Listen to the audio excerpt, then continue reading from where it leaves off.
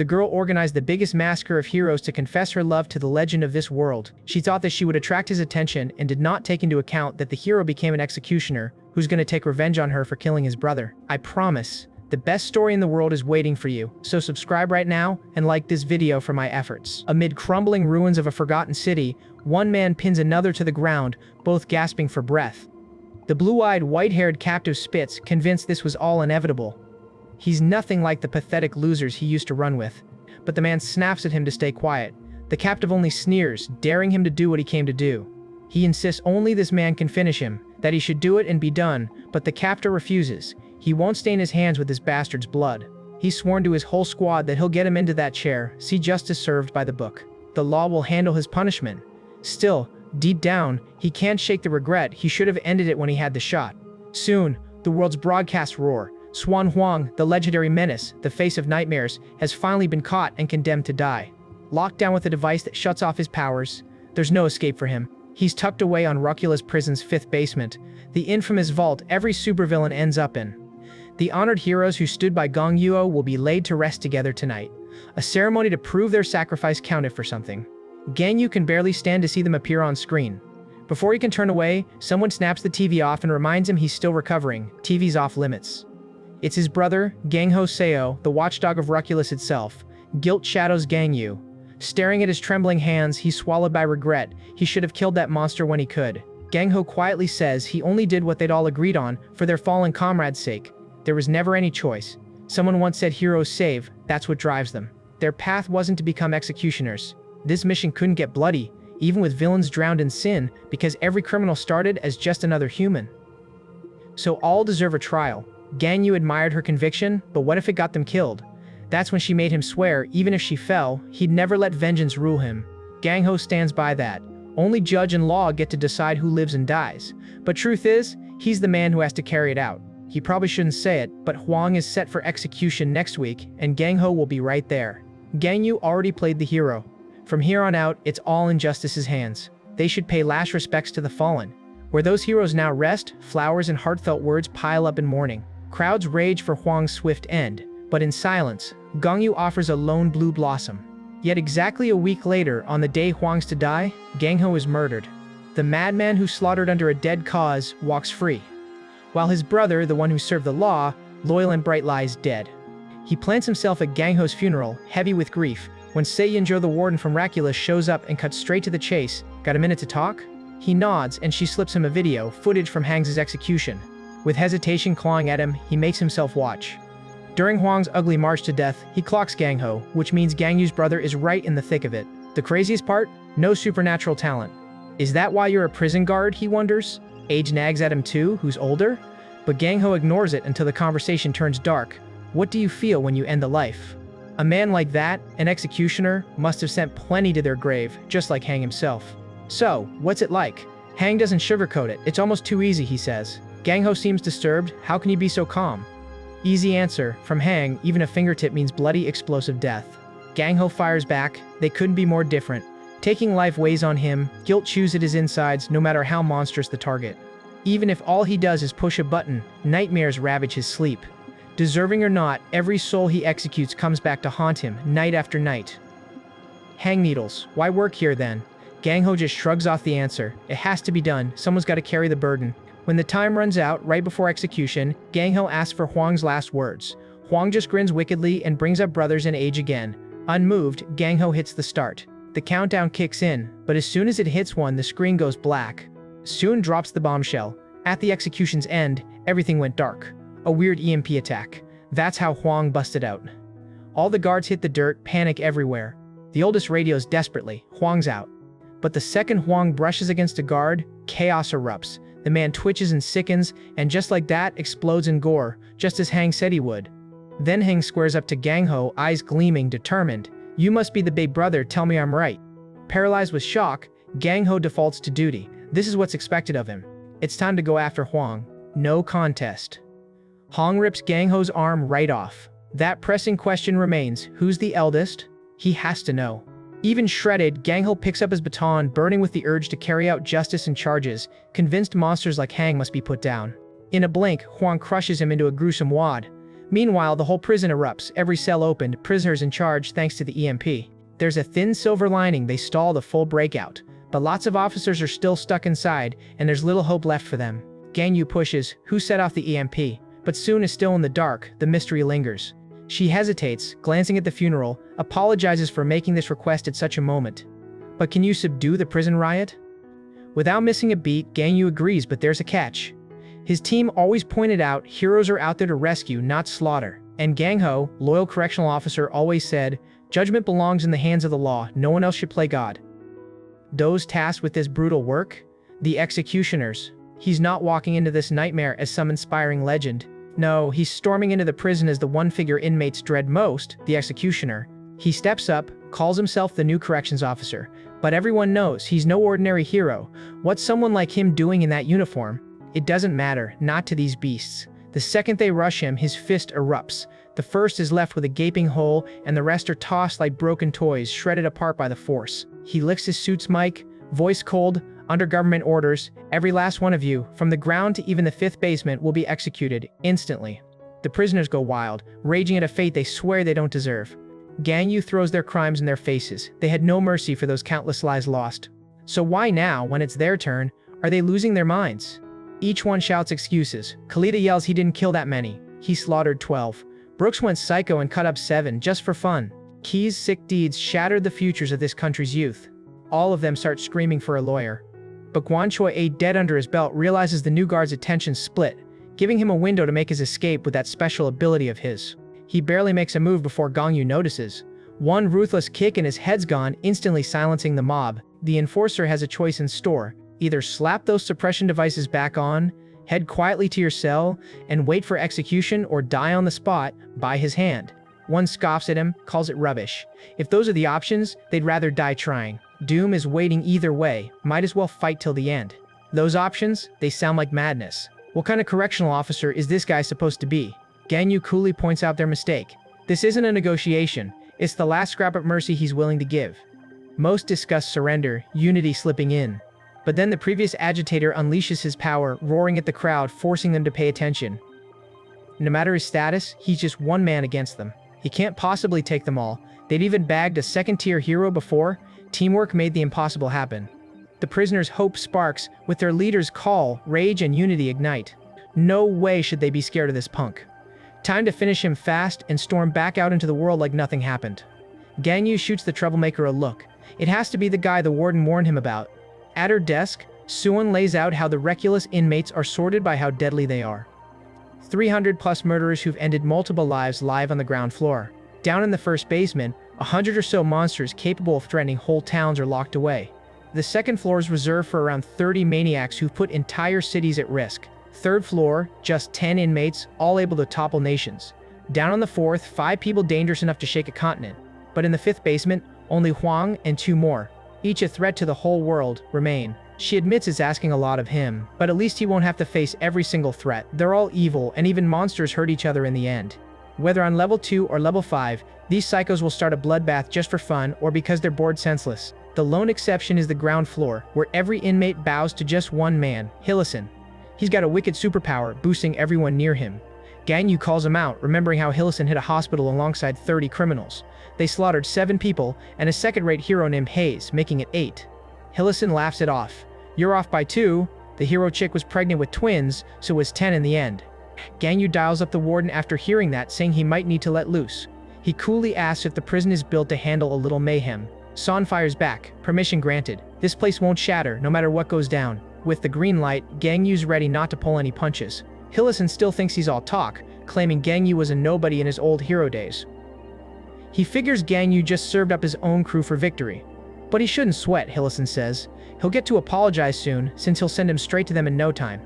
Suddenly, Hillison supercharges the crowd, sending raw power flooding to everyone's veins.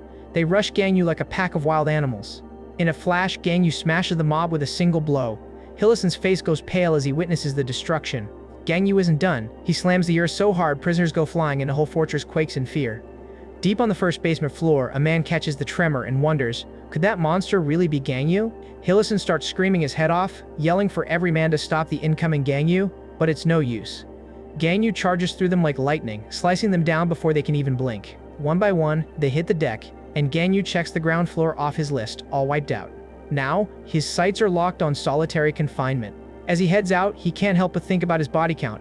Must have been hundreds already, and every new batch of prisoners gets the same deadly warning from him: strap the gear back on or get blasted. The last guy who tried some hero stunt, his head exploded just like the others. His buddy saw that grisly mess and surrendered on the spot, scrambling to slap the device back on. Except, it was all a big act. He just aimed to catch Gan Yu off guard with a massive boom. For a split second he felt a rush. His move actually landed, or so he thought. Gan Yu was untouched, not a scratch. Still, it stirred something in him. He flashed back to a villain Tomi locked up, mocking those without brute power. They'll never understand crushing someone with their bare hands, she sneered. For Gan Yu, there's nothing to feel. Crushing lives is no different than squashing eggs between his fingers. Too easy. He storms into a big detention cell. The guy inside grins. He's not surprised who's behind the chaos. So how long's it been? 3 years, right? Meet Chuck Fielder. Decades of cannibalism and corpse desecration finally landed him a date with death. Chuck smirks, saying it looks like Gan Yu's got himself a new gig, but it doesn't look fun. Still, Chuck shrugs off the warning, insisting fate meant for their rematch. He replays their first encounter, the day Gan Yu walked in on his gruesome stew. Chuck grinned, daring him to sample a taste. You won't get another bite of something this rich. He's sure of it. Chuck went wild trying to kill Gan Yu, but that blonde woman with him put a stop to it. He could tell Gan Yu was furious at her choice back then. He knows Gan Yu thought his team was made of idiots. Gan Yu's patience snaps. Clearly, Chuck has picked the death sentence. Chuck asks why he kills, but Gan Yu isn't interested. He just lops his head clean off. Even decapitated, Chuck's jaw keeps moving. I kill so they remember me. When he murders, for that last heartbeat, he's all the victim ever sees. His power, branding his image in their eyes, a memory they carry to the grave.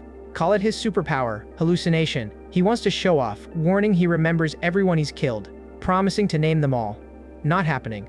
Before he can spit out a name, Gan Yu severs his hand, snapping, "That's why you're locked away solo."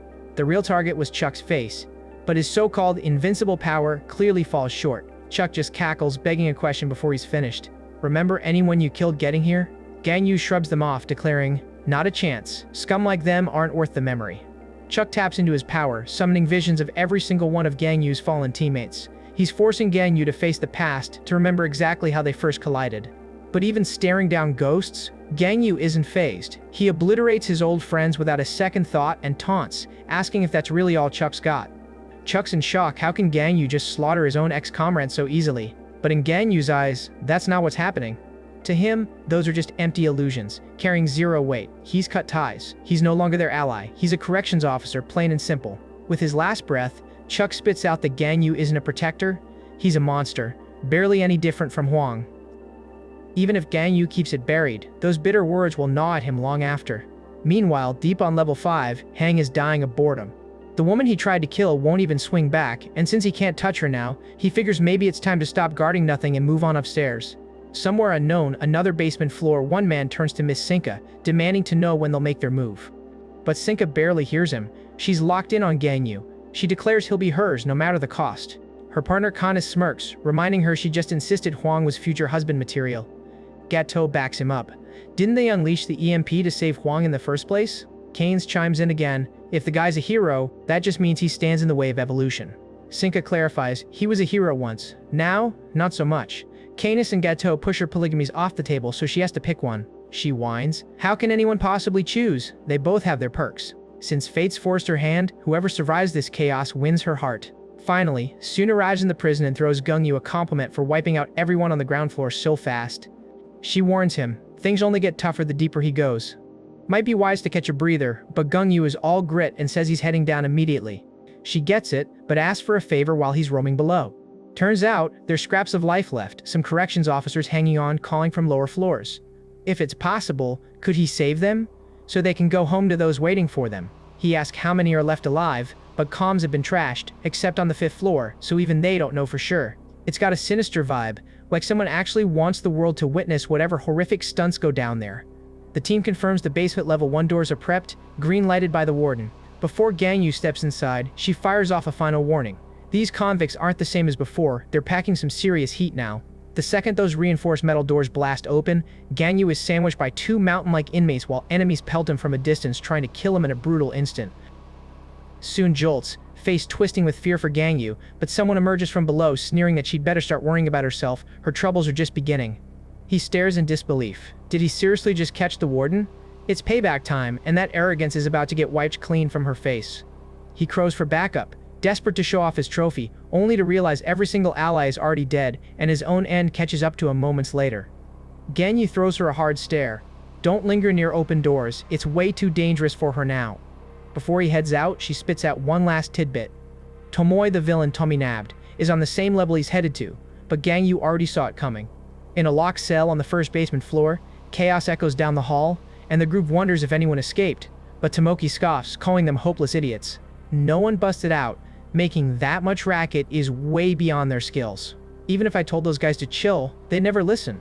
Death sentence. She killed 28 heroes, and now an ex-hero jeers, ridiculing them for turning wicked. One snaps, raging at her. Does she have a death wish or something? Tomoe just cracks up, throwing their crimes in their faces. They're here for offing civilians, nothing more. Most of them never even scratched a hero, and now this guy thinks he stands a chance? What a joke. Are you really that stupid? The thug fumes and swears he'll kill a hero right now to try it out. Tomoe doesn't give him a second, slices him clean in half, mid-more smirking. Did you get what you wanted? Back when she was a hero, she wrangled dozens of villains. She learned exactly how to crush superpowered freaks. She flipped that skill to offing heroes too. So, the smart move? Join her. With her lead, they'll track these heroes down like hunting stray dogs. And as a sweetener, if they join up, she'll spill all the secrets about Gan Yu's abilities. Not wanting to die, the others ask how she knows so much about Gan Yu. She cocks an eyebrow. I used to wear the badge too, remember? So she's got dirt on almost every hero around. One hesitates. Will that even help? He claims he was once part of Equality, a legit first-tier hero, unlike her. She's third-tier, tops. Tomoki's only response is laughter. Ever since Ryosa took charge, she overhauled everything about the hero scene. Step 1. Ryosa redefined what hero means and outlawed villain executions. No exceptions. She launched a packed training regimen, and most importantly, smashed the old tier ranking to bits, erasing it from existence. They look confused, so she drops the truth. The tier system disappeared before Gan Yu joined the crew. Nobody saw him join. He wasn't exactly drowning in achievements. Naturally, wild rumors spread. Was he someone with big connections, or maybe Ryosa's favorite? One man admits it, something's off. He's never seen Gan Yu in action, but the guy wiped out the ground floor in seconds. That's gotta put him at least second tier. How could anyone expect them to take on an opponent like that? Tomoe scoffs at his cowardice, calling him out for trembling so easily. The ground floor, crawling with weaklings? Honestly, anyone in this room, each one a seasoned killer, even Speech with his tally of 6,435 murders, could have wiped the floor with those losers. She's definitely not putting Gu in the same league as the rest. Far from it. She knows what his Achilles heel is, making her certain they can pull off a hunt for him. Speech challenges her, is what she thinks really Gu's weak spot. But Tomoe snaps. No room for waffling, their options are running dry. It's simple, throw in with her or try to face him alone. With the stakes laid bare, most side with her. Even Speech concedes, though it's written all over his face, he's not thrilled. Superpowers in humans burst onto the scene centuries ago. Since then, people obsessed over unraveling this mystery, splitting powers into 3 major groups. The first, physical types abilities that amp up the body or twist it into something stronger. Second comes the creation type, crafting objects from nothing like it's child's play. Then there are the special types, every oddball power that doesn't fit the other two. Prisoners file out, lining up before their cells, just as Gan Yu enters the scene. Speech goes all out, triggering his brainwave link and syncing everyone's vision. Now they all have eyes on Gan Yu at once. Tomoki sizes him up, figuring he's got a physical type gift, just like her. She's certain about his secret flaw because she once caught him training back during her hero days. He faced off against a robot who immediately tried to vaporize him. Gan Yu barks out the usual order, put on your devices or meet your end. Then a blast slams into him. He doesn't so much as flinch or make a move to dodge. That right there is the chink in his armor. He has this freakish rule, never dodges no matter what. That's why Tomoki whipped up a plot, planting inmates with creation and special abilities to ambush him from the cells. But she knows, the reason he doesn't bother dodging? Because he's hard as steel, there's no need. Still, that's exactly why she slipped something extra in the rain of attacks. No warning. Gan Yu suddenly gets wrapped up in a web of suppression devices. But rewind, before anything broke loose, she ordered a search for every guard's body to loot their suppression gear. Speech is skeptical. These gadgets are strictly first baseman floor grade. Would they even phase him? She assures him it's all good, stack enough against him to hold him still. 10 for a second tier, 15 if he's first tier. Not that they're likely up against someone of that level anyway. She told Million MVP at making anything latch onto a target to grab them and get ready to finish Gan Yu off. But for an extra layer of safety, she orders 30 devices on Gan Yu. Everyone gets hyped, but their celebration turns to horror as Tamoy's plan starts falling apart piece by piece. First massive flaw, Gan Yu's on a whole different level. He dwarfs any first-tier hero. He coolly shows off, smashing every suppression device. Tomoki is rattled, but the others yell at her. What's the next stage? Should they go now? She signals phase 2, grabs some guards at PowerPoint, threaten Gan Yu to stay back or these lies are on him. But as the talking ends, problem number 2 explodes into view. Tomoki assumed Gan Yu only packed brute strength. The team learns the hard way, in agonizing pain, that she never warned them about the other horrifying abilities he has. Just as the last survivors stumble from their cells ready to beg for mercy, flaw number 3, her ultimate blunder, shows up. She actually believes she could take on someone so far out of her league. Epic miscalculation. With nobody left to link to, Speech's power fails and he turns on Tomoe, furious, screaming. They're annihilated. Total defeat. What now? He won't stop raging at her, demanding answers, desperate for something, anything from her. But deep down, Tomoe knows. This all started with his trust in a former hero. Tomoe snaps. She can't stand his wailing any longer and stabs him repeatedly, her frustration erupting as she screams for silence. Still, she can't figure it out. How did he just walk through all that suppression tech? Is Gan Yu just that unstoppable? That's when she realizes a guard's in the room, eyes locked on her. Fueled by rage, she picks him as her target, ready to tear him apart with her claws. But before she can land a blow, Gan Yu slices her hand off, swift and ruthless. He stares her down, asking if she wants to say any last words before it's over. She just confesses she's finished. Gan Yu checks, is that all? But Tomoe presses him, wanting to know if the other heroes of equality are truly gone. Gan Yu confirms. That includes Tom, he's dead too. She's in shock. She tried warning her sister not to be a hero, but the stubborn girl wouldn't listen, now she's lost. Tomoe can't process why Gan Yu's slaughtering people even though he stands for equality. Are the other heroes even aware of what he's doing? Ryosa gave everything to fix the hero world, but now Gan Yu's torn it apart. She's probably watching, full of disappointment and regret. Gan Yu stays silent, dead-eyed, and pushes her to stop rambling. Right when Tomoki joined the heroes, she instantly sensed something was off about this whole industry. Back in the day, just being a hero gave you a license to take out villains, no questions asked. On top of that, even if innocent bystanders got caught in the crossfire, heroes walked away untouched, untouchable, above any law. She took on the name Bliss and became a heroine for a single purpose, to live up to Tommy's admiration. But, unlike Tomoe, Tomi didn't have a scrap of superpower back then. So, Tomi was always relying on Tomoe for help. But Tomoki wasn't corrupted by circumstance or misfortune. She was dark from the beginning. Being a hero meant saving people, sure, but Tomoki didn't do it for justice or peace. She only wanted to stand at the top, looking down on the world. Then, everything shifted the day she took out a villain during a mission. It was her first kill, and the rush lit up her entire being. Nothing could beat the high. Her superiority soared. From then on, her bloodlust took over. No one was safe, not villain, hero, or regular citizen.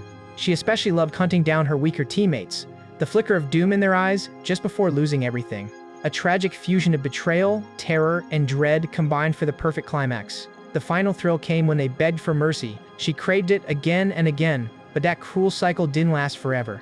Tomoe noticed something was off. Tomoe kept showing up late, always reeking of blood. So she tracked Tomoe down and finally saw the horrifying truth for herself. But Tomoe barely reacted when she got caught. Instead, Tomoe grinned and offered her a spot in the carnage. And if Tomoe refused, Tomoe would just keep enjoying the madness. That locked Tomoe in chains for the first time ever. Right then, Tomoe's powers awakened, and from that day, catching Tomoe became the mission fueling her every move. That's when she officially became a registered heroine, hunting her sister as a villain, until she finally trapped her. Tomoe didn't mourn her fate. Instead, she sighed how sad it was that Tomoe had no combat abilities. She'd never know the twisted joy of snapping a skull with her own hands. No one could grasp the overwhelming pleasure packed into that moment. In the blink of an eye, Tomoe cast aside Tomoki as her own flesh and blood and threw her right behind bars. She wants to know, how did it happen? Did her end come with any shred of peace? Gan Yu digs deep, searching his memory until details come rushing back. Her final moments were agony, screaming for Tomoe to help, but no salvation came. Regret stings her, she never should have asked. But conversation's over. It's time to settle old scores. Without hesitation, she charges straight at Gan Yu, just for her attack to land on nothing but his clone. Then the real Gan Yu materializes right behind Tomoe, dropping a brutal kick before she can even react. Even so, she refuses to quit. She bursts from the dusty haze born from the blow, ready for more. But Gan Yu shuts her down, driving a fist into her stomach, making her form collapse entirely. The weight of killing a teammate's kin sits heavy on him, even if she's condemned to die. But he knows, justice won't wait. Haunted by those words, Tomoki drops to her knees, begging for her life, reminding him he once swore to Ryosa never to kill, no exceptions. Gan Yu throws it back at her. He's not that hero anymore. Still, she pleads for a little mercy, refusing to stop. Gan Yu tells her straight she's wearing the exact face as her victims, all those who once begged her over and over for mercy, but their cries fell on deaf ears. Maybe she never even heard them. Tomoki's life snuffed out, the hero, gone, warped into a villain. Gan Yu's raw power shakes the entire prison to its core. That fierce energy makes one prisoner's heart race with longing, another leap with dread, and a certain somebody brim with anticipation. Fed up with the waiting, Huang charges up, aiming to confront Gan Yu face to face. But before he fully commits, he's smashed into the wall, taken out by none other than prisoner number 3, Kingston. Huang admits, Kingston's terrifying. But Kingston grins and shrugs. He's hardly fearsome, at least not by his own standards anymore. Kingston was the very first on the 5th basement floor, the OG inmate. News flashes to the warden. Kingston and Huang have clashed, just as she wanted, meaning someone is about to end up dead. She'll put her money on Kingston. He's dangerous, sure, but not quite like Huang. But seriously, what's Kingston doing, keeping that woman up in the air like that? Huang isn't itching to tussle with an old-timer, but you bet Kingston's locked in for a fight. He's prisoner number 1, chained here longer than anyone, still rotting on death row. Unlike the usual monsters down here who wiped out millions, Kingston's body count is only 3. His first kill? Caracas, the number 1 villain of the age. The others were Clark and Hyo, legends among heroes. This guy just showed up out of thin air and took down the world's top 3 powerhouses in seconds. Everyone called them untouchable. So if he's the one who erased them, doesn't that make him the most dangerous man alive? Talk about underwhelming. Right after, he let himself get arrested, just walked into prison even though he could destroy anyone. With the government and Hero Association at odds even now, he managed to buy himself 30 years before execution. He tells Huang, no killing, promise, I just want to have a little fun. That's it. Huang grits his teeth and grabs some guards, flattening them into bloody orbs and flinging them toward Kingston, who sweeps them aside with swift hand tricks, smashing a few so hard blood rains everywhere. At first, he figures some kind of telekinesis is at play, but the brutal way this guy moves and blocks signals something far more twisted. Anything else to show off? Huang shrugs, changes his mind. This is dull. What's the thrill in killing someone about to hit their expiry anyway? Kingston muses? Yeah, the guy reeks of arrogance. So many act like the ultimate boss in their tiny zone, but he's seen this song and dance before. Their pride usually gets them stomped. Suddenly, the whole place rumbles as Kingston stomps forward and one guard panics, freaking out that the building's collapsing. But the warden barks, don't sweat it, this prison is 20 layers deep, nothing's breaking through. Unbreakable fortress, huh? Kingston decides it's time the rookies get schooled. He'll show humility can hit back. With a roar, he charges. A flying kick smashing clean through the wall. Every soul inside feels that quake. The warden stumbles to his feet and demands to know the victor, but a guard gulps, forget that. That single kick shredded the walls. They're in deep trouble now. Huang stares in shock, not expecting someone ancient to pull off that level of chaos. Right then, a voice cuts in from behind, questioning why he'd ever trail behind an old man. From the shadows, Sinca reveals herself, beckoning him closer for a real conversation. Huang's demeanor shifts, deadly serious now, and demands her name. She just smirks, you'll know once you sit and talk. The warden is absolutely lost. How did that woman waltz into the 5th sublevel? Sarah interrupts, we need privacy, get these spectators out of here. With a snap, she cuts the cameras and the warden loses it, furious at being shut out. Meanwhile, Gan Yu hits the security gate for basement level 2, right as his entry request fizzles and comms go dead. So, he ditches protocol, tears open the gates himself, and heads in. He notices there's no blood stench clinging to this floor like the others. That's way off. Not a single soul, not even a corpse, the place is spotless. Suddenly he catches sight of someone desperately fleeing from a pair of twisted wolves, beasts that barely look natural. The woman locks eyes with him, mistakes him for Gang Ho, but then trips, giving the monster its opening. Instinct kicks in. Gan Yu wipes out the wolves and asks if she's okay, but she just rushes into his arms, babbling about how he was supposed to be on B5. Why is he even showing up here, and where the heck did those powers come from? Gan Yu grabs her arm, cool as ever, and clears things up. I'm not Gang Ho, I'm his brother. She recognizes him, the legendary hero himself. Still, what's with the uniform? What brings him all the way down here? Gan Yu shoots a look around, serious, it's not safe. Head up, it's clear for now. She cringes, apologizes for the brother-in-law's thing, embarrassed since they haven't even officially met yet. Time to fix that. She's about to become his sister-in-law. And honestly, he and Gang Ho are definitely siblings. The resemblance is unreal. Deep in the isolation chamber on this floor, Mel turns to Mel and whispers, They've got an outsider in their lair. So he starts thinking about all the sins piled up on his soul. Mel calls him out. He murdered one of her innocent pups, so clearly he's got a VIP ticket to hell.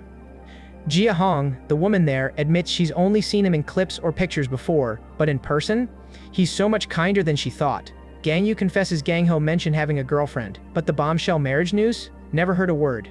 She shrugs, it all happened fast. She glanced at a positive test and, guess what baby, Gang Yu's future niece or nephew already on the way. Shock ripples through Gang Yu. She adds, it's barely been a month.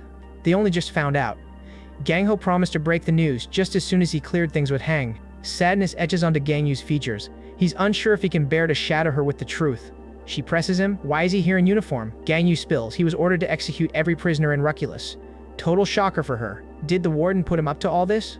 Gang Yu realizes she's in the dark, so he drops the intel about the EMP blackout. No one knows who's behind it. She asks after Gang Ho, last known on basement 5. Gang Yu wants to tell the harsh truth, but the moment forces his hand, so he lies. He's still signaling for help.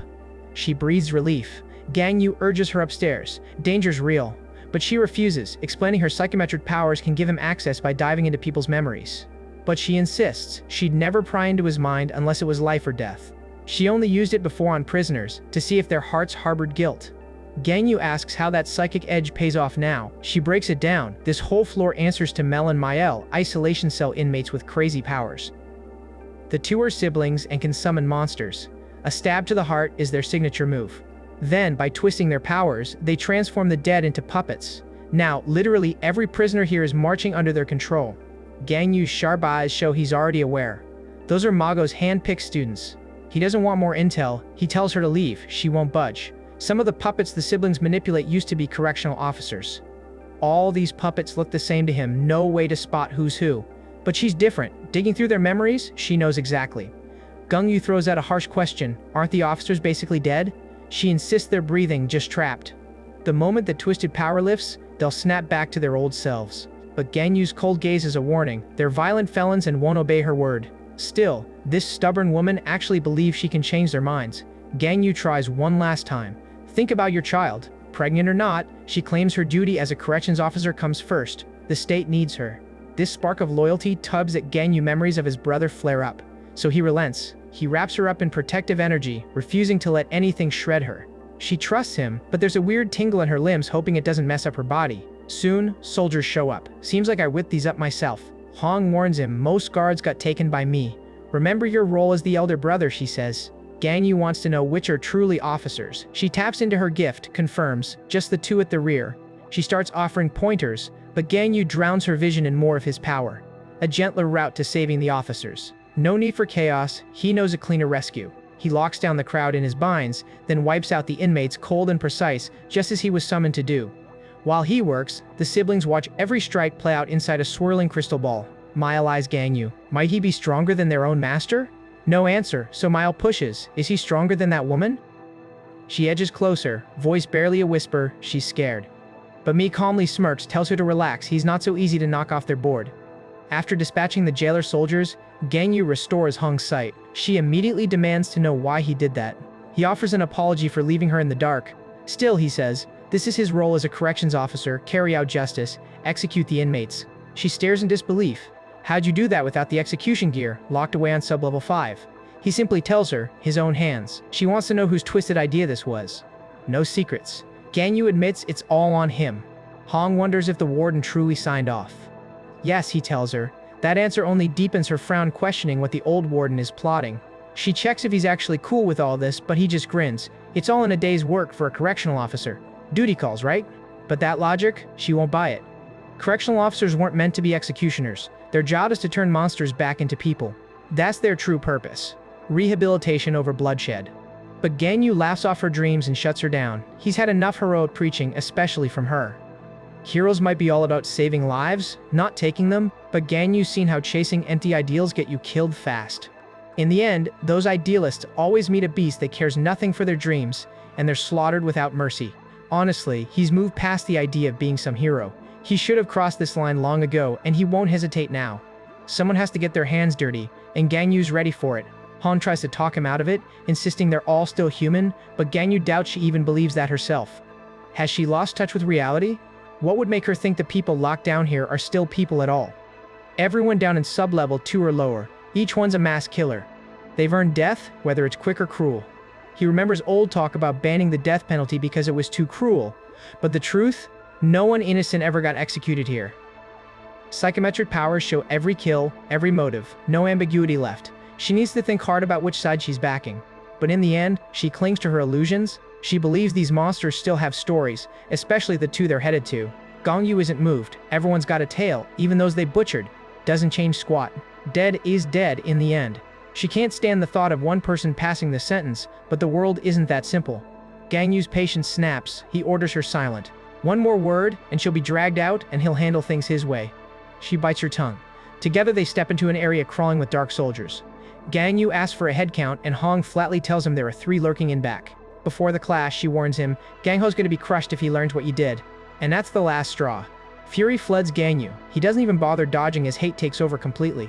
All this empty idealism, he's burning inside from it all. Everyone wants to talk morality, preach what it means to take a life, but they've never actually done it.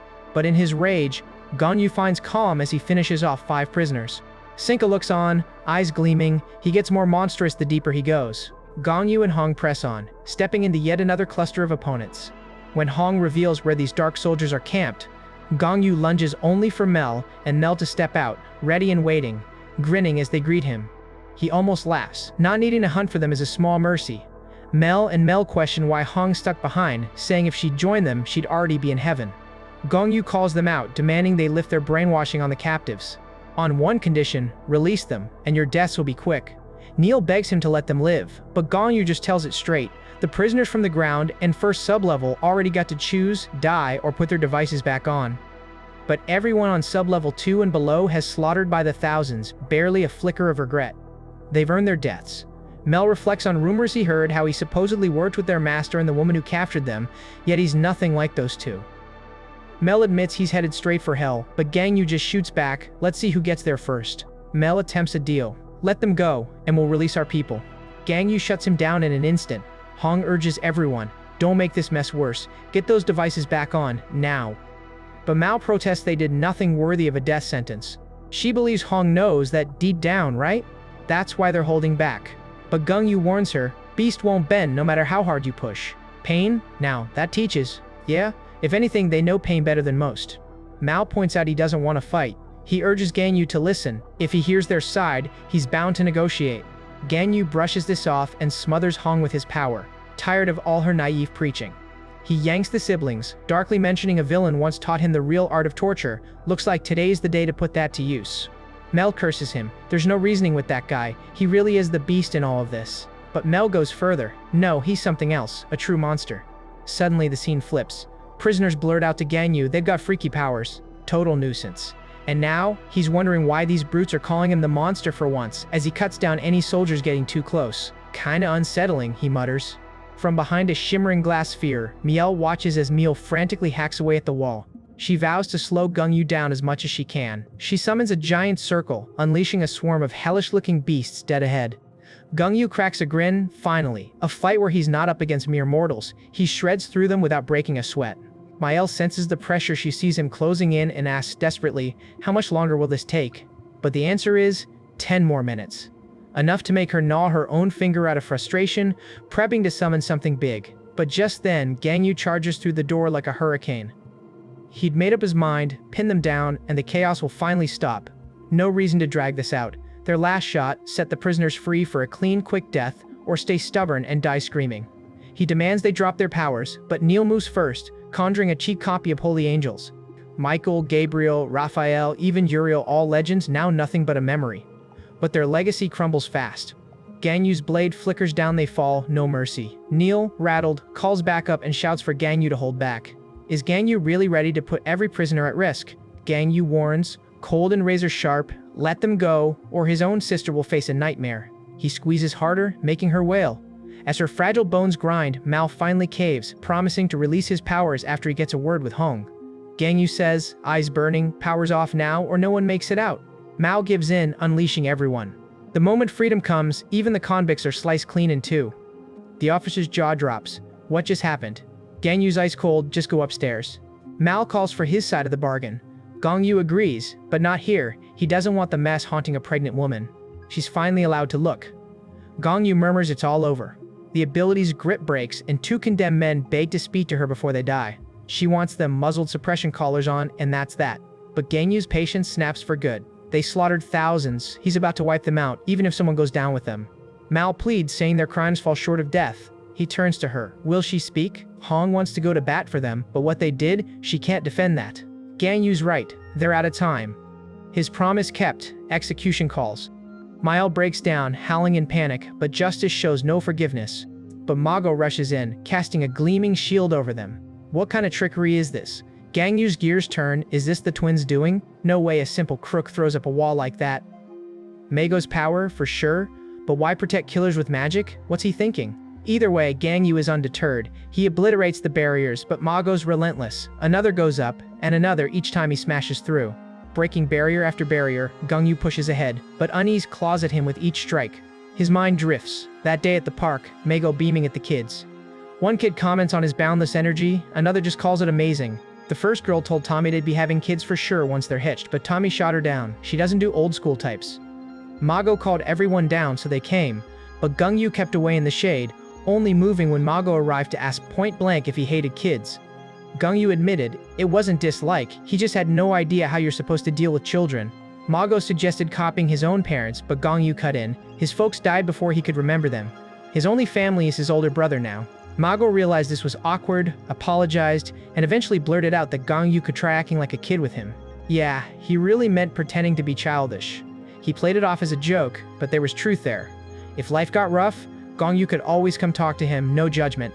Those words yanked Gan Yu back to the darkest parts of his head, his squad, wiped out, leaving only him behind. Back then, with life slipping away, Mago's final comfort reached him words that never left his heart.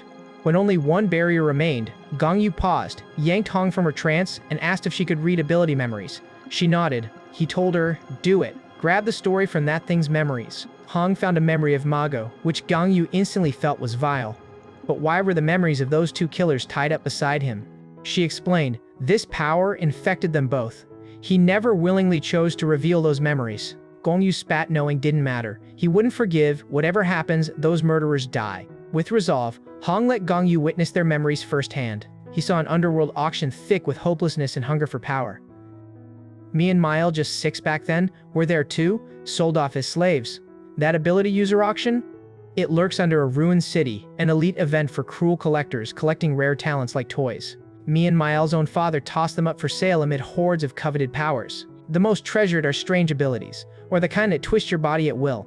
Summoners, they're everywhere, making the 2 kids cheap in the crowd's eyes. That was a decoy for what really hid below. The true nature of their abilities never slipped. Instead, they were locked away endlessly and almost got marked as unsellable. Until, out of nowhere, a woman made an offer for them, just stoked by curiosity about their secrets. The auction boss prodded for her real reason. They looked like dead weight. He warned her no takebacks when buying these 2. The woman leaned in, eyes shining with curiosity, and confessed she'd been dying to know what would happen if he mixed an angel with a demon. Mael and I shot her puzzled looks, which, honestly, she'd expected. But the truth? She knew the answer would be revealed soon. Out of nowhere, a blast rocked the place, engulfing everything. But a glimmering green shield snapped over us just in time, one we knew too well. The siblings were protected too, of course. Mago had choreographed the whole scene. Lippis, ever the exasperated assistant of Mago, raised an eyebrow at his wild attire and demanded, "Are you actually trying to teach by blowing everything to smithereens?" Mago just cackled, telling her that with enough grit, she could create mayhem too, and reminded her, imagination, above all else, fuels summoning magic. He prodded her to see if she finished her mission. She nodded. All auction participants were collected, the captives released. Mago suggested they dive into the next lesson, though Lepus recoiled, really not sold on summoning meteors as a learning experience. That's when Mal stepped forward, eager. "Mind if we tag along? We're summoning types just like you," he announced. Lupus told them bluntly that Mago had only promised 1 apprentice. A slip of memory though, so he demanded a show of their powers. Mel and Mel obeyed, Mel drawing forth an angel, Mel conjuring a demon right before their eyes. Lupus eyed them with suspicion. Most young summoners call up toys or sweets, but these 2? Different. Cue Mago's attention locking in, he decided then and there to bring the siblings under his guidance. For 3 years straight, Mago schooled them in the fine art of leveling up their summoning craft. He hammered home the truth. Imagination is the real engine behind any summoning skill. Whatever image pops into your mind, that's your power, brought to life. Mel tended to summon angels, a habit shaped by constant love and protection from his gentle mother since they were small. And Meal, surrounded by memories of their father's cruel rage, always summoned demons instead. Broaden your horizons, he told them, and you'll unlock even greater summonings. But hey, there's nothing wrong with specializing either. He tossed Lipus into the mix as proof completely obsessed with meteors. Mago pressed them, where did they want to steer their power? Mile answered, we're fascinated by heaven and hell. They remembered their mother's words, spoken softly before death claimed her. She said, the good go to heaven, the wicked fall into hell. Those words became their anchor, their only light in the bleakest darkness. Both dreamed of reshaping the world, a place where the kind reached heaven, while sinners burned for their crimes. Mago ruffled their hair, declaring, with imaginations like yours, there's nothing you two can't make real. One wild afternoon, Lepus barged in bearing grim tidings. The Hero Association wanted his help, but he couldn't care less, not after how they snubbed him before. Then Lepus dropped a bomb. A Swede was seen in Finland. That floored him. Urgency pulsed. He had to rally everyone from equality, but none could be tracked down. With no better options, he craved one last meeting with Mel and Mel before everything changed. He broke the news about his departure, and it hit Meal the hardest, leaving her reeling. Yet Mel couldn't help but ask when he'd return. Mago, face shadowed in sadness, explained it'd take years. His enemy was just that fierce and deadly. Meal begged to accompany him, but Mago shut it down. This adversary was too twisted, it wasn't worth risking them. Miles started to fall apart. She feared losing him, terrified of being abandoned again. Lepus countered, assuring them they'd never be discarded. They were precious, not items. To ease their heartbreak, Mago offered one final token. He summoned the very outfits they now wore, promising through these garments he'd always be with them, wherever fate led. He urged them to find shelter, to seek the aid of others. They'd surely cross paths again. Yet later, some pinned the blame on Mago. Meal and Miela avoided shelters, haunted by distrust. They chose exile in the mountains instead, devoting themselves to honing their strength. In that isolated retreat, with only each other to rely on, they wondered what sorts of powers might help them become kinder before meeting Mo again. Good or evil? What really separated them? More than anything, they questioned how to wield the special gifts they'd been granted. After 2 years, their own sense of right and wrong crystallized, arrived at without anyone's influence. Returning to their hometown, their beliefs unshaken, they held fast to this new creed. They laid down their law: good folk earn paradise, wrongdoers burn in hell. Soon, they turned judgment into an art, crafting a like heaven and hell system based on trivial acts. Anyone at odds with their rules was marked for execution. Within a mere month, the town was theirs, shape-shifted under their vision. They made this happen by summoning angels and demons to watch over the townspeople endlessly, dividing them starkly into heaven or hell ranks. Their yardstick? The basic do no wrongs their mother preached: don't steal, don't litter, be quiet, keep honest, avoid quarrels, stuff that simple. Too young, clinging to childish rules. What made it chilling was how righteous they felt. Damn or deliver, with zero doubts. Those chosen for heaven got trapped in a perpetual blissful dream, even if it was all an illusion. Word of the twisted turn of events reached the Hero Association. Uterity, the chairman himself, led a crisis meeting straight away. Just 4 people showed up, including him, to thrash it out. Tisu Banjo, stuck solid as a third-tier hero, groaned, everyone must be out of office or something. Husta, another third-tier stuck in the slog, just wanted this case finished fast. He had hopes there'd be juicier gigs out there. After poking around, Husta only turned up some weak-level B1 cases. Nobody cares about those snooze fests. Banjo looked miserable. She wanted a ticket to move up a tier, but only B2 cases get her there. You already tossed her an offer. There's a B3 if you're brave. Banjo shot it down. Burning stats tackling tough missions isn't smart, but why's this major village takeover showing up here anyway? Yuridi explained, they're only kids ranked as B1 villains, but he put them in the system anyway. Husta asked their age, and Yuridi answered, about 10, more or less. Husta's jaw dropped. Not even teens yet, already running an entire village? Banjo worried their future. If they're this bold now, they'll snatch B2 or B3 villain status before long. Husta threw in an idea, let's raise them ourselves. But Utardi shut him down. No way, they lacked the info and resources, it'd take forever. Add to that, they're already Mago's apprentices, or they were once upon a time. Banjo argued that if Mago was in charge, he should sort it. Husta caught her up. Mago's overseas in Finland, tangled up with Awid, and suddenly a spark of interest. Third member on the scene blurts out, can I go? Entered Chu, a third-tier hero, and also beast at summoning. Once Chu reached the outskirts, the scene knocked her breath out. Crowds of people just floating mid-air along the roadway. Mile and me clocked her right away, but she chilled, snapping selfies with stone-faced soldiers and puzzling, what the heck is this power? These bodies don't seem dead at all. In a flash, the siblings confronted her. Why are you here? Chu grinned, thrilled to see they had unique abilities. She pressed them for more, hungry to see what else they could do. Miel wanted answers, but she too flipped the script and wondered, did Mago even know they were one of a kind? From Chu's memory, Mago took in summoners, no exceptions. That's when realization hit. These kids had never told him anything. Miel pointedly asked, "Who are you?" She revealed her identity with a flourish, tearing off her mask. "I'm your senior, Chu," Miel observed. Mago never mentioned her, but Chu wasn't at all shocked. Yeah, we never saw eye to eye, she thought. Defenses bored her, she always preferred her weapons sharp. Mago kept hounding her about mixing defensive magic in. Like offense wasn't enough. She was too wild for shields, and she ignored every word. That stubborn call slowly iced her out. He stopped even looking her way after. Unfair treatment lit a fire, and Chu started bawling and yelling about his coldness, scaring the life out of Miel. Even when he gave out praise on her skills, he'd say it with a fake smile. Eventually, he scrubbed her from his memory. As Mi threatened her with a spell, demanding she leave, Chu flexed, unleashing a rain of deadly blades, skewering everything in sight. Innocence didn't escape her rampage.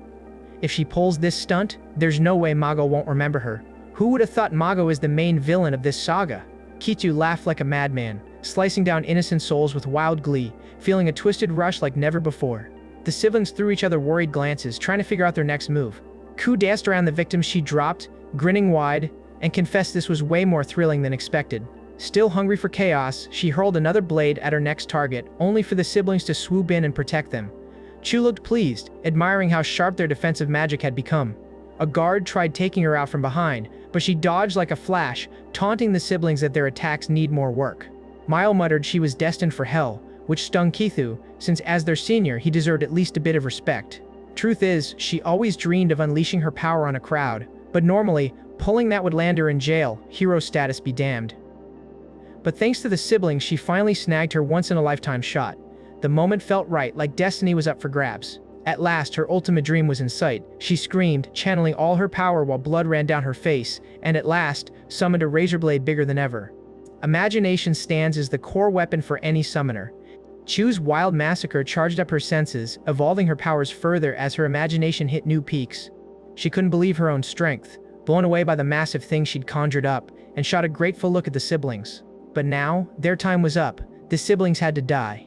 Right then, a hulking demon swallowed her whole. She wasn't the only one riding that wave of unbridled emotion. Miel sought Chithu for the true monster she was, which only boosted her own power.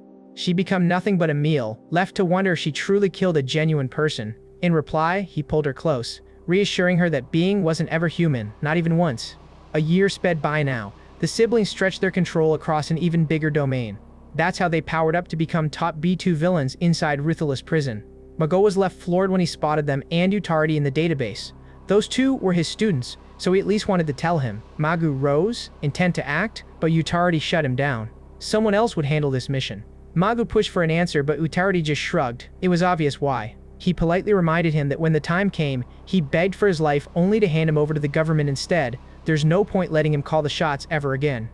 Mago stood firm, swearing he wouldn't back down. Uridi slammed his fist on the desk and barked that there's no going end of story. He throws down the order control freak, as usual. Mago snaps for him to zip it, tired of his bossy streak. That's when a voice bursts through the tension. Someone steps up. That brave soul? None other than Rauza. Uridi brushes it off. This is the perfect shot for her to boost her status. Magos tries to keep his pride intact, but Ryosa breaks through his gloom, urging him to trust her, just this once. Inside the newly purged city, the siblings feel an outsider's presence immediately. Miel's mind races. How many unforgivable things had she done? As Ryosa makes her entrance, she spots other heroes, battered from their failed attempts to stop the siblings. At least they're still breeding. That's when the siblings shift tactics, and Mel demands to know who this stranger is and what she wants. Ryosa steps up hero, here to bring them home. Instantly, Mel calls forth a swarm of demons, warning Ryosa to turn back or be dragged to hell. Ryosa's not backing down, instead she'll leave, but only if they come too, so everyone returns together. The siblings unleash everything they've got, still, it's not enough. Ryosa's just out of their league. She points it out, they're too gentle, no murder in their strikes, it just makes her even sadder.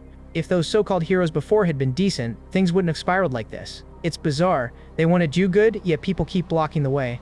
They flinch as she moves closer, terrified, but she gives her word, she's not here to hurt them. But they're wrong, and their old teacher is crushed because of it.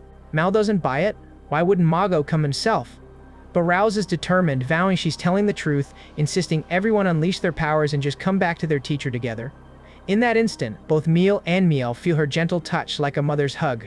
so they agree. Meeting up with Mago, Meal spills everything they're unique after all. They kept it secret because their mother made them promise. They realized he only chose summoners as apprentices, so, with heavy hearts, they admit their lie. Mago is stunned. Who told them that story? It was Chu, a former apprentice and hero in her own right. But Mago denies ever taking her as an apprentice, just crossed paths once, offered up a single bit of advice, nothing more. Reunited after 3 long years, everyone shares their stories. The siblings explain their fight to become better, and how nobody really understood them. Miu and Mel still can't fathom why people have always been so hostile towards them. Reiso wanted to know if he was done with them, but Mago cut in, asking if she could trust him to handle the pair instead. Sure, they didn't actually kill anyone, but their pile of hostages and the murder of a hero made dodging the death sentence nearly impossible. Just misguided kids, driven astray by loneliness. Mago promised to bear the weight of everything they'd done from here out. But Ryosa couldn't agree to that, no matter how much she disliked Udority's law about executing underage offenders. Rules were rules, and a hero's job wasn't about saving souls. But when those two showed up, they stirred something she couldn't ignore. With so much broken in the world, Ryosa asked Mago to join her. She vowed to flip their world upside down if that's what it took. Watching that fire burn in Ryosa's eyes, Mago couldn't look away, but he wanted one thing in return. He insisted, let them live until adulthood. One last favor, he'd cast his power on them just once more. Ryosa nodded, and Mago unleashed his strongest magic, wrapping the kids in a shield no normal attack could touch. No wonder Gan Yu's blows bounced off, flashing him back to the first time he'd ever met Ryosa, those same words echoing in his memory. As he rose, Mao muttered how everyone handed out judgment based on the rules they worshipped. Isn't law basically the same? Just rules that people drill into existence. Then what's the real difference? Huang tried pleading with Gan Yu. There's hope for those two. But he silenced her, shoving her into his bubble, then strode in, knuckles sparking menace. Mal scrambled for words. He begged Gan Yu to stop, promising they'd never repeat their mistakes.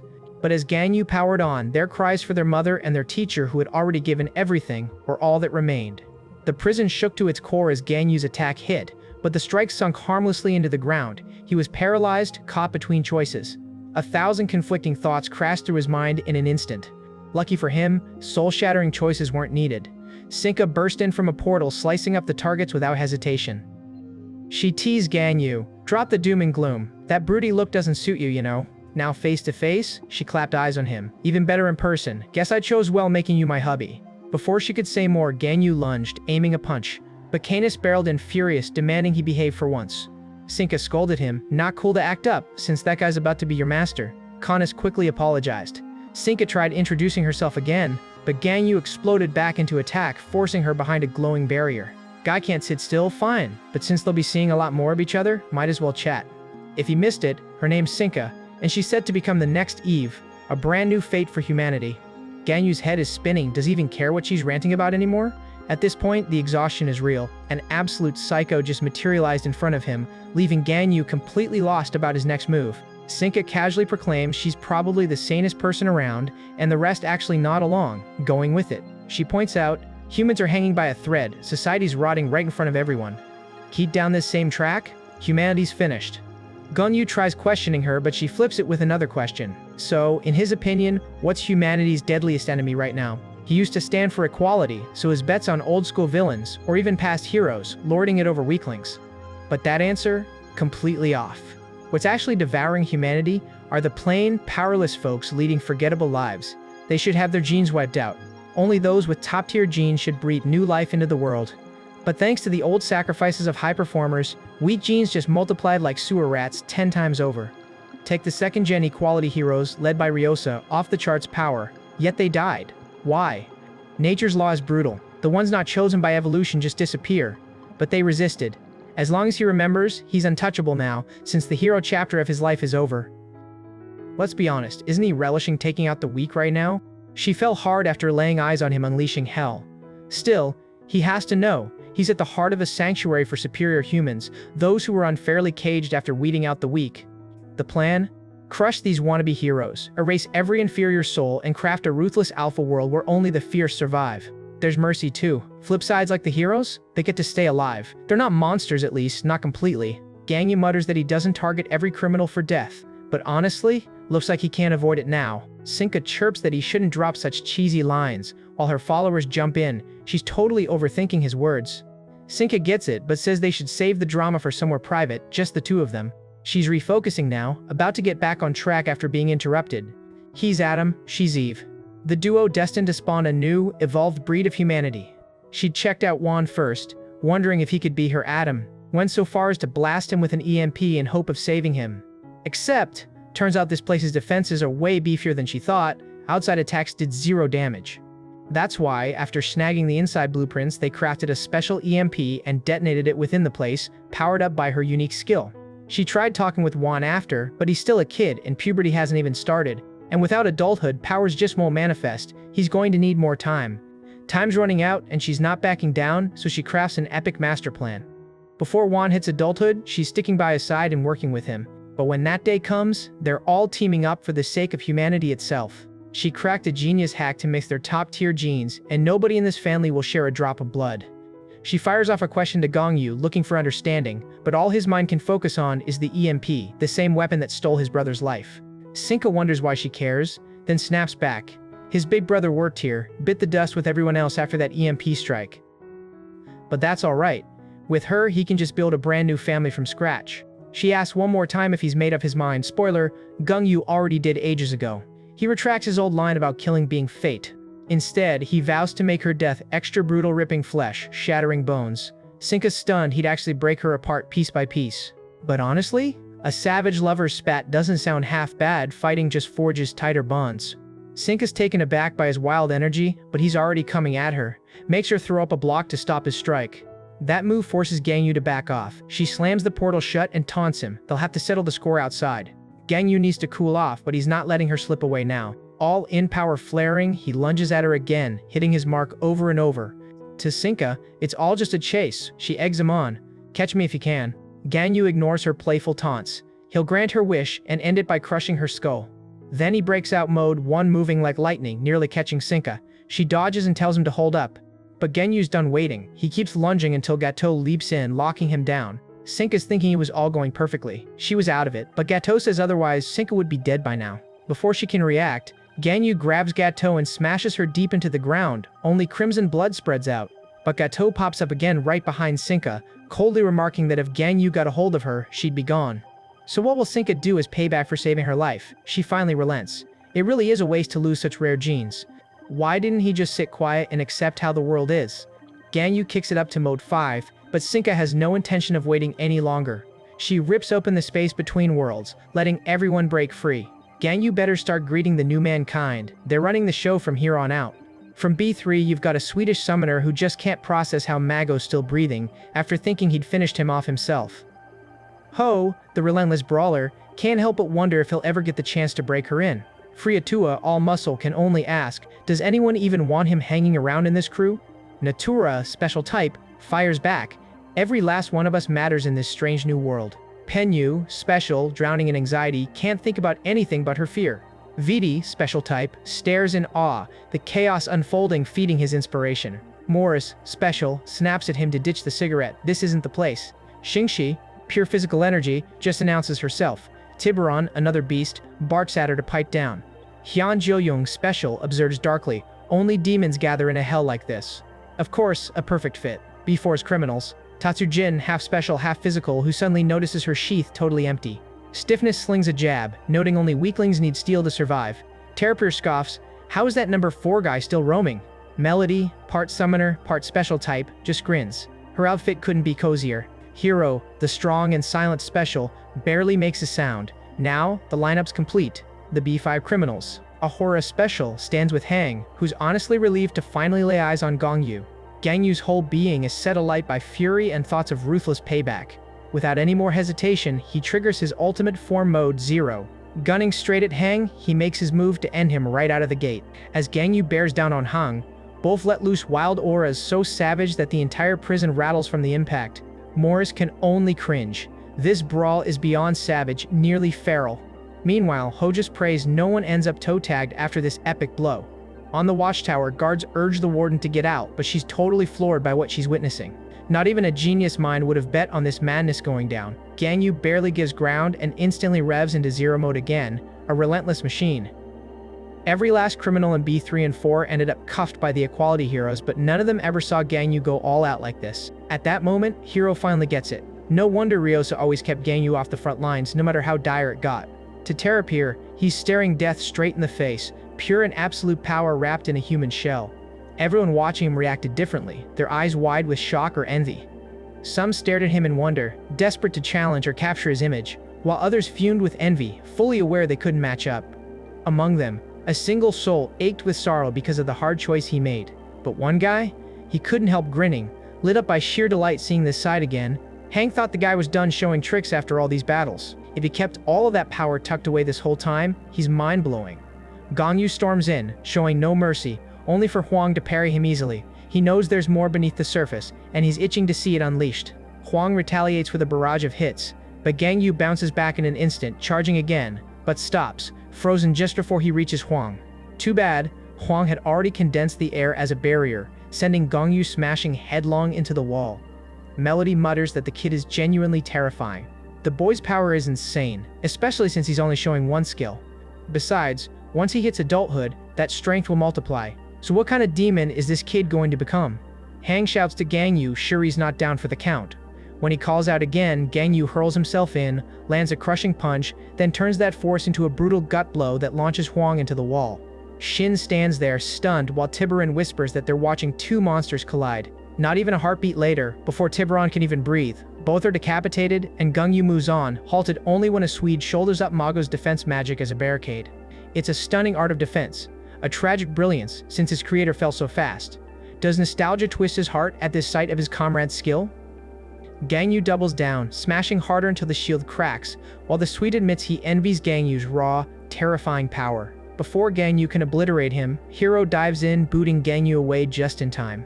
But for them, this is just the opening act of Gan Yu's rampage. He's not stopping until they all pay the price. Huang calls out, desperate for him to pull back. This was only supposed to be their fun little brawl. Still, Huang senses he's hiding something deeper. Is he reining it in because of the officers above? Guess he's soft till the bitter end. This tame fight is downright dull for him, so he'll shape a new arena, a wild version, just for the two of them. He clenches his fist, and suddenly the entire prison bends and splits apart, the sky pouring in like a rift had been torn right through. From now, they'll go all in, nothing off limits. But before the prison collapses, Gan Yu flings the guards and warden free, wrapped in orbs to save them from instant death below. Now Huang can't help but notice the arena's impossible strength, while Gan Yu just keeps advancing, till Sinca suddenly blinks him out of there. Interrupting someone mid-ability? Pretty low move if you ask me. Still, it's time to clear out. The dust hue's getting way too much for her to handle. Tattoo snatches up a chunk of stone, molding it into a razor-sharp blade, and expertly slices at the walls of the prison. Sinca is stunned watching those powers, but instead of sticking around, she ought to save her energy and dive through the portal with the rest. Gan Yu pops up right in the heart of the city, but before others can blink, he vanishes through one of Sinca's portals, leaving a wake of confused onlookers. Then, Gan Yu's back where that prison used to be, a massive metal sphere all under Huang's command. Huang detonates it straight into Gan Yu. When the chaos finally settles, Huang strides into the crater where an injured Gan Yu barely holds on. The crowd watches from up above. Sinca cuts in sharply, commanding everyone to stay on the sidelines. They're just gonna sit back and observe. But why were the B3 and the 4 convicts so eager to obey Sinca? The explanation's dead simple.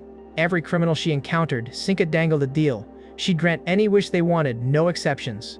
She masterfully used that desire, craving, and desperation everyone knew to recruit them into her Alpha World mission. Sure, a few wanted to refuse up front, but Sinca warned, refuse if you want, but it'll cost your life. When she gave the same pitch to Huang, he just burst out laughing. The idea of marrying Gan Yu, then him, it was so nuts he couldn't help but mock it.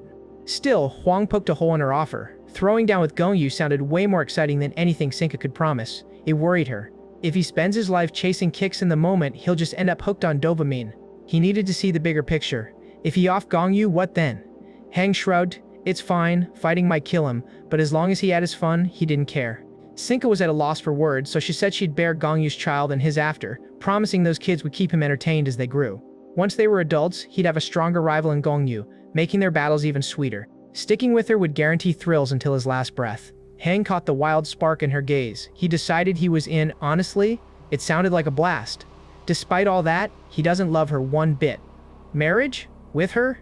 Sinca just winked, telling him not to worry. She promised he'd fall for her eventually, no doubt about it. Yeah, she's out of her mind, but honestly, he'd probably fall head over heels too. Out of nowhere, Gan Yu slams Huang with a brutal gut punch. Now Huang realizes just a single hand won't cut it. He better start speaking up now. Or is he gonna spend the whole fight in silence, forcing him to crack first? He finally drops it. What he's been clutching this entire time is his precious brother bundled up tight, round as ever. Gan Yu snaps, his rage burning hotter than ever, bellowing as he launches himself at Huang with wild fury. Gan Yu barrels forward, ignoring the barrage of jagged rocks that Huang summons, his focus sharpening, dodging the attack without breaking stride. But then, the shattered form of his brother steps out and Gan Yu freezes. He can't bring himself to strike, and that moment costs him. He's smashed to the ground hard. Huang's move was intentional. This is the one thing he can't fight. Sparks of brilliance flash in Huang's eyes. Would Gan Yu still hesitate if this creature vanished?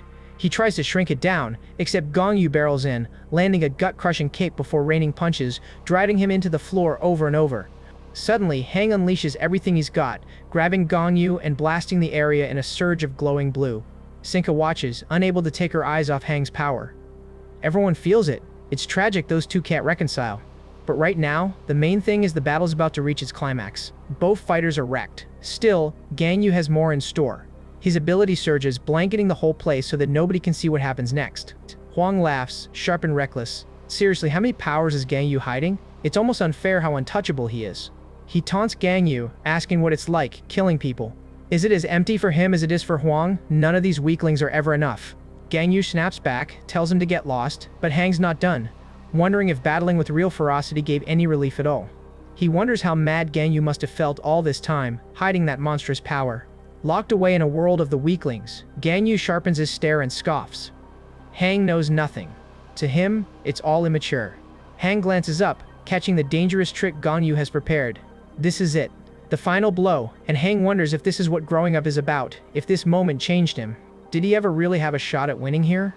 Gan Yu smirks. Enough dreaming. This is where you die. His ability goes off so flashily that even Sinca, panicking, leaps to open a portal, but it's already over. Huang is just gone. Sinca makes a desperate rush, manages to teleport him to Terrapir in the nick of time, shrieking at him to help, right now. Terrapir races against the clock, he mutters. This kid should be dead, but Huang's ability protected every major organ. No way, that's insane. Without hesitation, he strips all Gan Yu's powers, inspecting them briefly before casually ripping Huang's useless arm off and forging him a new one. He debates with the others. What's their next move against Gan Yu? Hero shrugs. Easy answer. Kill him now. But Sinca holds him back, insisting they give it another moment before making that call. She just wants one last talk with him. Gan Yu sits alone in the crater for hours, lost in thought. As soon as consciousness hits him, his first move is to clasp his brother's remains, heartbreak slamming in all over again. Sinca shows up, cool and unbothered, reminding him there's still a last chance to take up her offer. The only catch, she says? Come with us and help spark a new world. Gan Yu's silent, refusing to answer, then suddenly fires up his power. Sinca's hope dims instantly, and a Swede locks him in place on the spot. Negotiations are dead now. Before he can get his strength back, it's time to finish him off. He checks for any protests, but everyone's on board. This guy's already as good as gone. Some eyes betray a flash of pity. He's just a clueless kid after all, while the rest can't wait for the day to end after just standing around. Hero calls them out, telling everyone to clear the way. He morphs into a giant and brutally hammers Gan Yu, who's clinging to his brother's remains. That first punch? The cue for every villain to pile on, launching furious attacks at Gan Yu one by one. But hours keep ticking by, and through the endless onslaught, Gan Yu guards what's left of his brother. Right as Hero's about to stomp Gan Yu out, Huang steps in, haunted by Sinca's prophecy adulthood will make him dangerous. This taste of chaos sparks a new feeling in Huang, a burning desire to defeat Gan Yu, for real, for the first time ever. Reluctant but resolute, Sinca commands everyone to stand down. If anything goes wrong, she'll finish it herself. Even when the others grumble, Sinca stands her ground. Nobody lays another finger on him. Everyone gives their word to follow her. No fighting that. Silence. Going through the portal, Huang glances back at Gan Yu. Next time, he swears he'll be the one on top. During the wild EMP incident at Raculus's maximum security prison, 8B3s, 5B4s, and 3B5s vanished into thin air, their trail non-existent. The lone villain left? Kingston. He witnesses everything and notes with a cold chill that the chaos is just beginning. Just like Kingston prophesied, Sinca soon flips the world completely upside down. Days later, during what should be an average TV broadcast, things spiral. The frequency's hijacked right in the open. A newborn world. The Alpha world opens wide. Sinca emerges, announcing herself as Eve, Canis, and God by her side, loyal to the end. Question flies, what is the Alpha world they're hyping? Canis lays it out. It's a new haven for suffering mankind, with Sinca as the dawn of stark human rebirth. Question: who ranks worthy enough for a place here? Gateau steps up, stating the rule first: you gotta wield powerful abilities. Next up, don't waste your energy shielding the rats without elite genes or the ones nobody picked. The third point: every candidate must be healthy and fit to breed, no exceptions. So, what's the fate of those who just don't measure up? Sinca lays it down cold. Genes that aren't chosen are basically betraying humanity as a whole. So, the death penalty is waiting for them. That's justice, nothing less. They'll all be put down, no favoritism, wiped out and left in the dust. In the next few months, the chosen ones get summoned into their new world. Special invitations coming their way. Anyone who turns them down? They're traitors in her book and get axed just like those who failed selection. With that, she slips out of the broadcast. The show picks up like nothing just shook the world. Now we're in a shadowy room. High-ranking officials whisper about the Raculus prison mess and the broadcast everybody on Earth just saw.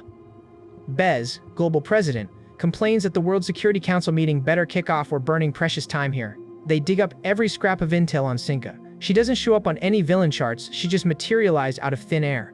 A few groan. Sinca's turning out to be a nightmare, surfacing right as equality falls. One asks how to approach her, but someone else steps in. First things first, there's a bigger question to tackle. Einheit, the Harmony Party's chief, demands an answer. Why did the prison warden, Se-Yoon, just hand out kill rights without even telling the higher-ups? Since when can someone give another person the free pass to kill? Someone mocks him for talking nonsense without a shred of logic. She made the ultimate call in that chaos. If it was him, he'd do the same. That's Udoriti, ex-Hero Association head, now leading the World Party.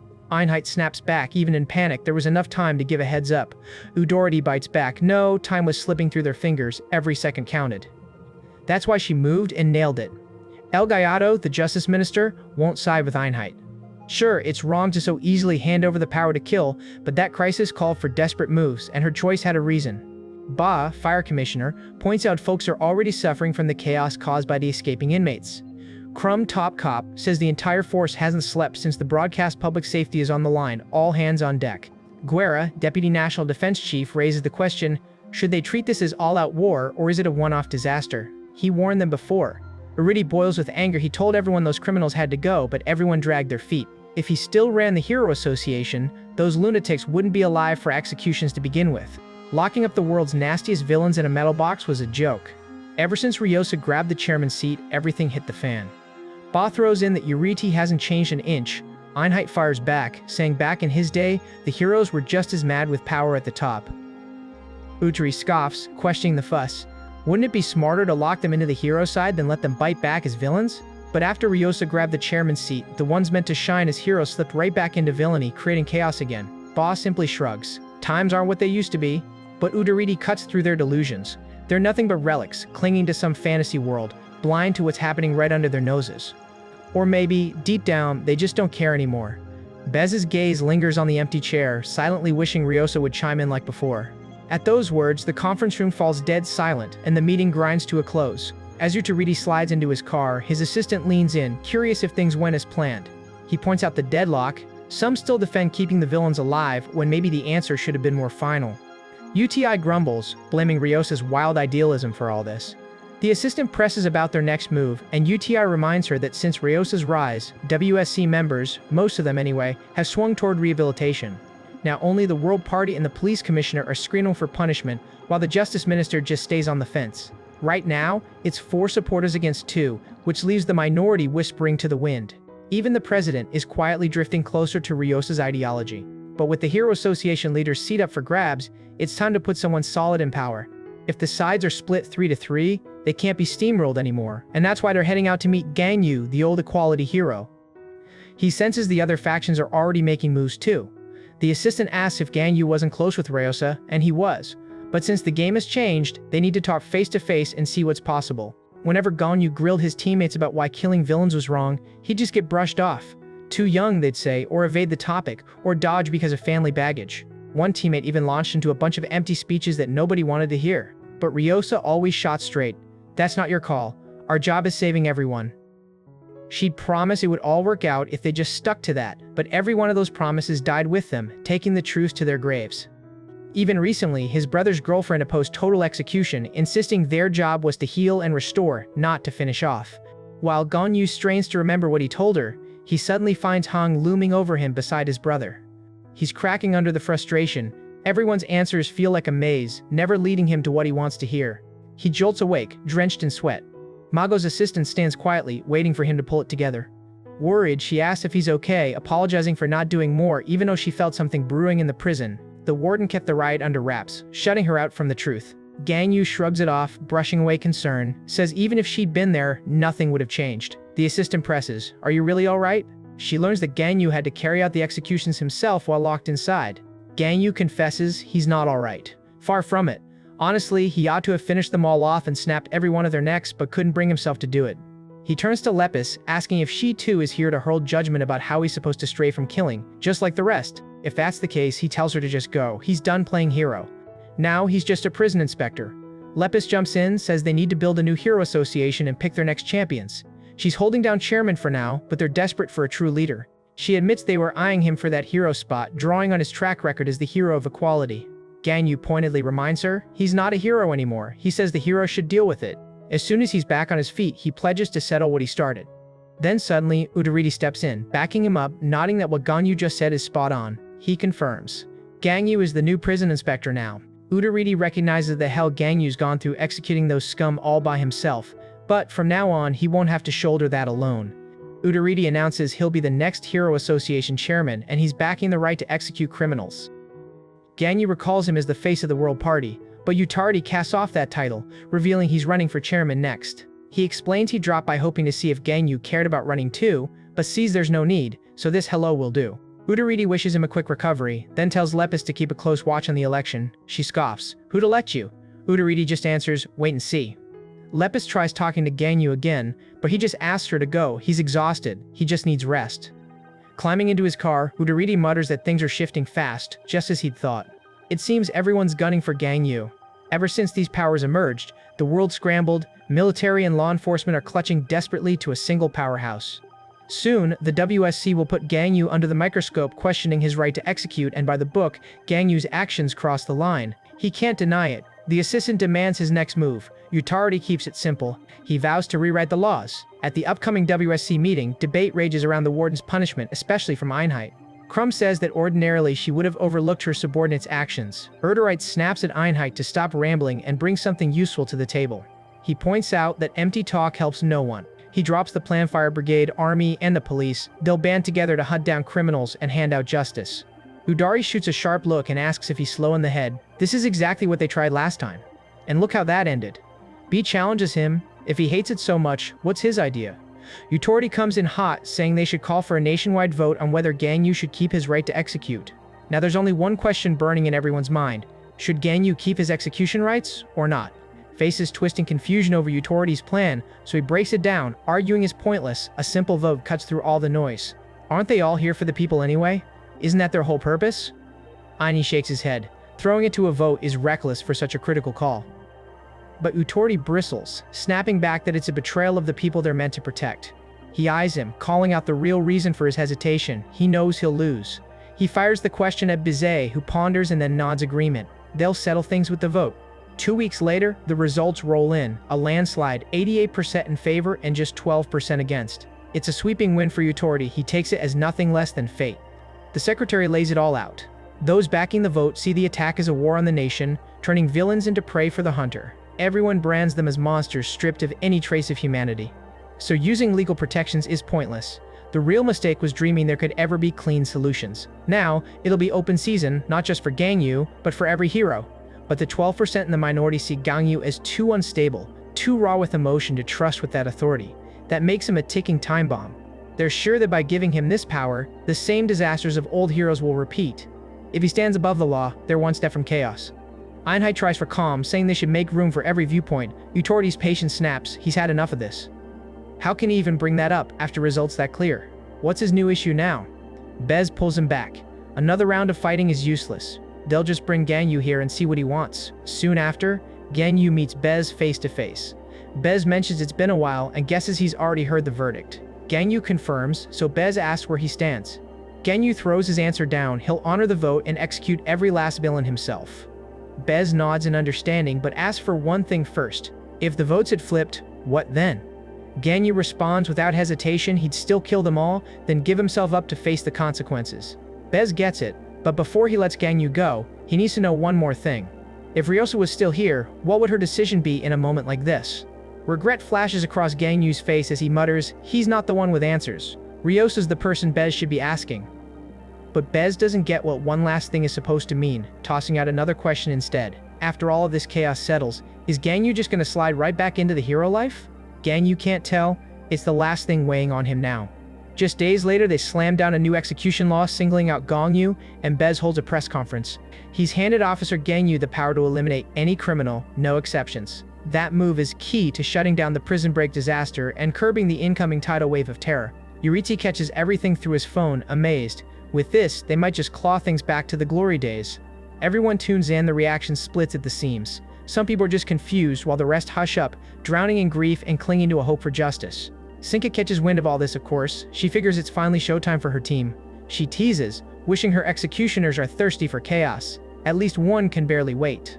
Soon, over in Spain and Portugal, stories spill about mysterious letters from a shimmering blue portal landing in people's hands. Not much later, a monstrous portal tears open in the skies above a massive city, and in the blink of an eye, powered by a Swede's magic, the whole thing erupts. Nobody inside the explosion stands a chance. Right on cue, the Swede pops up, flanked by Ho, Joe, and Morris. They don't hold back, straight up calling him a fool. What if someone accepted the invite? What kind of moron launches an attack like that? The Swede fires back, tells her to quit riding him. If they can't dodge this, they don't belong with him anyway. Weaklings have no place here.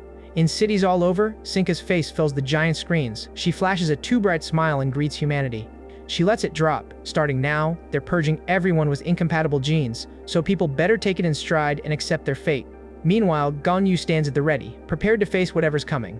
The report comes fast. The secretary rattles off names and details about every villain tied to the recent mess, straight from the Hero Association's records. First up, a Swede-based summoner, an enemy Mago once bagged. He carves the stolen power of all his summoned foes onto his skin as tattoos, spins them as weapons whenever he wants. This guy can duplicate summons too, but most times, he skips all that and just wrecks things to reach his ambitions. Then there's Hoa Powerhouse, locked up by UJ. She slips into a fox demon form and tears through whoever stands in her way. People say she wants to be tamed, but those whispers aren't confirmed. Next is Joe Young. Unique type previously brought in by the Hero Hub. His powers are more straightforward than the others. He can bring forth demons that look straight out of old Legends walls. He might not have sheer muscle, but trust, he's a serious threat. Last up is Morris, a unique type who got caught by Tomi before. She's like most of the gifted, but chaos follows her. People still argue over what she can really do, since she can freaking choke anyone without even being nearby. Her abilities? Twisted, messy, and hard to pin down. The Hero Association isn't wasting time. They've rushed teams to Portugal to clean up this mess. But Udariti is ticked off. He knows they're pretty much useless against them anyway. Bez sizes up the chaos and barks out orders. Firefighters are pulling civilians out fast, while the police and army jump in to shield whoever's left. He fires off a question to Elgato, searching for Gan Yu. Elgato tells him Gan Yu's already on his way, according to the intel from the previous Terminus Warden. Einheit can't believe she's still not fired, while Bei wonders if there's even a clue about what their enemy's goal really is. Their secretary's at a loss, no intel there. Yet Sinca's orders couldn't be clearer. They're to execute those with unchosen genes and help the invitation holders across into their alpha world. It's a small squad. They're just giving a preview of what's coming. After this, the rest of the invited will follow much more easily. So, sure, they can execute on sight, but the first goal is bringing in the invited. Those who didn't get chosen can be wiped out anytime, no rush there. Morris steps up as the rational one, telling everyone to cool it with the destruction. They've messed around enough. Time to knock out the mission Sinca handed down. Ho and Joy Young are in, but a Swede refuses. He's doing whatever he wants, smashing things until those invited finally show themselves. Morris calls him out for going rogue. Is he seriously going to defy their leader? Oh, Baitzer, what's she going to do about it? The bickering just drags on, so Joe Young summons up a crow for some air. If this rebel won't listen, might as well let him loose. Morris isn't letting it slide. She swears she'll report everything to Sinca when they get back. Doesn't faze a Sid one bit, he just carries on smashing what's left. As just sighs. Nothing has changed since leaving prison, and it's seriously grinding his gears. It's all the same old mess. His power's stagnant. No matter how much carnage he causes, his curse keeps him weak. He figured as much, guess he'll just keep stealing powers till something clicks. Suddenly, a giant bunny lunges out, ready to flatten him. He throws up his barrier magic just in time. Turns out Lupus blasted it and notes that Acid hasn't changed a bit. All those years locked away, he's still the same hopeless garbage. Aswade comments on her incredible timing, then throws out the question that's haunted him. Did Mago get a decent burial? Over at Lisbon's Ability Academy, students catch sight of uproar tearing through the city, and one can't help but admit his nerves are shot. Their teacher, Prof, reassures them. He promises he'll keep them safe whatever storms may come. Still, no risks today. They're headed to the shelter and they'll get there without chaos. Then out of nowhere, someone materializes right before him, hands snapping together in applause. It's Morris. She throws sarcastic praise his way. What a shining example of a teacher you are. Terror washes over the students, who quickly pile behind Prof while Morris rolls her eyes at their lack of dignity. Prof immediately recognizes her, which catches Morris off guard. Yet she coolly tells him not to panic. He got an invitation after all. He better come along before her patience runs out. But Prof doesn't flinch. He demands she get lost. There's no way he's letting her near his kids. Morris mocks his lack of brains, especially since he cut her off. Looks like you're begging for a lesson in front of your little class. Here's some backstory. The Ability Academy? It all started thanks to what happened with Mil and Mel. Rasa and Mago made the place a reality. They wanted kids with abilities to have a place to grow. Within these walls, hero teachers showed students the ropes, helping them blend into society and master their powers. Out of nowhere, Morris whips her hat skyward, triggering her manner zone, which sucks everyone in, herself included. Before anyone can so much as scream, Morris snaps muzzles onto all of them. Finally, peace and quiet. Her gift? Etiquette. It only targets those Morris deems beneath her. She can slap on any restrictions she wants and hurt them too, if she pleases. She warns every soul, pull anything reckless and you're done. Now, the three invited kids step up. They shuffle forward. Morris sizes them up. These kids are rare breeds packed with potential. They'll help her all-powerful queen reshape the world if they choose to. Yes or no, she leaves to them. One child asks if she means the woman from TV. Morris confirms, that's her. Drop-dead gorgeous and brilliant, she's the one who'll rescue everyone. But the boy stands his ground, straight out refuses. Says that lady wanted to wipe out everyone without powers, and that hits home. He's got plenty of powerless friends he'll never betray. The other two also decline. Their parents don't have abilities either, but that's no reason to condemn them. On top of that, their teacher raised them better. He told them, looking down on anyone just for being different is corrupt. He made one thing clear: abusing power to control others? That's real evil. Together they call Morris out for her wickedness. They're not following her anywhere. Snarling, Morris activates her deadliest power, the one that squeezes the life from anyone caught in its grip. But Prof jumps in, shield up, taking the full brunt himself instead of letting the pain hit the kids. Prof's no ordinary defender. Thanks to his unique ability, he soaks up the pressure from any special attack, the ultimate protector. Now Morris understands why Sinca wanted him by her side. He'd make the ultimate shield, and what a waste it'd be to get rid of him. Prof starts to bring up her childhood past, but before he can spill, Morris jumps in and shuts him down. She's pretty sure Tom is the one who spilled everything. Talking about a lady's past like that? Not a smart move. She's got no time for this. The queen sent her to pick out survivors for a new alpha world. Hand over the kids, and he'll get to walk away. But Prof won't budge. Betraying the kids isn't an option. Morris cannot wrap his head around it. Are one of Prof's own kids out there, or what? Prof sets him straight. This isn't about family, it's about one thing: he's their teacher. Prof's roots are with the Hero Association, teaching fresh blood at the Ability Academy. Even with tough as steel defenses, he was stuck as a 5th-tier hero when Utaridi was calling the shots. Utaridi thought defense without kill power was useless, good for nothing. But everything flipped when Ryosa took charge. Prof spotted the shift right away. She showed up, asking if he wanted to teach at Ability Academy. Prof assumed it meant he was getting demoted. Everyone kept telling him he was weak, but Ryosa shot that idea down fast. She offered for him to be both a hero and a teacher. To Ryosa, nothing was more important than shaping the next generation, and she wanted legends as their guides. Prof doubted he was up for that kind of spotlight. But Ryosa hit him with the truth. No hero shines brighter than you. You'd lay down your life for anyone, no hesitation. Prof felt something new, real gratitude. Meanwhile, Morris thinks maybe if someone like their teacher can win over the kids, Prof would cave, right? Prof warns her. Their entire world is turning upside down. Abilities are rising, war is becoming the norm, and civilization is a breath from breaking again. Heroes have given up everything to hold the line and stop collapse before. But Morris doesn't see the point. But all Prof is saying, if that fanatic queen's dreams become reality, they're doomed to repeat past disasters. Morris snaps, warning him not to badmouth her queen. She thinks he's just looking for a way out. If the whole system crashes, it means nothing to her. But Prof pleads. If society falls apart again, its lost, broken children, people like her, will only multiply. Morris erupts, seething at his words. What could he possibly know about her pain? He says he knows her story, but she remembers who told him. She doesn't owe anyone answers. Morris has had enough chats. She slams everyone down and pins them to the ground. He just keeps running his mouth about things he'll never understand, driving her up the wall. Even hanging by a thread, Prof keeps shouldering the children's agony himself, pushing his limits until he's barely clinging to consciousness. Morris stays oblivious. The kids mean nothing to her now. She's cut them loose. They're as good as dead. Her speech barely ends before Gan Yu crushes her underfoot, slamming his heel on her tiny skull and announcing her for what she is, a B3 criminal. If she values her skull, she'd better go fetch that insane woman right now, unless she wants her head splattered like a ripe cherry. Morris pushes back. Is the crazed woman our queen? Gan Yu confirms, but bites off a warning. She's not off the hook either. Fury takes over. Morris unleashes her kill zone. Chains lock Gan Yu down, guillotine ready above, itching to sever his head. Gan Yu doesn't even flinch. 2 swift moves and he tears the power apart, landing a brutal punch straight into her face. Shock sweeps the crowd. Gan Yu barks for Prof to scram, but the casted power holds them tight. Gan Yu doesn't hold back. He lands a gut punch on Morris, powerful enough to rattle the whole building, finally shattering the power's grip. He orders them to bolt, and they don't hesitate. With that, Gan Yu seizes Morris for a real, no-nonsense interrogation. He warns coldly he won't repeat himself.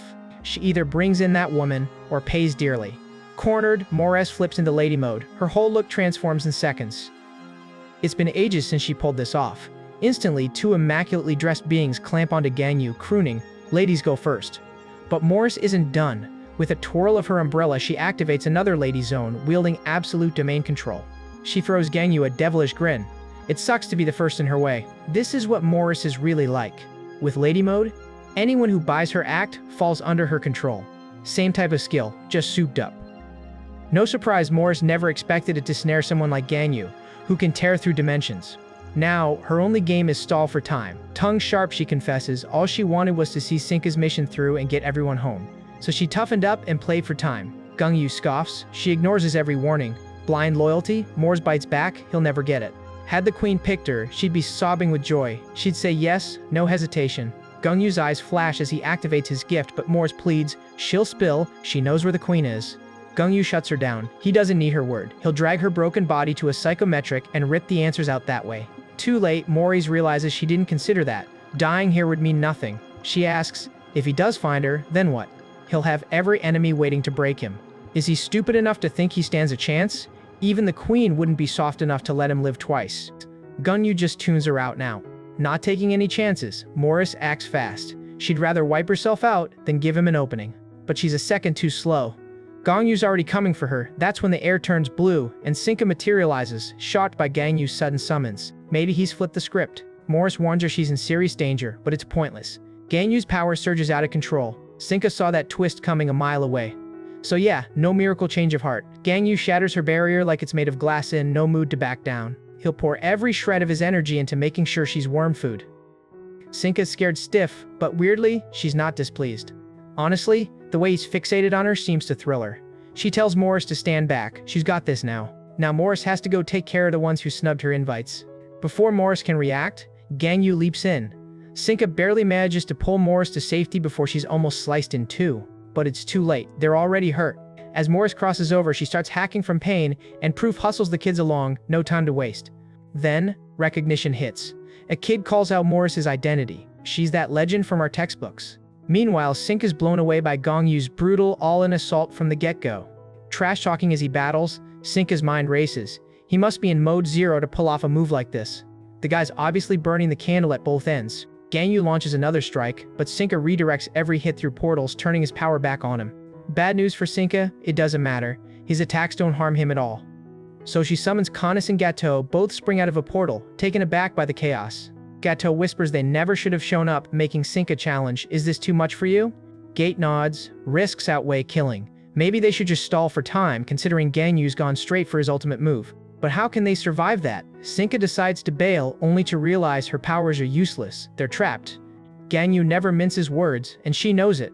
This place is destined to be her final resting ground. This lethal art goes by the name Dark Heaven Prison, a closed dimension crafted by Gan Yu's own skill. Once someone steps inside, escape is simply out of the question. Sinca had used to pull Huang out before because her power worked from the outside. Now, trapped inside this prison, her teleportation isn't worth a thing. Gan Yu storms at her, fists brimming with force. Sinca barely throws up a barrier to block it. Feeling the tension skyrocket, Gateau and Canis beg her to set their chains free. But Sinca isn't convinced. Her mind is set. emotions warring. She gave her word to Huang Gan Yu's death waits until he's grown. Connie's counters, unless they act now, none of them make it out alive. Sinca finally gives in, wishing Huang understands her choice. But before the words leave her lips, something explosive happens above. Both Gateau and Kenneth howl like cornered beasts. Sinca and Gan Yu glance up too. One figure commands the sky. The man nobody in history can rival. Across the globe, not a soul exists that could ever bring him down. Tens, hundreds, thousands of foes? Insignificant, they all crumble. Turn him into your enemy and your fate's sealed, no one dares. Power unrivaled, that's the law here. But what goes through his mind? Does he hunger to leave everyone else in the dust too? Gango is left reeling at Kingston's entrance. The man admits he's strong, sure, but unrivaled. Is a whole different league, yet it's a flaw Kingston could fix. Sinca snarls, "What's this senile geezer doing? Doesn't he know she's in charge here?"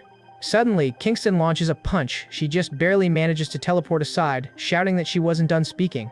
Kingston laughs. "Girls in my day never cut men off mid-sentence. Guess times have changed." Sinca tries to bite back, but a warm trickle of blood runs from her nose, proof the attack got through. Canis and Gateau tremble, fearing for her safety, but Sinca fumes, rage snuffing any worry. How can a decrepit old man even dare attempt this? Kingston coolly taunts, "Far from death, still holding court, and for airheaded types like you, maybe that's hard to grasp." Seething, Sinca opens hundreds of portals, flinging them at Kingston with murderous intent, hoping to end him now. Yet he's already behind her, moving faster than thought. He comments on the might of her ability. At this level, even Huang wouldn't be completely out of reach. But there's a fatal flaw they both share, her and him alike. Kingston smashes his fist into her, shattering her own barrier, sneering that their skills make them so cocky, they've stopped putting in the work. To drive it home, he's ready to show her exactly what someone forged by fire and ice can do. Suddenly, multiple portals flicker open behind him. Kinace doesn't hesitate, surging in with a surprise attack. Kingston handles it easily, blocking her move, but realizes instantly, not all Sinca's underlings are so arrogant. Those three, their bodies are solid. Desperate, the trio launches at him, dead set on taking Kingston out as fast as they can. Off to the side, Gan Yu remembers his shock when he first saw Kingston here. But witnessing where Kingston's allegiances lie, he makes his move, joining Kingston to eliminate that woman now and bring down her reign for good. Word quickly spreads. Bez and the others hear Kingston has shown up and he's interacted with Gan Yu.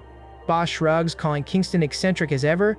Gu agrees. He must have found a new obsession. Be wonders aloud if Gan Yu is at risk with Kingston around, but Gear reassures it's cool. They can't gauge Kingston's power, but know he isn't picking a fight. Even Boda backs up that belief. Kingston's chill with the team, but the real weirdo is the one missing from this meeting. Utri Morris is stunned by what she hears. Why would their schoolbooks have details about people like them? That's just plain stupid. And the fact things still aren't over? It grates on her nerves. Someone should just stay quiet. Prof clears it up. Morris isn't the only one. Every crook inside the prison, all have their dirt written down. Morris scoffs. Did they record their story just to mock them, rub salt in old wounds? Prof says nope, it's just about getting who they are on a human level. Once people learned Rauza and Mago started Ability Academy, a certain guard was sent out to track them down. That was Gang Ho, aiming to add criminology to the Academy's lineup. Morris snorts at the idea as nonsense. What's everyone else's take? After digging up her old records, he presses, "What's everyone think about her now?" Prof tries to step in, gets cut short when an intimidating figure pops up, grilling him. Why waste time chatting with a monster? That guy's still the same as ever. Should have gotten rid of him when there was a chance. Prof is thrown off by the sudden appearance. Udariti commands the kids to listen up. Their entire education is wrong, and it's time he sets them straight with the real lessons. Criminals aren't shaped by some sob story about their tragic pasts. People blinded by their emotions always claim the world turned them into monsters. It's all just bait for pity, words meant to pull your heartstrings. But from the start, criminals have always been drawn to chaos. A glitch in the system, a poison in society's veins. Trash like them needs to be cut out for good, and he'll show everyone exactly how that's done, right here and now. Morris fires back, snapping that maybe she's not the tumor, the world itself is rotten, but Yurdi shuts her down in an instant. He's done listening to their pathetic blame games. This is the last time he'll bother saying it. No matter when or where, they'd always be at the bottom, true scum, through and through. They never should have existed at all. A bunch of abominations. What he's about to do isn't even a fraction of what she did to her victims and their loved ones, but he'll make sure these few minutes are hell for her. He checks his fresh watch. 10 minutes will do the job. Yuridi is top-tier physical and special. Morris flips her umbrella open and challenges him to bring it. He delivers, charging in with a devastating punch so fierce it blasts blood from her mouth and splits her skin. She yanks herself back with that force, chains materializing by her side. But Yuri isn't letting her get any breathing room. He blitzes in with another ferocious blow, supercharging his speed so fast nothing's left except the trail of Moore's wounds. Once she's battered enough, he grabs her by the skull and smashes her teeth out with his knee over and over, relentless. He asks her how it feels to hurt. Looks like Tommy was way too soft on her. Furious, Morris shrieks, unleashing a huge field of rejection, while those old-timey gentlemen leap in to pull Yuri away. But Yuri just dials up acceleration again, blasting them away in a heartbeat. He quadruples his speed, going for a face-breaking punch. Morris's nose gushes blood, a river of crimson. Then he slips behind her, uppercuts her skyward, sending her flying. He just keeps dishing out the punishment. There's blood everywhere, but Prof and the kids? They can't even see Yuri. He's moving faster than their eyes can catch. One last charge, slamming Morris into the ground like a falling star. Dust floods the battlefield, but Morris is in too much agony to register any of it. Yuri knows the agony has to be overwhelming by now. That's the expression someone like her should always be wearing. A true beast cornered. He slams his foot into her face, declaring that the agony they've inflicted and the suffering their victim's family still feel is a torment worse than any physical blow. That's pain she's never understood in her entire life. He checks the time. A solid 3 minutes left to savor every second. Morris demands if he wields a time acceleration skill, and Yuri calmly says yes. With this power, he can manipulate the flow of time around anything or anyone he touches. He can make every moment crawl, stretch out the torment, and make her fade away slowly, like the disease she is. Even though only seconds pass, to Morris, it's like she's trapped in non-stop agony month after month. At last, Yuri lets her off, which almost disappoints him. If only he'd had more time, he'd have shown her suffering she could never forget. Shockingly, Morris starts laughing, leaving Yuri suspicious. Did terror push her straight into madness as death loomed closer? Morris isn't lying. She's terrified of dying. But that's not why she laughed. She honestly never believed she'd see her mission through, especially like this. But somehow, she's satisfied. Yuri presses for what she means. So Morris spells it out. If she goes down, everyone chained by her power gets dragged to hell with her. A final, ruthless price. Prof is rattled by her words, but Yuri just narrows his eyes at him. Meanwhile, on the other side of the city, Kingston is cool under fire, blocking assaults and dealing out bone-cracking punches in response. God is blinded with rage and storms in, but Kingston crushes her straight into the dirt, ending it just like that. Kane has screamed at her to break her chains, but Kingston is ruthless. He throws a punch right beside her. The sheer arrogance, thinking they're strong enough that someone would restrain them. Pampered by their scraps of power, they grew lax. But relief isn't coming. Kingston promises they'll never get comfortable again. With savage speed, he chops off both their hands. Their screams tear into the air. Kingston's not worried. He knows they've got a healer waiting in the wings. Not bad at all. Sinca is stunned. She can hardly process what she's seeing. Just what kind of monster is that old man? She can't dwell. Gan Yu explodes toward her, sending Sinca hurtling back with one colossal punch. She tries to breathe, gasping, but Gan Yu gives her no leeway. She charges in, desperate for another assault. She tries to catch him off guard with portals, but he smashes through her guard, booting her in the gut and leaving her helpless. Her mask slips. She starts pleading for mercy, but Gan Yu's heart is stone cold to any villain's cries. He slams his fist into her stomach over and over. Each blow lands harder than the last. Gateau and Canis are frozen, forced to watch their master fall. Gan Yu draws back for a mountain-splitting finish, Sinca screaming, "She can't die here." That was never in the plan. But Gan Yu just glares with murderous intent and goes for the kill. Then Kingston steps in, stopping the final hit. He warns that Gan Yu didn't win this fight with his own power alone. The truly invincible should never stoop to accepting outside help. Yuri tells Morris to repeat what she did, and she obeys. All touched by her power are doomed. What will Gan Yu choose? He orders everyone to pay close attention. He gives a cold, solemn farewell to those about to die. Without hesitation, he ends Morris's life with a blow straight to the heart. His gaze remains icy, emotionless. Maybe if she'd been healed, she might have undone her ability. But if they fumbled and lost her in treatment, millions could have died. A disaster of that scale means it's better a few perish than let the whole world burn. You can't cure a disease without some good cells getting hurt. Sacrifice is part of the cure. He'll honor their sacrifices. They will get the respect of a proper burial. Morris's corpse pulses with dark energy. Utility shudders, relieved it only triggered after her death. If she'd done this while alive, it could have been catastrophic. Well, luck's on their side though. Prof may not even need it. His endurance might just save him. Morris's spirit materializes with a chilling glare, sneering, "It's about time, let's go die together." Chains snap into place, pure panic for the kids. But Prof stands tall, calming them, "Don't worry, I've got you." Morris looks confused, but Prof keeps going, certain she heard every word. His promise is absolute, the kids aren't going anywhere. The only one bound for Hell's Gates alongside her is him. Suddenly, Gan Yu's fist crashes into Kingston, leaving him awestruck by that raw power. This kind of might? Gan Yu's destined to blaze an unbeaten trail. But the punch was just a setup. The real force barrels towards Sinca. Kingston shields her fast. He really should have kept his focus on the seasoned veteran. He merely wanted dialogue, but Gan Yu burns with frustration at being shut out.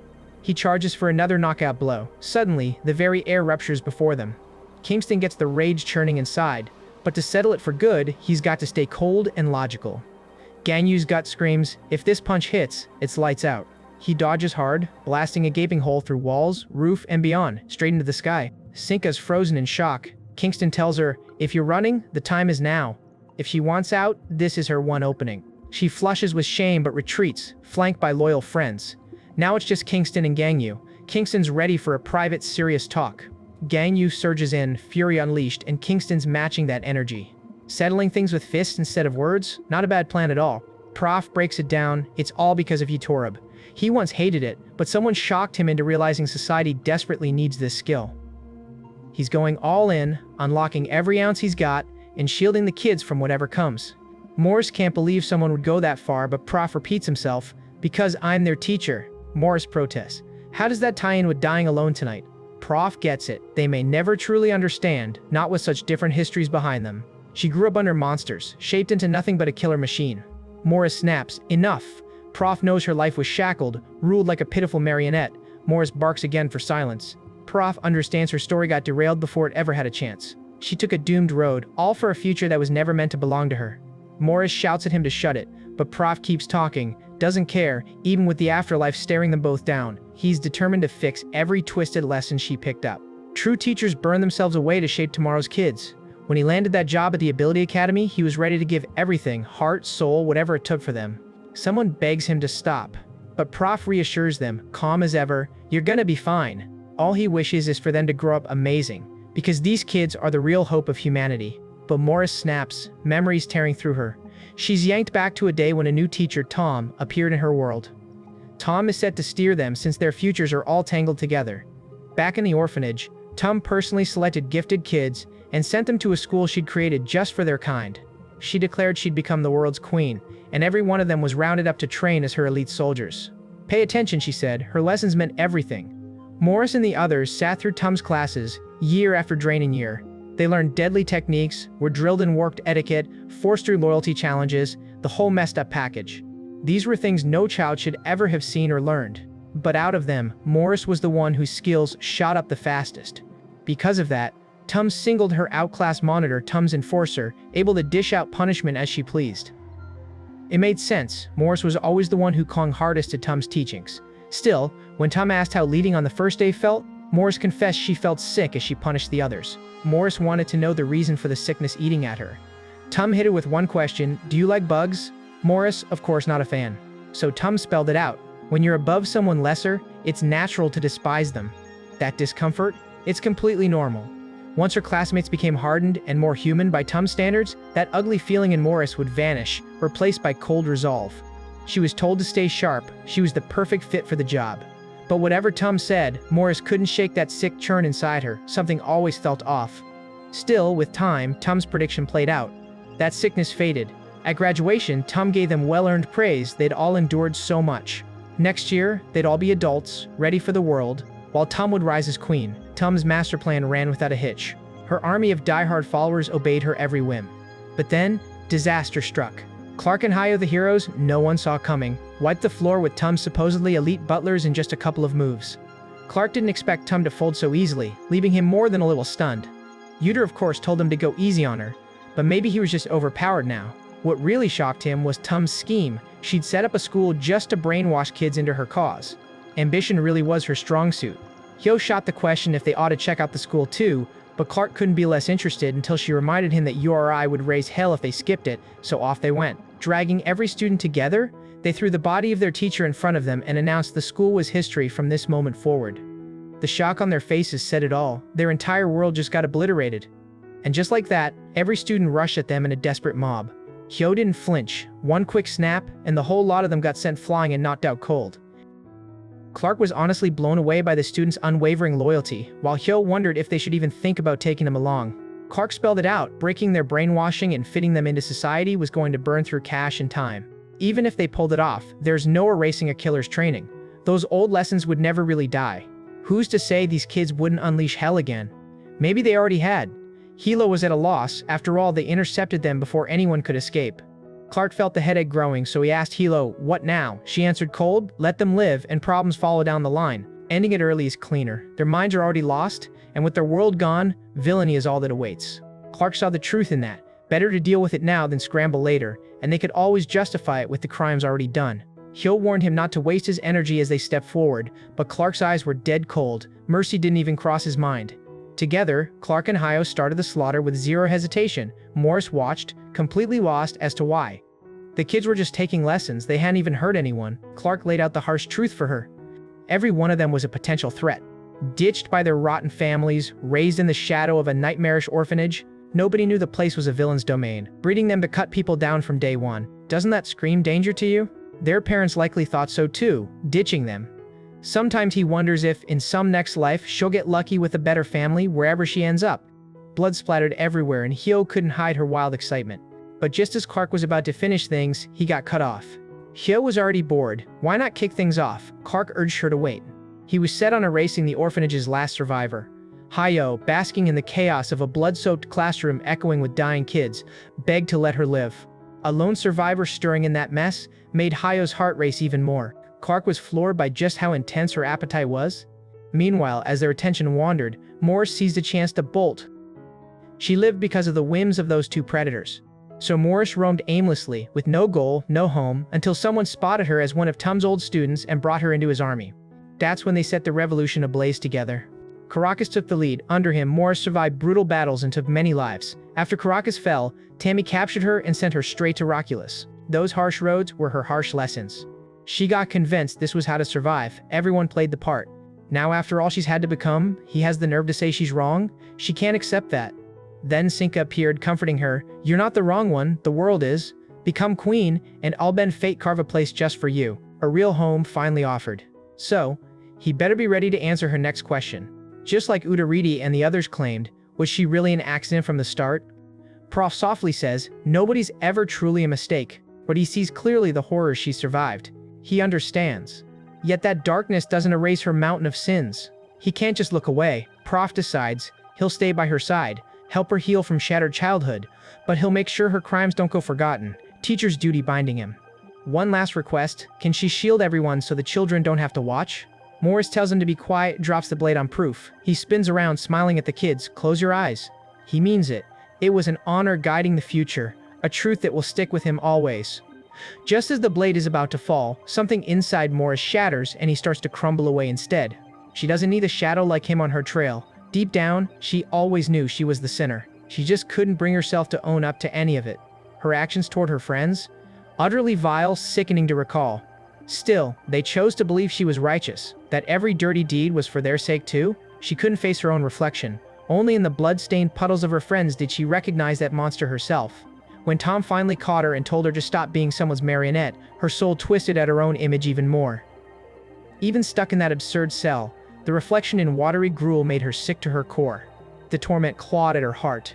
That's why she kept lying to herself, forcing down the truth and clinging to every rotten lesson drilled into her. She pinned all the filth on the world, never herself. It's what she'd held on to her entire life. But one day, faced with a real mentor, a genuine adult, she couldn't run from the truth anymore. Honestly, her life had always been garbage, turning her into something truly repulsive. Gan Yu lashes out again, fists blazing for Kingston. Kingston just shrugs him off and wonders what's got Yu so twisted up with rage. Maybe it's the frustration of not wringing the life out of that manic brat, or because the girl still breathes. Wouldn't the answer be simple, if he was just strong enough? Gan Yu snaps at him to shut it while surging forward for another blow. Kingston lays it out. Nothing will change no matter how angry he is. Even if he burns with fury. Unless he gets truly strong here, the brat and the girl will always escape him. In the end, his real battle is against himself. Just look, when he moved to kill the girl, Kingston jumped in. If he had real strength, that would have never been a problem. His frustration is just denial, a rage at himself he can't swallow because deep down he knows he's still weak. Gan Yu flinches at the truth, but still dives head first, making Kingston realize he sees right through him. It's a brutal truth. No one wants to face weakness, but he has to accept it, own it. Only then can he break through and move forward. That's the one and only road to his ambition. Kingston pounds his question. Why all this anger? As he's pummeled, Gan Yu's mind blazes with every rotten thing those humans ever put him through. Their insatiable greed has crushed countless lives, leaving nothing but ruin behind. That pain powers him, every ounce of rage making him faster, sharper. But Kingston isn't keeping quiet. Time to reflect. What's the true reason for this destruction? What triggered all that chaos? A vicious punch slams into Gan Yu's gut, shattering his illusions. For the first time, it hits him.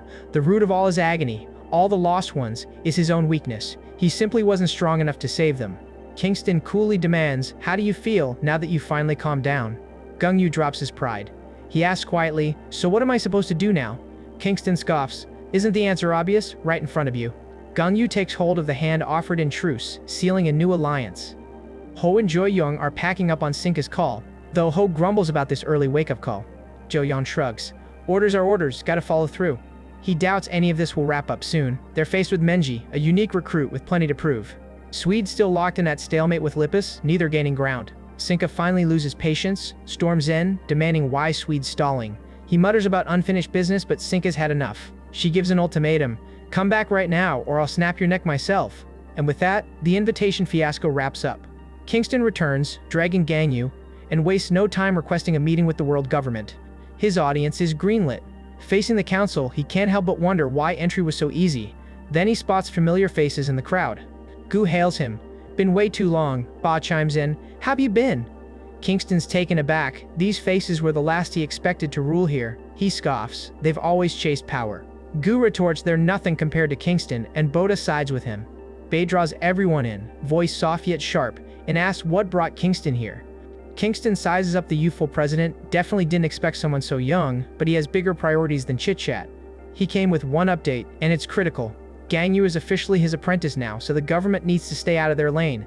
That's his message, simple and firm. Kingston makes his exit. Bez immediately calls a vote on his proposal. Objections come swift. Crumb, Boda, Guerrero, and Einheit say, "No way." The only person who agreed was Utaraiti, and as usual, El Gallardo was neutral. Yuriti believes that they have reached the peak of their pathetic selves. Why the hell are they objecting to something like this? The most powerful man on earth just said that he will be helping us, and they dare lose this opportunity. He doesn't understand Crumb, especially since she would seem on board. Crumb tells him that no matter what, criminals are criminals. She's already plenty displeased that they let him inside of this building. Einheit believes the same about Utori. Wasn't Kingston someone who was at the top of the execution list? Yuriti can't believe it. The situation has changed, and naturally that doesn't matter anymore. Bez is really stuck on what to do, thinking that he only had bad luck since he got in charge. On the other hand, Sinca was at a loss too, as she thought that the old man would have been weak by now. And if he really is weaker, what was he like in his prime? She thinks on it, but that's when Huang arrives. He came here because she ordered him to, but is this really necessary to defeat Gan Yu? Sinca believes that it is. It's something he must go through in order to become a full grown-up.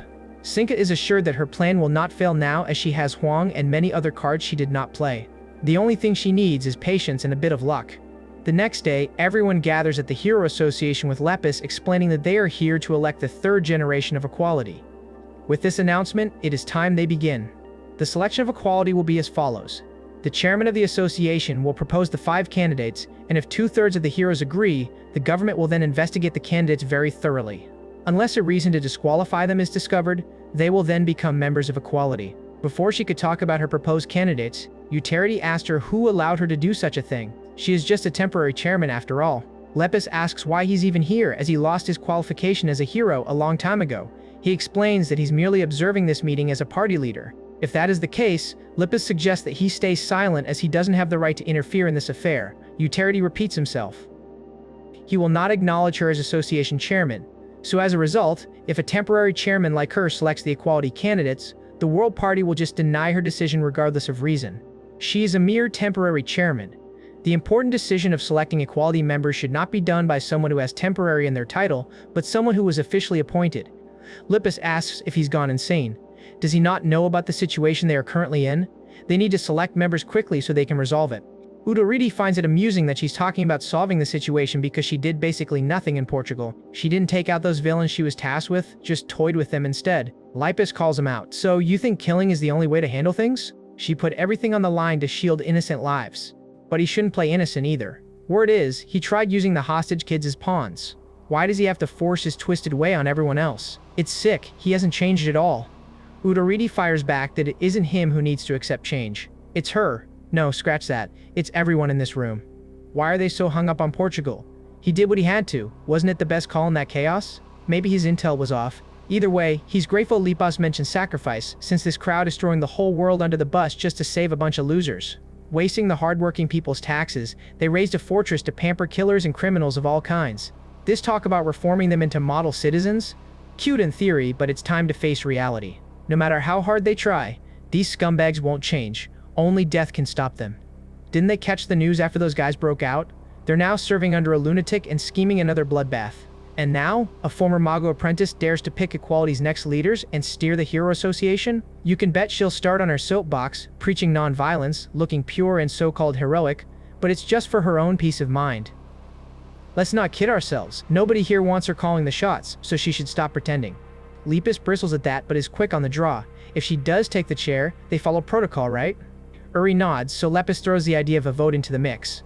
Uri's good for a public vote, but Lepus points out that timing's tight, only the heroes present should vote. Majority rules. End of story. Uri's tongue-tied since Ryosa handpicked these heroes, the whole thing's a loaded game. Lepus goes for a curveball, use the Equality Council's method. 2/3 vote required.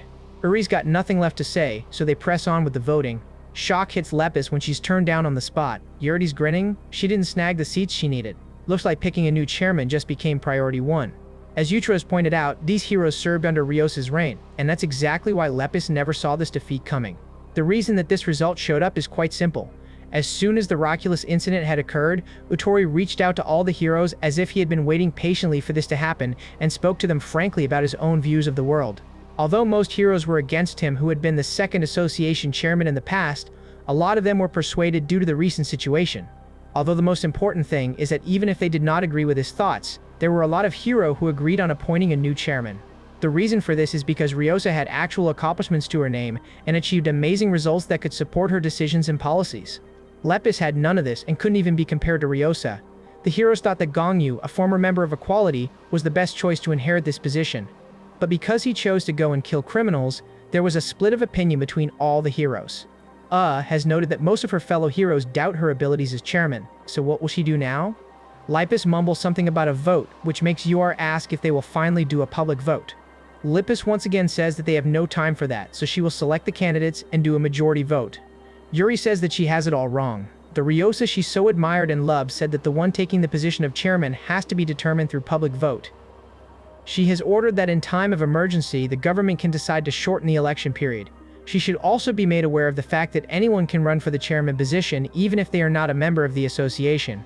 This was a great policy made by Ryosa, so she should get her little magic staff and tell the government right now.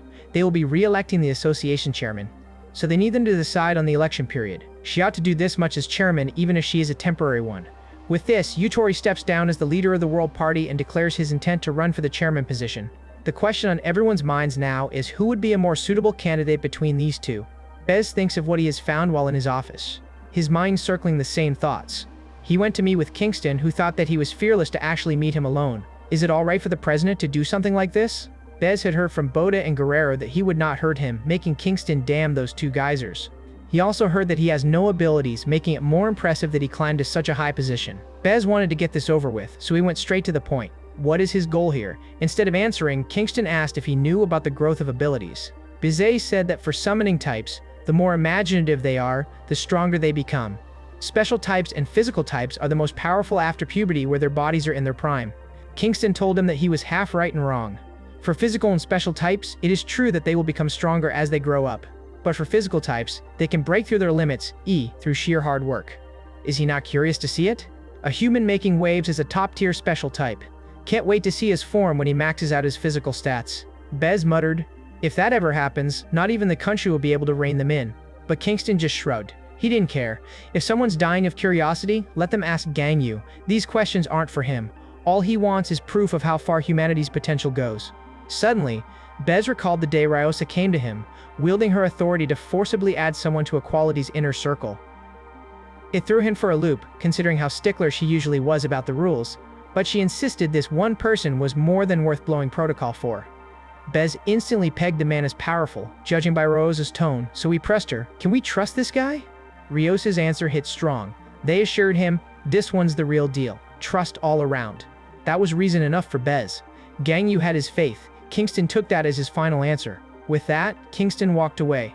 Trust or not, he was powerless to shift what was coming. Bez felt like he could finally kick back, until his secretary stormed in, breathless. The Hero Association wanted new leadership. An election for the next chairman. Yutori just threw his name in the hat for chairman too. Bez nearly laughed. Guess taking it easy was never written in his stars. He made good on his promise to Kingston, sharing his plans only with the top brass at government meetings. That intel was strictly classified, and only the government's set ground rules would guide the Hero Association's big election. Candidates get a fast 3-day sign-up window, then brace for 2 full weeks of heated public debates. This time, the new chairman is decided by the people, a straight-up popular vote. But the chair has only one shot, 4 years running max, and their run ends the second the chaos at Raculus prison settles. Used to be, anyone worldwide could step up, but chaos ruled. Now, only those backed by area rep heroes make the cut. As registration opened, both Utroy and Lipus came forward to claim their candidacy. Mute stepped up to the spotlight. As the special type host of this showdown, Mute handed the candidates their shot to speak to every hero watching. First up, Yurity, calls it like he sees it. Tells everyone, just look at all these faces staring back. Because of their so-called ideals, these monsters were unleashed back into the world wide open. Seriously, what do they plan next? Let them go again? Lock them up, just for yet another breakout? He has faith they aren't as brainless as the rest think.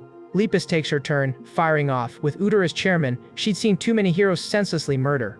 Countless innocent lives lost to heroes' hands, probably overtaking the death toll left by villains themselves. She's perfectly aware things are spiraling out of control. An unhinged woman obsessed with fixing humanity's genes stands ready to plunge the world into chaos. But honestly, Yutori isn't any different. He and others like him decide whose lives are worth more, forcing the minority to take the fall for what they call the greater good. No one's legacy outranks another's. That's the hard lesson Ryosa championed, and it's being forgotten as both sides try to split the loyalties of the masses. Both tore across the globe in their crusade, snatching up heroes to pledge allegiance to their causes. The heroes that threw their weight behind Yutori are in from North America. Anguna Supti and Ajit Leo represents India. Europe's chosen, Lepus, rallied her own loyalists. From distant Oceania pocket, holding the line for China, Mianji. Karfagar answered from the Middle East. Hassan from South America stepped up too. Africa wasn't missing out. Ultrago answered the call. After locking in support, they clashed in brutal debates, week after week, locked in a slugfest until the very last registration day. Come registration's end, Mute officially declared the slate closed. But just as the final debate was about to heat up, a bizarre twist captured everyone's focus. Some mysterious newcomer filed for candidacy. She walked right up, calm as ever, facing the heroes. Her name? Medius. Occupation? High schooler. Lipus froze, unable to process what was happening, while Yutori boiled with barely concealed irritation. Yutori internally raged. What sort of setup is this? Did these fools honestly think they'd vote some student into the presidency? Besides, you can't run unless an area hero backs you. But when Harfagar confirmed his support, jaws hit the floor. He'd backed Lipus, hadn't he? Yet Harfagar didn't hesitate. He'd swap sides. Medius was his new bet. And there it was. Candidate 1, Lipus, Candidate 2, Yutori, and Candidate 3, Medius. Each name inked on the roster. Back in his office, Yutori fumed hearing all the chatter about that middle school kid, but his secretary, she wasn't surprised at all. Everyone's buzzing about her. Still, it's a mess. The public slams Karfagar and that student, thinking the whole show's become a mockery. Yutori presses for intel. Has she dug deeper? The answer, Medius is just a run-of-the-mill teenager, nothing special showing up in her history. He's suspicious. Could she have some rare ability? The secretary hasn't checked. Still, she can't shake the hunch. Yeah, there's probably something under the surface. Inside Karfagar's office, Lipus grills him about his decision, but there's no pushback, not really. Karfagar promises straight answers. Lipus wants to know if he's had much history with her, warning that this isn't a call he can make with just a gut feeling. Karfagar's reply is blunt. They met for the first time today. He came back to handle work, and there she was, making herself at home in his chair.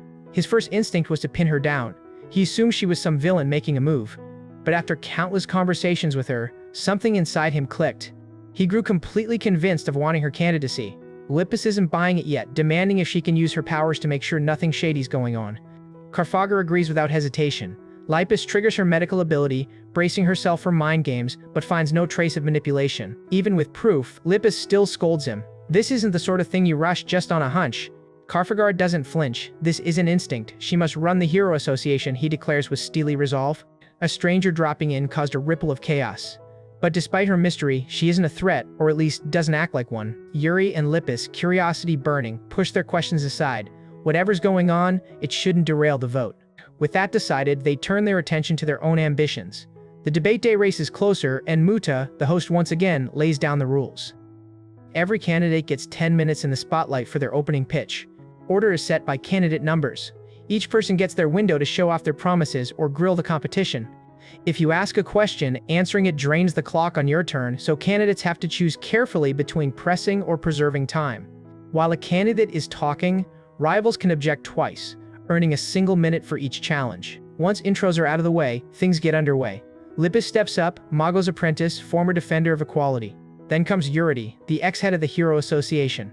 Last is Medius. She just gives her name and nothing else. Lippis takes the lead, diving right in. She recalls the chaos of wars that scarred them all. Ever since abilities exploded onto the scene centuries back, cycles of war and unsteady peace have shaken the world right up to the rise of a true global government. Then the Hero Association changed the game, tearing up the landscape. Power users locked in brutal combat, labeled heroes and villains. Chaos ran wild as their fragile society crumbled. But with Ryosa and others fighting for order, the pillars finally held. Society started to function better than ever before. Yuder's reign still haunts them. Heroes back then were reckless, defying the law, twisting their duties, and using the job as an excuse to hunt not just villains, but the innocent too. If Yuri snags the win, history's just gonna cycle right back. Everything they sweated to build will rot away in his grasp. Yuri shoots back, demanding a minute to make his case. Society's in shambles already, he snaps. Why are they blind to the chaos around them? Yuri is baffled. He's pegged a butcher while he chokes back tears at what must be done. All while these people toss the whole society to defend criminals. How is that justice? True reform demands sacrifice, and Yuri will do what it takes. Every last trace of crime wiped out, no hesitation. If only they'd cracked down sooner, the tragedy everyone's haunted by could have been avoided. Lippis cuts him off with the demand, take his hand off the clock now. His minute felt drawn out for ages. Uriel throws her a knowing smile and plays dumb, but Lippis isn't listening. She's itching for a showdown. Mute silences her with a snap, warning she gets to speak only when her rival's time is done, and tells Yuder to hold back on using his power. It's all on the line. These two shapes represent so much in this election. The stage is theirs to reveal who they really are. So Lippis and Yuri go right for the throat, shouting over each other to leave scars, not promises. Attack after attack, no pledges in sight. But when it comes to making people remember, one of them clearly dominates. Yu can't hide his confusion. He scoffs at her. She can't bring herself to end villains. How does she plan to fix things? Is she about to claim she's stronger than Rauza? Lippis was doomed facing Yuder. He knew the public only ever saw her as Mago's little understudy. She looked so fragile, a helpless rabbit cornered. With an opportunity like this, if he can seize control, this whole battle swings his way. Uder's set to conquer, but now it's Medius' moment to speak. She reminds everyone that Yuri took a tucked-away Hero League and turned it global. His ambition and quick calls are unmatched. Lippis fights on with Ryosa's ideals, toughening up their organization in the process. That's why Medius will fuse both their strengths and settle this crisis once and for all. But before she makes her vow, Utori stomps in. This is no place for a kid, he scoffs. She should head back to her studies, or is she even failing at that? Mute cuts him off, his turn's over, but Medius wants him to go on. Yuri presses, what do you want to say? So Medius reveals her cards. She's an ability user after all. Ryosa built the Ability Academy as chair, so obviously no one here knows what special talent she's hiding. Ori tosses the challenge. If it's so impressive, let's see it. But Medius refuses, he's got no right to know. Still, Uri stands firm, convinced she has something to prove. If she really wants that throne, she better back it up with real skills. Medius knows. If that's the case, it's best to settle things now with a fight. The last thing to settle? The venue. The crowd watching the debate is floored by this move, but Medius ups the ante and demands an all-out ability fight, MMA style. Pauses, lost in thought. He did not expect this at all. Despite all the bravado he shows, this demand makes him truly hesitate. It's Yuder's own trick-shaping reputations with words that's boxed him in now. If he agrees to this match, after treating her like a child, what does that make him? A guy who fights kids. And if a heavyweight like him steps into the ring, he puts himself on her level, a total blow to his status. If he wins, people will shrug. If he loses, his reputation's in the gutter for good. But coward out now, and the label is even worse, scared of kids and pathetic. That's exactly how people will see him. Yu shifts gears, using his power to speed up his mind, frantically piecing together possible moves. Yet before anything else, there's one thing he desperately needs to know: her ability. Where's her confidence even coming from? What kind of ability backs it up? Meanwhile, deep in a forest, Kingston eyes the clouds, turning to Gan Yu and asks if he's noticed how off things have been lately. Gan Yu's confused, so Kingston says it seems like events keep looping. It all feels like deja vu. But Gan Yu just shrugs. This is all there is for him. But for how much longer does he have to play along? Kingston just can't shake this off. Maybe he's just losing it, but something's definitely wrong. On the debate stage, Medius demands a real answer from Yutori. Yutori fires back, saying she's letting her emotions guide her, just like any kid would. Why would she even throw down a challenge like that mid-debate? This isn't just another playground, and it's not some make-believe dollhouse. Medius stands firm, driving the point. She's dead serious, and he himself said a chairperson's biggest strength is, well, their actual strength. When he slammed Lepus, he said she was weaker than Rosa, unreliable just because of that. All this happened back when he was chairman. He made heroes brawl to give them ranks, so now it's time to find out which tier they're really in and settle on a venue. Uri regrets having toyed around with this snake as she's quite venomous, and unlike him, she has nothing to lose. Yuri agrees that her words make sense, but before he can say any more, Mute uses her ability as Medius decided to not give him any more time. Yuri is quite mad. This kid just cut him off after she almost heard the answer she wanted. Just what ability does she have to make her so confident? Yuri believes that it's time to gamble. He will use his fastest attack to test her out. But before he can, he stares deep into Medius' eyes and sees something that shocks him. Since she only has a few minutes to speak, she decides to make an impression. After numerous wars, their society has become like a tangled knot. As they have problems they can no longer fix. The person who cut this unreasonable knot apart was Yuri. However, he did not pick up the severed pieces and continued to cut and cut. That is how the normal rope, which had done nothing wrong, got destroyed. Ryosa was the one who received that rope and tried to put it back together. But even her knot had rotten parts which are causing the problems of today. However, even if she will maintain its current state, she doesn't want it to be cut up in two like before. She will carefully dissect the normal rope without breaking it and put it back together. This is not the time for extreme measures. They need to find the center and move forward in a balanced way. If she becomes the association chairman, she vows to request the government give heroes the right to perform executions, and the heroes who will have this privilege will undergo a strict inspection first. She promises to exercise caution and deliberation in determining the villains that are to be executed. Naturally, the death row inmates of the Alpha world will be killed on sight. That is everything. With that, the first round of debates came to an end. So now everyone is wondering who will be the most suitable hero association leader. With the first round ended, the approval rates of everyone came in. Lepus has an 8% approval rate. Yuri has 35%, and Medius has a quite large 57%. On top of everything, some of the heroes who once backed Lepus have now crossed over to rally behind Medius. Here's who jumped ship: Manganji from China and Hassan from South America. With the dust still settling, Lepus grabbed the Medius spotlight and dropped a bomb. She'd been listening carefully to all of Medius' points. But after burning all her time clashing with Yuri, Lepus had no moments left for a comeback. She's nothing but a high schooler, raw and inexperienced. How can she hold judgment over life and death? She's every bit as risky as Yuri, possibly just as catastrophic if she gets that vote. She dropped some biting words for Medius, then reached out to the former allies who bailed, wondering what they seriously wanted. Lepus could see straight through their motives. She pressed them for answers. Hassan just shrugged, said he followed his instincts. That's all he ever really needs. Lepus had never expected depth from him, but seeing Mianji switch sides, that actually shocked her. If her teacher Yuji ever found out about this, his heart would probably break. Manganji flashes back to her old mentor, the one who said life was a tangled mess. What's once ordinary can become unforgivable, while mistakes might turn righteous. In his younger days, he eliminated loads of villains, believing it was the only just option. But crossing paths with Ryosa rewrote his thinking, though he's still not sure he's right now either. That's why he always hammered home, in his twisted world, there are no flawless solutions. All she can do is give it everything, whatever the crisis. Tuning into the debate, she decides, Medius is definitely the better fit for the chairman's chair. Carfigure steps up and warns her point blank, they're not budging on this stance. That's why, for now, their wish is to steer clear of her until the heat of the elections cools. When the first debate round ended, everyone in the press locked on Medius. Suddenly, the headlines were all about her. School days, complicated home, her face-offs with people in charge, everything. But, above all the chatter, there was one burning question everyone obsessed over. What is her true power? Uri gets a hunch, but keeps digging, analyzing every pause in their verbal spar. It takes ages, but he finally cracks it. He's unraveled her secret ability. At Sinca's lair, Kanas and Gato can't shake off this weird sense of deja vu, and Sinca herself feels it too.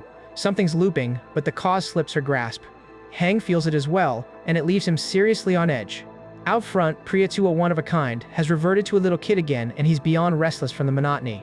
His whole existence runs on a clock, just 1 week, then it's all wiped clean, and he starts right back at the beginning. Now he's this fired-up, drained teenager, all charged up with nowhere to go.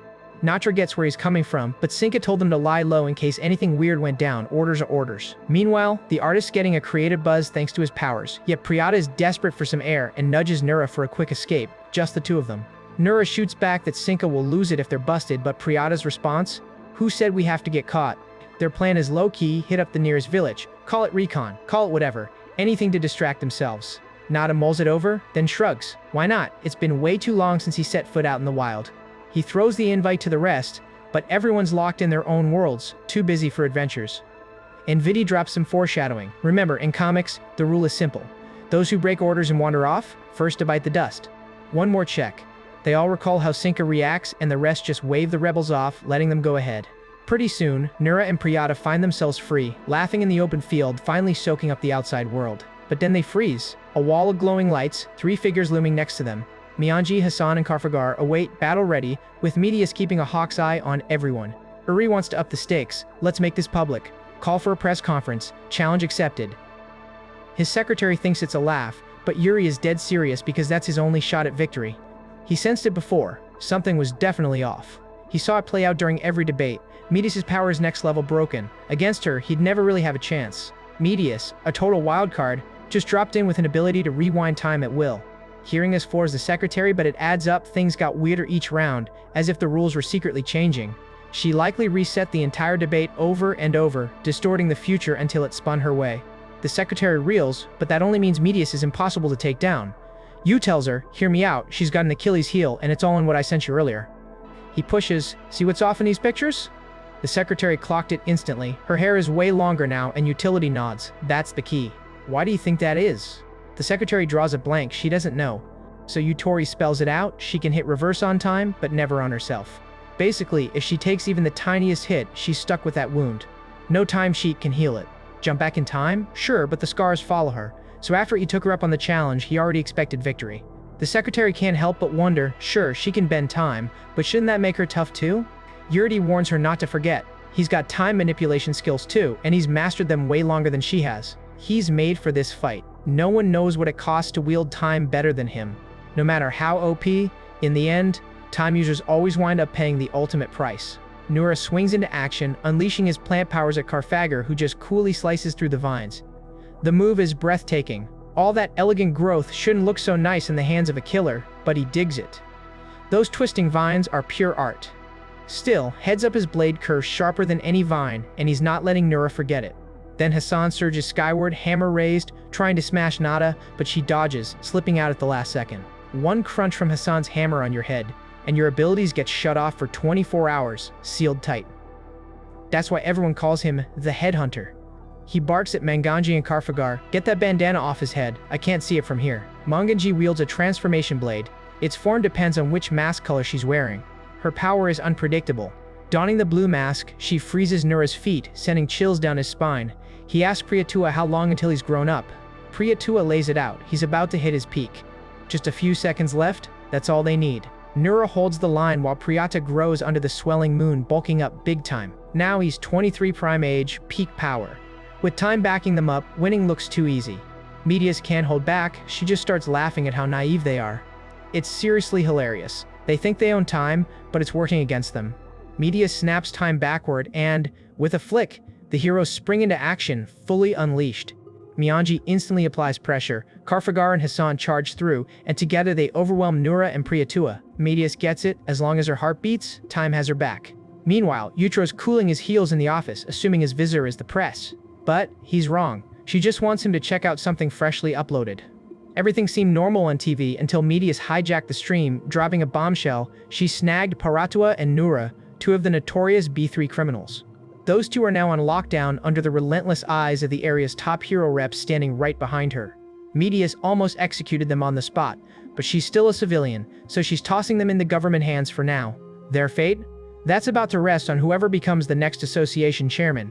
And about her upcoming showdown with Yuri, the date will be set once her urgent business wraps up. From here on, her team's got a single mission, tracking down every last villain, not getting tangled up fighting hero versus hero. Medius trusts Yuri knows the score. Broadcast cut. Meanwhile, the secretary lets him know she also asked for a private meeting. The big question, what will Yuri do now? He's got no other option time to let her in. But seriously, what's Medius after this time? Did she just time rewind her way here too? She doesn't even flinch when he points it out. Uter lays it out, figuring it out wasn't hard. I use time abilities too. Medius drops the truth. She can't rewind time for herself. Uter isn't shocked.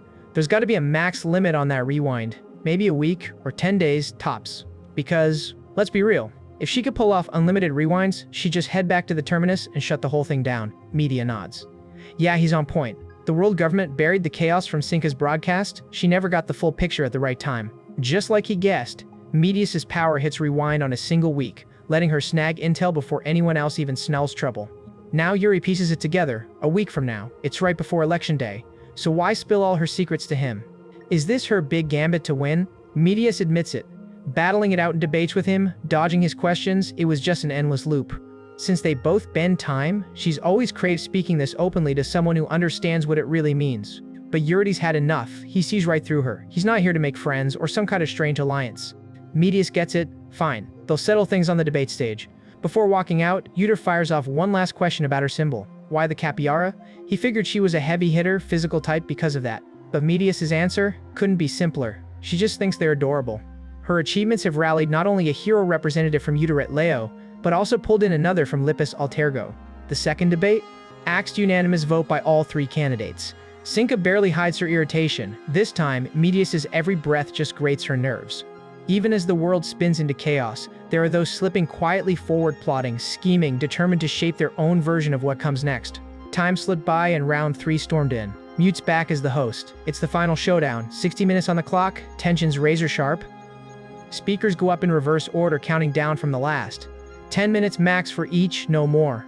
This time, they're allowed to fire 3 objections. Spend all the minutes, and boom, the debate's over. Mute opens the floor and waves them in. Lippus walks in, focus burning in his eyes. Uter? He looks like nothing could bore him more. But Medius, the world rocks as she steps in, her presence shouting she's changed. Before they start, Mute checks if this really is Medius. Medius nods, yeah, it's her, and she just wants the action to begin. With confirmation, Mute hits start. The debate is on. Medius wastes no time, she drops the bomb, she can rewind time. But there's a twist, she's trapped by the same rule, can't rewind herself either. So, to prep for this very round, she kept rolling time back over and over, collecting everything she could. Now she owns the truth, knows exactly where their enemies and their hideout are. If she wins, she'll unleash it all in a counterstrike on Alpha World's base. If it means a safe tomorrow for everyone, she'll burn every last second she has to pull off this mission. That's her verdict. Utri's up next and stuns everyone by instantly stepping down, pledging all support to Medius. Earlier, he'd called her out. He knew she already held all the answers, so there was no point dragging it out. Her constant rewinds? To him, it felt like reliving his morning coffee thousands of times. Seriously, how many resets has she stacked up? Media once promised he'd discover the count by today, but Utri had already decided she alone could fix everything. He told Media straight up he's quitting and backing her, a guarantee for victory, since Lepus's support is all but non-existent. And Medius could already read he wanted something. Utri confirms it without a word wasted. No surprise here, she knows the chairman gig ends the second this crisis is over. So his one demand she'd step aside, not run for re-election next term. To his shock, Medius nods. No hesitation, she's in. Really, she's got zero reason to refuse. Deal done, Uter leaves her a veteran's warning. Don't get cocky, thinking time's her toy. Controlling time doesn't mean it's in her pocket. She'll learn soon time always balances the scale, even for her. Suddenly, Lepus lashes out at Yuri, grilling him over why he bothered joining just to back out. Yuri snaps, tossing out that he can say whatever he wants. It's still his stage, his words. Lepus shoots back, wondering why it matters after stepping down, but Uter cuts in, reminding everyone her withdrawal isn't finalized. He demands Mute to shut the rabbit up. It's supposed to be his time. Lepus just screams louder, insisting she has every right to protest and she's not abusing her chance to talk. Yuri's patience snaps. Fine, she can yammer as much as she likes. He begs Mute to mute him completely. He doesn't even want to listen anymore. Enough is enough. Lepus scoffs at him, calling him a greedy pig and telling him to get lost if he's so bothered. Yuri shrugs. It's not greed. If he were greedy, he wouldn't have dropped out anyway. That's when Medius steps up, saying she might take off too. She's got more pressing stuff, like digging up extra intel.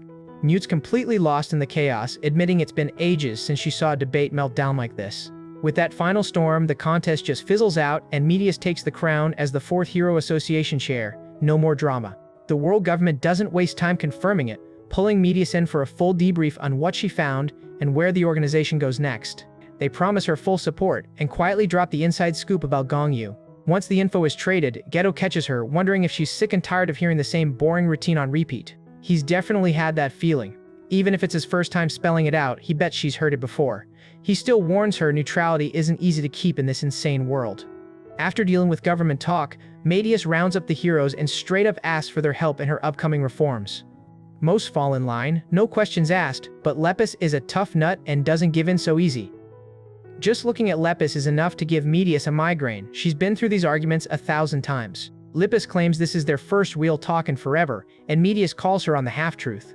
There's no way a powerhouse like her missed the obvious odd feelings in the room. She doesn't plan on breaking down her resistance. Respect is respect, but she needs Lepus fighting at her side, hoping values will win her over. Little does she know, Lepus already made that choice. No need for convincing, it's already done. At headquarters later, Utori throws out some half-hearted congrats, but clocks that look, she doubts Medius got through to that hopeless rabbit.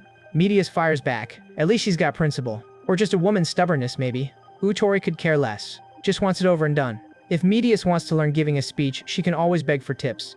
And with that, Medius gives her first huge speech. She gathers everyone to finalize who becomes the 3rd gen of Equality members before the next big move. She rattles off her choices, not waiting for a reaction. First on her list is Harfagar, then Mionji, after that Altergo, and lastly, Lepus. Guess who's taking the commander's seat? None but Utori, thrown for a total loop, absolutely not in on this scheme. With Medius dropping her equality picks, the heroes' nerves get frayed. This is not even close to what they envisioned. No one saw her naming Udari the boss. Then, just as jaws are dropping, she invites him for a little post-speech chat. Keeping their word, they disappear into a restricted room, anticipation burning. Yuit wastes no time. His suspicion was boiling. What have you really been hiding? Maybe this is it. But Medius spits facts. She isn't hiding a thing. If he bothered to just ask, he'd have gotten answers straight up. Yu snaps back, mocking her. He never intended on hitching his wagon to equality. Worse than fighting enemies? Working with people he barely tolerates. Pure exhaustion. Media throws her curveball, exactly why she wants him in charge.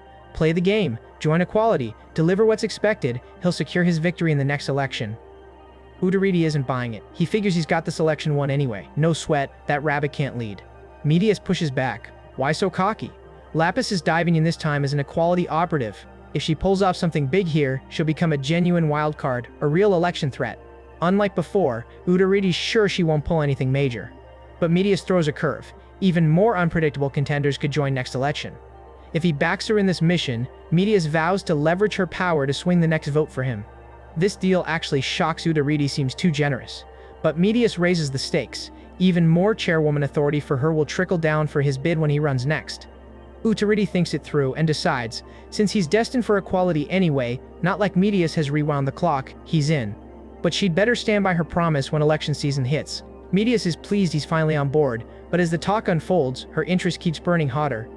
Utri wants answers. Why? She reveals. Every time the heroes meet her, their first worry is staying alive during the mission. But Utardi? Not once did he ask about living through it. Utaridi only sees one future chairman of the association. Death's not even worth a thought. Time for Medius to draw up the blueprints and wrap this mission up, so Utaridi can seize the chairman's title. With another rousing address, Medius laid out her case for her team picks and demanded the heroes' support. That's how Equality's third-generation crew was forged. Medius named their quest, Obliteration. The Hero Association was already moving in, so Sinca scattered even more invitations across the globe, upping the stakes instantly. Too bad for her. Medius was ahead of the game. She had already figured out who answered her invitations and stealthily sent heroes to intercept them. Most got taken down before they could even meet her. Unsurprisingly, not many people joined her cause, and it clearly ticked her off. Soon enough, a crowd gathered around her, buzzing about why they're stuck at third-floor rank. Terra and Sor, both powerhouses, stand out among them. Nudia steps up, a rare special, and Aquila too, blending in as another special type. Baruz, another brute force specialist, pipes up, wanting to know where Huang is. Sinca courses through every single question, staying sharp. She states it cold show results in this war, and your ranks might climb. Nail something big, and she could even toss in a reward. As for Huang, he's training on his own, so forget seeing him for now. Then, deep into the night, enormous fire spheres ignite the sky above Sinca's hideout, flooding everything with a fierce glow. This is all Mianji's handiwork, grinning ear to ear as she launches her power. Kindness warns Sinca about the incoming fireballs, but she's already caught the action herself. She hurls open a massive portal, aiming to wipe Mianji's attack from the sky. But then Carfager surges in unleashing arabesque. Her portal crumbles, the fireballs roar down unchecked. Udari's furious. If Lupus had dropped a meteor along with those fireballs, the devastation would have tripled. But Lupus refuses. She's told him over and over doing that would wreck everything and might hurt their side too. Eurydice couldn't care less.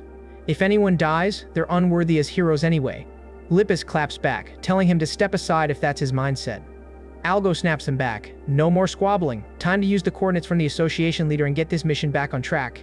Udarati nods and checks. Everyone's set and ready to move? Now's the moment to wipe out humanity's grime, the ones clinging on as a curse. Medius didn't just birth the new order. She also assembled a tactical council. There's Mute, Master of Security. She locks down sound with her ability, guaranteeing no outside ears anywhere near. Next is Proof. Medius' living shield against assassins, a one-person fortress on guard duty. And finally, Ethiopia, the engineering prodigy. As communications chief, he invents gear to spread orders in a flash. During their session, the council agrees without knowing where Sinca is heading. Their hands are tied. They can't do a thing. Mute can't figure out how an EMP fried Raculus. Ethiopia suspects an outside hand, but media only cares about hunting Sinca. Nothing else matters until that's done. They'll just use psychometry and unravel the truth in the aftermath. They've got one main priority right now. The mission comes first. Medius didn't burn through 2 years of her life for nothing. She set the whole thing up. Those 2 years were spent solo, lost in thought, eating, sleeping, just living and plotting. Every hour, every plan was intended to make sure all the heroes didn't end up dead.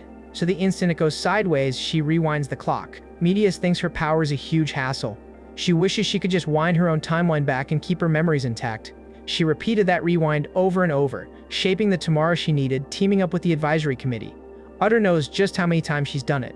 She's fixated on crafting a flawless future. Utter already pointed out, time never cheats for anyone.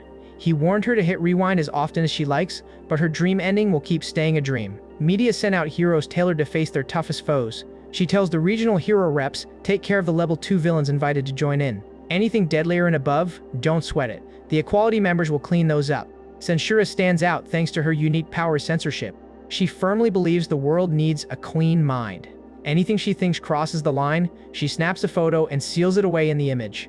That's why Censura can't help but yell at Lupus. Lupus's attitude is too much for her. Lupus gripes that Medius was supposed to assign advantageous matchups, but this combo, it's a disaster. She pulls a cutesy bunny hoodie stunt to try pacifying Censura, but nope, that's not cutting it. Lupus wants to know what standard she even uses, but the rules? They shift based on Censura's moods. Censura's convinced her look is just asking to be censored. What is up with those outfits, everywhere, all the time? Does she get a kick out of showing off? Lepus loses it and bashes Censura with a giant carrot. She's just living her best bunny life. She calls up Medius on the spot, demanding answers for this train wreck matchup.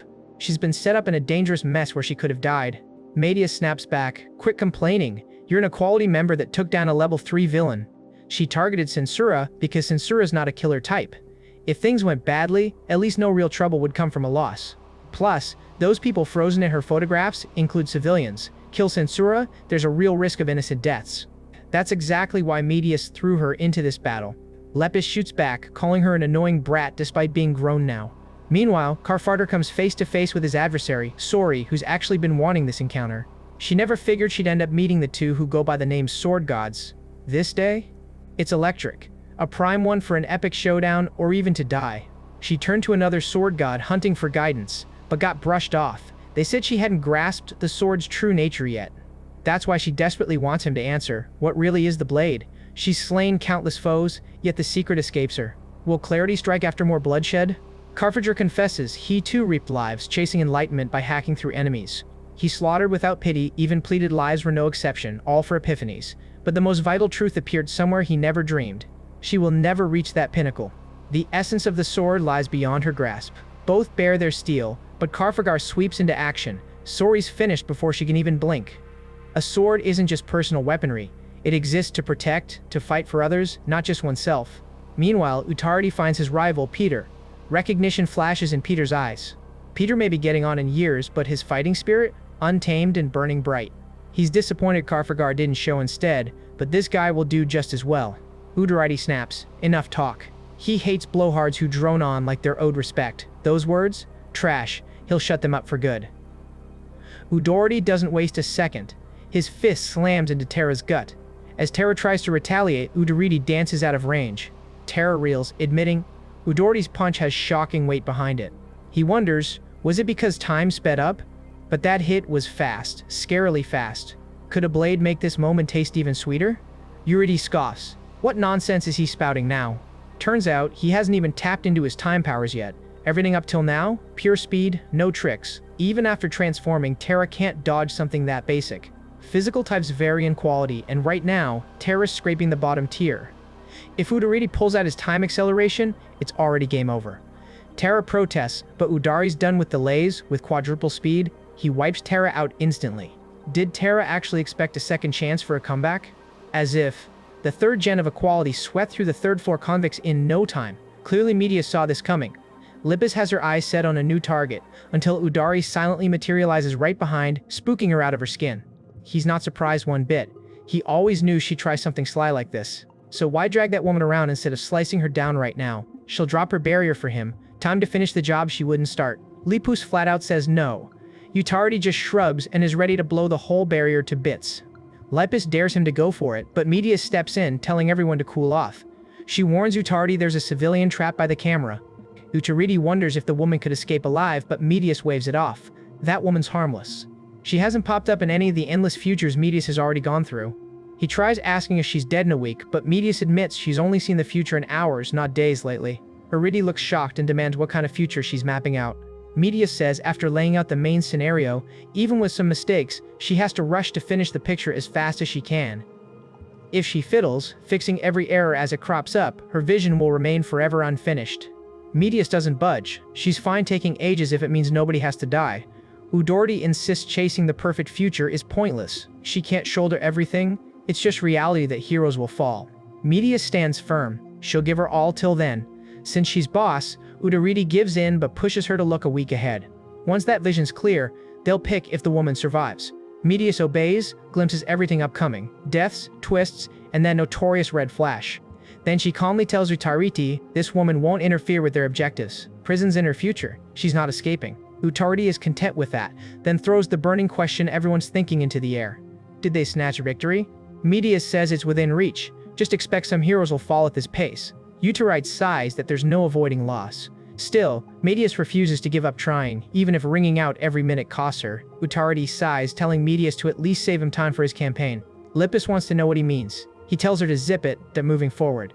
Pruff checks if they're actually gonna win, but all signs say yes, just gotta trim down those hero deaths. That settles it for the crew. But Medius catches something off.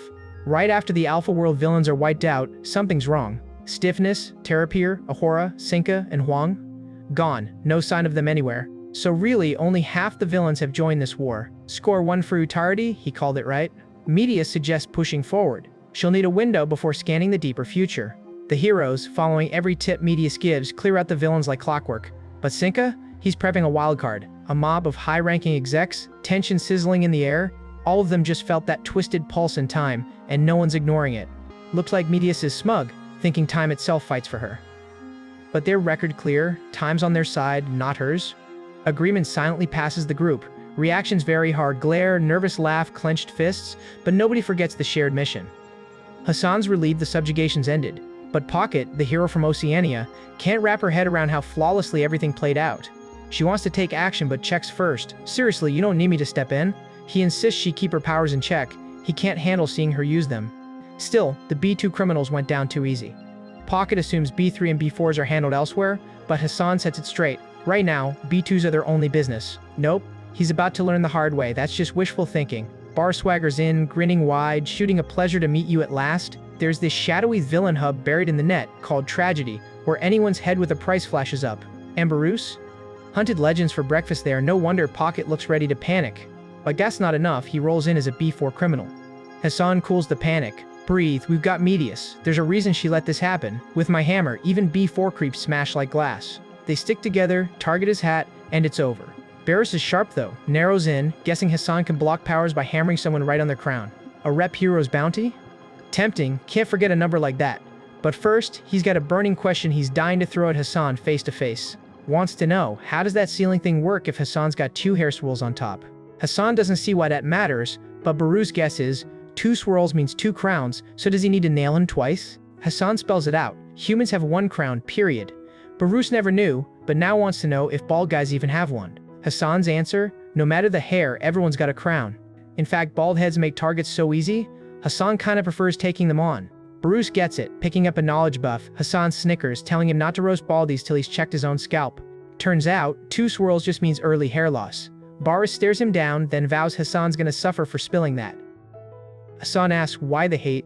Barus says Hassan dropped pointless info, unforgivable. Barus cedes, public humiliation's all the excuse he needs for payback. Hassan warns Pocket to gear up, and she transforms on the spot, grossing Hassan out like always. Pocket rocks the physical type power, her signature move, shifting into a kangaroo beast. Barus grins. Physical types are the most fun to throw down with. High up in the mountains, Kingston explains physical types to Gan Yu, pointing out how they're different from special or summoning types who focus their energy outside. Physical types work it on the inside. For these users, their power's almost set at birth, which makes some slack off and bail out for good. Bottom line, their vessel just isn't enough. With a small vessel, energy just spills out and it never stops leaking. But you can level up that vessel by training. Together, they'll smooth out their skills and Gan Yu will master his energy flow. And when someone can really control their power, they get downright dangerous. Even as physical types, they can channel energy right into objects. After a brutal shot, Barrows whips out his lasso and snags both heroes at once. Now they're trapped helpless. He's melded his energy straight into the rope. Caught like this, he has all the time in the world to peel their skin away. Out of nowhere, Gan Yu dives in and unleashes a destruction fist on him, shocking everyone on the spot. Kingston beams with pride. He's stoked to see Gan Yu improving so fast. All Gan Yu has to do now is tune into his own energy and move with it. Locking eyes, Kingston sizes up the opponent. He's the perfect sparring target for this lesson. He shoots Gan Yu in order, hit that guy by blending in special type techniques just as they drilled. Taking him out in one go is a flop. Gan Yu needs to combo 3 or more moves. Barus fumes. He can't believe he's stuck being the test dummy. Kingston drops down to watch, excitement gleaming as he waits to see what his apprentice will bring to the fight. The hero bounty site's name? Tragedy. Whenever the Hero Association dished out a tier, a bounty rolled out starting at tier 5 all the way down to 1, payout slightly shifting along the way.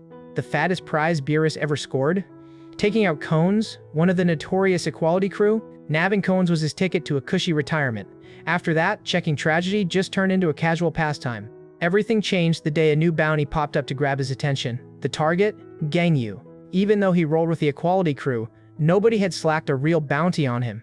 Curiosity got the better of him, so he hit up the site. They shrugged, saying he barely fought, so putting a price on his head was impossible. They tossed him an offer, uncover his actual strength, and they'd pay out big. But Boas didn't bite. He already had everything he wanted. Back then, he let things be. Still, after hearing about his win against Zhonghuan, his interest spiked. He needed to see the guy for himself. Now, he's left guessing, just how valuable has he become? He fires off 5 bullets lightning fast, but Gan Yu bats them away with his hands, slicing the distance with a savage Darkonva-style punch. Barus gets floated in the air by a fierce punch, then ragdolled by a barrage of hits. Now it's clear why his bounty was always a mystery. Just as Tragedy pointed out, no one could ever truly measure his price. Barus tanks a punishing blow that slams him to the ground, catching the other 2 completely off guard. They knew some secret training was happening, but Kingston as his mentor, they didn't see that coming. Both of them pleaded to become his disciples, but he brushed them off. Scram. He doesn't have time to nurse weaklings. Hassan regrets ever doubting Medius. That's why she let them join the chaos. She's on another level, Kingston muses. He used to think her ability rivaled Udorite's, and that rankled him. With skills like hers, she could shape destiny however she desired. Honestly, to him, the idea was yawningly dull. He wonders if he should just end her here and now. But then the old chairman's warning echoed, mess up, and Gan Yu gets pulled. He realized it wasn't a threat, just a simple request. That shocked Kingston. The world's top dog, bowing to someone else? Where did his pride go? But the chairman? He vowed to move for mankind, and that actually impressed Kingston. Fine, Kingston caved. He'd wait it out for now. If boredom set in, he'd take her out. Then Medius twisted time back months again, and Kingston launched his attack. But he saw it. Her powers couldn't veil the outcomes from him. Gangu wasn't tuned in enough to notice yet. Kingston just told him, focus on your training. What came next stunned Kingston. The future looked wilder than he ever anticipated. He gives props to Gan Yu, recognizing that his moves have leveled up. The thrill of a real fight is the secret sauce to serious growth, but he's not there yet. He still lacks the senses his mentor has. More battles are lined up for his training. Turns out, this is shaping up to be way more exciting than expected. Before long, Medius hears that Gan Yu took down Barus, which fires up hopes that the heroes might all survive. But Medius is still itching to roll back time. She's determined to solve this massive mystery one clue at a time. News travels fast. Gang Yu's alliance rocks everyone. Udariti thinks it's about time, and with that, Hang Shanwan is the only one left in their sights. Suddenly, Melody pops up, challenging him for acting like the others don't matter. Still, she says meeting the X-Association chairman is a treat. Udariti quickly corrects her with a smirk. He's not the former, he's the chair of the future. Manganji stands face to face with Ho and Zhou Yang. They're pumped to reconnect and vow to reunite her with her master. Lippis finds himself cornered by a Swede and Penyu, who nervously pleads for mercy. Lippis smiles, promising nobody's dying today. Altergo's fate collides with Vidi and the loyal maid. They tag him as number 4, and he bursts with annoyance. He'll remind them he's more than just a rank. Jin finally encounters Air. She's been itching to see him. As bladesmen, words are unnecessary. Their swords speak. Gan Yu's up against Connie's and Gateau, both stripped of their whips and ready to brawl. Kingston jumps in, telling them to hold off for some teacher-student real talk, but they're not eager to pause. Kingston shifts gears. His authority bites. He orders a slowdown, instructing Gan Yu to stretch out the duel. These two make stellar sparring partners. Gang Yu's been playing by the rules, but he's begging how long does he have to hold back? Can he take them out for real now? Kingston says no, the growth is obvious, but he's nowhere near finished yet. He needs to grasp something. Here, he's unbeaten, but only in this arena. It's a localized throne, and that's what Gang Yu doesn't get. Kingston tells him straight, you haven't felt it, not even in this place. If he wants to survive, he needs to step up and master his energy. Gang Yu's lost about what feeling he's supposed to get, but Kingston insists he'll figure it out soon enough. Kingston lets the group face off, then powers straight at Canis. This is a duel, no outside help. He tells her not to stress about her friend, he's not out to hurt him. But if she tries to interfere, both will die on the spot. If she takes down Gang Yu and triumphs, victory means freedom for them both. Gateau doesn't get what the goal even is. But Kingston isn't after trophies, he just wants to witness something before he dies, to see humans break their limits. He grants them the fight, but throws a command, Gang Yu's way, use every skill. Don't take her out fast, show him everything. That's his only shot at victory. Sinca gazes out, and Huang questions if Gang Yu is really here. She confirms it. He's relieved to finally cross paths after all this time. Most of the others sense it too. Both sides are convinced. Episode 2, Season 2, Part 1, no matter the odds, victory's theirs. But that tale's for another time. That time, it's here.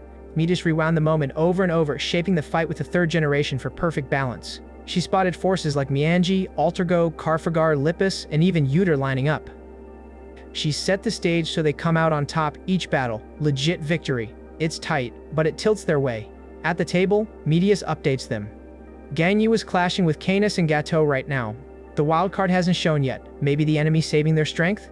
Medius thinks ahead and plans to spare the hero as much exhaustion as possible. She'll rewind further if needed.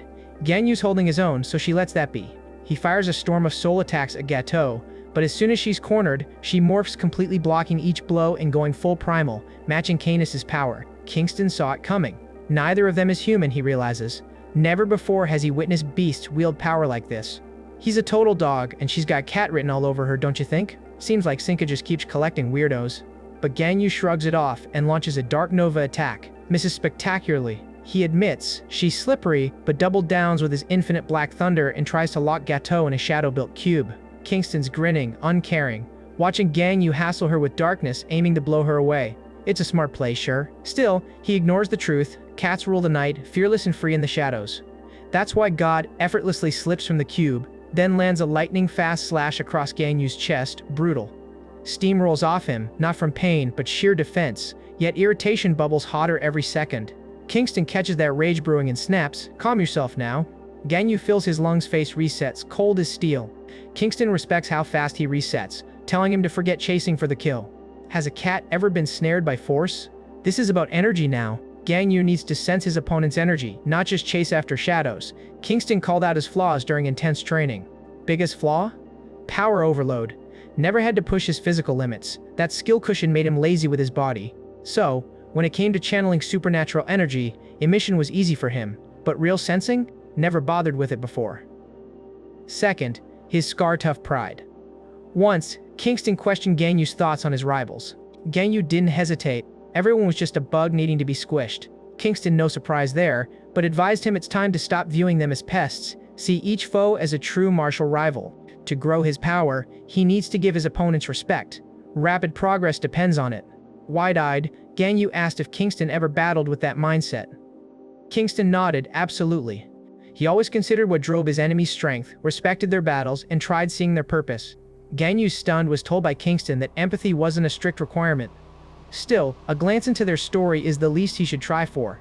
Even as he clashes with her, Gan Yu's mind races. Why should he understand anyone? Get in their shoes? What could he possibly figure out from this mess? No matter how he spins it, all of them are just scum who deserve to die. But then, a sudden thought cuts through the noise. There were innocent people, trapped in chaos through no fault of their own. And people who, after everything, found it in themselves to forgive even monsters. Tomoki, set for execution, even her. Tomi once remembered that as kids she'd come running whenever he got hurt, as if it was her own pain. How did it come to this? Suddenly he flashes back to the woman who pulled him into her crew, the one whose word inspired confidence in everyone. And now, with God rushing in, the truth smacks him. He sees through Kingston's eyes, reading everyone's fighting shapes. God feels the end creeping up too, unable to move as he lands a brutal blow and wipes out half her body like it's nothing. Kingston nods, impressed, while God strains to recover, trying her resurrection trick again, only for another crushing strike to rip through her, shutting it down entirely. Kingston actually gives him an applause. He's not just walking forward, he's making earth-shattering leaps ahead. From here on out, Kingston has nothing left to teach him. Gan Yu keeps hammering God while God's baffled, stuck in a death loop, unable to resurrect. Or maybe that's not entirely true. Realizing she's losing, God unleashes everything, burns up extra lives to obliterate their whole arena. Both drop to the ground, mostly unscathed. Gato shoots him a bewildered look. That blast just vaporized 3 of God's lives, only 5 now. In that split second, Gato senses the same fear radiating from Gan Yu that she once felt from Kingston, the top predator. She can't stop asking herself what could have changed him so much. Gan Yu orders Kingston to let Canis go, it's done for now. Kingston boots Canis clear like trash, and Gan Yu steps up to God. With relentless certainty, Gan Yu demands to know one thing before ending this. Why are they so obsessed with following that insane woman? God instantly fumes at the label, but Canis steps in, telling her to relax, and asks Gan Yu why he even cares so much. Gan Yu's face is unreadable. He says maybe you could call it a change in perspective. With his teeth clenched, Connor starts. Life as beastman came with powers he didn't ask for. Because he looked the way he did, the pack shunned him, cast him out. Humans picked him up later and put him through the nightmare, a living test subject for their sick experiments. Sinca was the one who swooped in to rescue them. She stepped out of a portal one night, drawn by the fire she caught flickering behind their eyes. Sinca made it clear she wasn't like regular humans. The rest were just accidents of evolution. They were meant for more, not some toy for failures to pick apart. If they dared to follow her out, they'd rebuild this shattered world together. That day, Sinca handed them a new shot at life. But now, he's bursting with a question. Even packed with insane power, why won't he take their side? Once, Gan Yu would have flown into a rage at Canis's jab and gone for blood right there. But the Gan Yu now just responds with an icy calm. Step 1. Their powers aren't in the genes. That's not how abilities show up. Killing off the powerless? That doesn't mean you'll magically get a world full of empowered children. Even the next generation might come out powerless. So what then? Start picking them off too? Tag those kids as freaks, just like they were once branded and shunned. Judging people for no powers is just running circles, same old poison. Excusing one cruelty by pointing at another only justifies the pain they suffered. Talk about a twisted cycle. And after everything, he's lost someone irreplaceable because of their actions. Connor shrugs it off. That was necessary. He insists every better world has its sacrifice. But Gan Yu spits right back. If that's legit, then all the agony they burn through counts as somebody else's stepping stone too. Think you buy that? The others choke, caught speechless. Kingston tells himself he's holding it together. For now, that's enough. The memory is crystal clear. Rage derails your game. He just worries about one thing. If he crosses paths with that brat again, can he actually keep it together? Gan Yu asks if the contradictions aren't driving him mad, and Canis comes clean. They can't deny them. The world's riddled with contradictions, always has been. That's why they're sticking with Sinca. Gan Yu nods. Fine, it begins now. Canis turns to Gato and hisses for her to watch for her chance and bolt. She needs to escape, find Sinca, no matter what. Before the words even leave his lips, Gan Yu crashes into him with a brutal punch. Several more follow, relentless and heavy. God moves to step in, but Gan Yu drags her into the hailstorm and starts erasing them completely. Kingston's floored. He can't help but admire it. Pure, raw brilliance in motion. If it's Gan Yu, if that really is him, maybe he's the one who can drag him back into feeling that thrill from their last battle. Yuri can't shake this weird tension, eyes locked on his watch like time itself is playing tricks. His rival is left baffled. Is he just gonna stand there? What's this obsession with the watch? Isn't this supposed to be a fight? Yuri shoots back, hold up, just wait, and call him the future association president. She's left puzzled. He's about to get wiped out here, so what's up with this whole future business? Yuri said quiet, eyes still locked on his watch. The dial spun round 30 times, maybe 40. The hand just ticked over again. His opponent is getting heated, just airing out frustrations when they could be clashing by now. Yuri keeps staring at the sky. Things are getting spicy now, right? His rival rises, unable to keep still. Alright, future association president it is, and she states she'll strike first. Yuri tells her to go wild. Her first move, isn't it obvious? It's the classic shaman snake with summoning magic. Suddenly, this clueless and cutesy foe sharpens up, demanding to know how he figured that out. Yuri just grins. As predicted, he's claiming that future president's seat. Melody is not your average summoner. Human sacrifices feed her creations, single-use spell totems built through dark ritual. These are the infamous covenants of Capacia. Known as the sun god's prophet, she fueled her own strength by offering up followers, until Ryosa locked her away in Raculus. When Ryosa stepped up as association president with psychometry on his side, every inmate's past and powers got exposed. So of course she's used to her abilities being an open secret. That's fine, but how did he predict the exact moment she'd attack? There's something outright dangerous about this guy. Answer, go all out from the jump. She brings out her entire arsenal, totems everywhere crowding the space. Her chant boosts their strength, words like spells on the wind. The totems stir, then summon Aini, the solar deity now entering in his fierce Titaya Titita form. Her eyes stream blood while the ritual rages. Ini gathers up divine might and unleashes a monstrous beam, frying anything in its path and sparing only Midi. She's poured everything she's got into this, but it's still not enough. Was this really not enough to finish him off? Her thoughts get cut off as she spots Utor, face down and utterly defeated on the ground. That actually shocks her. Deep down, even she wasn't ready for this result. Medius is stunned just the same, blindsided by this twist. Yuri has finally crashed on the battlefield. Everyone sees it for themselves. The signal is gone for real. Medius just stares in disbelief. How did she mess this up? She predicted the entire future. Maybe reality glitched, but this phenomenon has never played out before. Someone suggests cranking back time, saying they'll figure things out then. Medius obliges but is plagued by confusion about the sudden derailing. Time reverses. Utor finds himself back in that moment, gazing upward as Melody asks if he's really not going to fight. Everything slots into place. Just as he'd sensed, his suspicion was spot on. From a certain instant, Deja Vu flickered in and out of Utor's mind without relief. Maybe it's because he and Medius both fiddle with time, but his flashes of recall are all jagged pieces. The whole puzzle is a blur. But those raw, heated moments, clear as a bell. But is he truly helpless here? No way, that can't be it. Utor's solution, stare death itself in the eye, feel the deadliest sensation a human can muster? He snaps back to the main timeline, suddenly able to peek into Medius's rewind power, witnessing the countless futures she'd sidestepped. Medius is silent. She must be unhinged from what he pulled off, because time's flow is snapping out of her grip. Back in Medius's designed battlefield, at first, Utor is crushed by Melody, but as soon as Melody calls Ini, the tables turn, and by burning up much more time, Utor wins. He's not letting even this fierce opponent, especially one he's already read, chew up more time from his plan. He throws out a lightning-fast assault at 8-fold speed, already a step ahead, reading every trick she had coming. By syncing his time acceleration to hers, the force doubles up. Melody endures 1,000 lightning strikes in one go, shattering in a spray of blood raining down on Yuri. He basks in it, a dizzy, exhilarating thrill. Feels like even his own thoughts are racing at full throttle. Why settle for just future association president? At this pace, the ceiling is gone. His eyes flicker to his watch. A call should be coming his way any second now. In the coming days, that kid calculated the fight would wrap up around now. Right on cue, a call comes in. She asks if anything odd went down. The question seems different, but it's not what she really wanted to know. He's ready to dish out an answer, then rewind time all over again. Yu pushes back, demanding what sort of odd thing she's after. Just as expected, Medius resets everything, switching up the question to ask if he's heard it all. Yu mutters that the woman he fought is a way bigger headache at the end than she first appeared. She chewed up more of his time than he planned. So what's next? Medius mentions they'll keep eyes on things and link him up with a hero needing backup. After that, the call drops, and Utor fixes his gaze on Melody's undestroyed corpse this round. He cracks a smile. She's nagging if anything strange happened. Of course weird things happened. Not like he's gonna spill. Arrogant brat. From here, the tides are on his side, he'll wring every bit out of her power. Gan Yu chains up both Canis and Gato, shooting a question, where's their master? Hand over the answer, and he promises a swift, painless end. Canis scoffs through the agony. Pain is nothing new, he earned that badge in the lab countless times.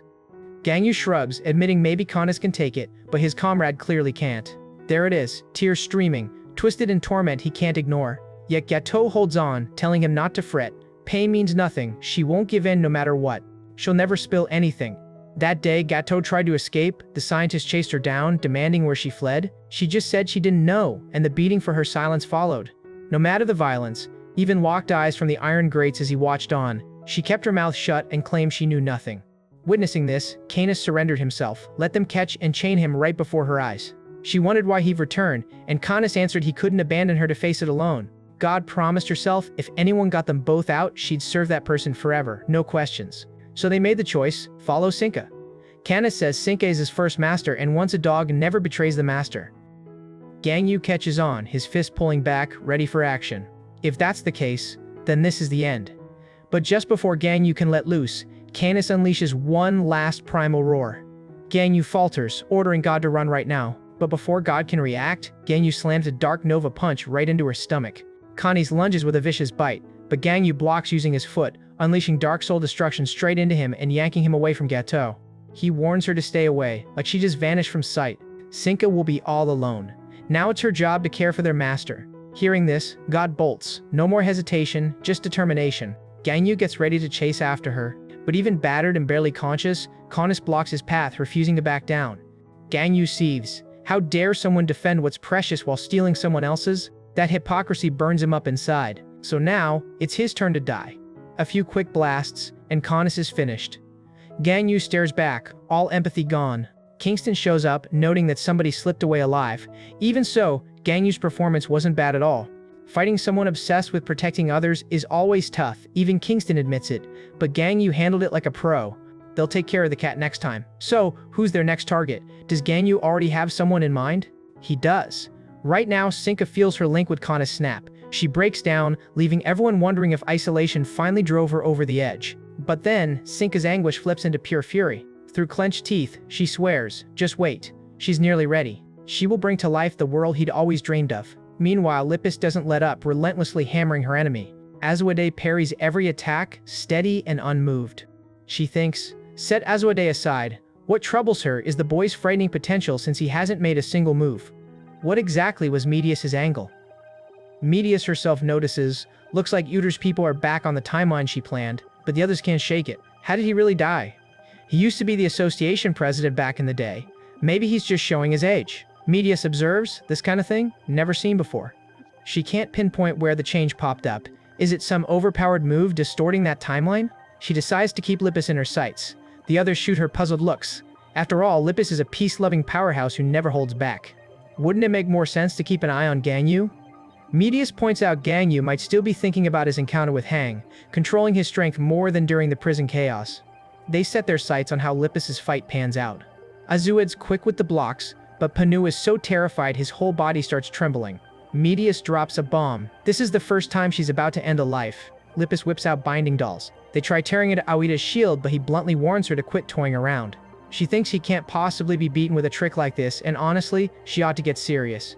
Turns out Lippis' attacks didn't aim to kill, not just because she's a pacifist, but mostly due to Pikenho's unique power. He's on another level. That's the kid who beckons death itself. What set him apart? Just seeing a dead rat would make him gag and nearly lose it. Terrified of death, through and through. What changed Pinu forever? The day of his grandmother's funeral. He was there, watching her cremation, his parents at his side. Seeing her bone-white remains, just ash it triggered something deep inside him. His mother worried. His father said it was time he learned how to deal with death. Third year in middle school isn't childhood anymore, is it? Honestly, that's one of the coldest lines ever. No wonder Penu ended up so scarred. Who could have imagined the grandma who doted on him would end up shoved inside an urn? Is that his fate once he's gone too? Shaken, gripped with fear, he awakened that night.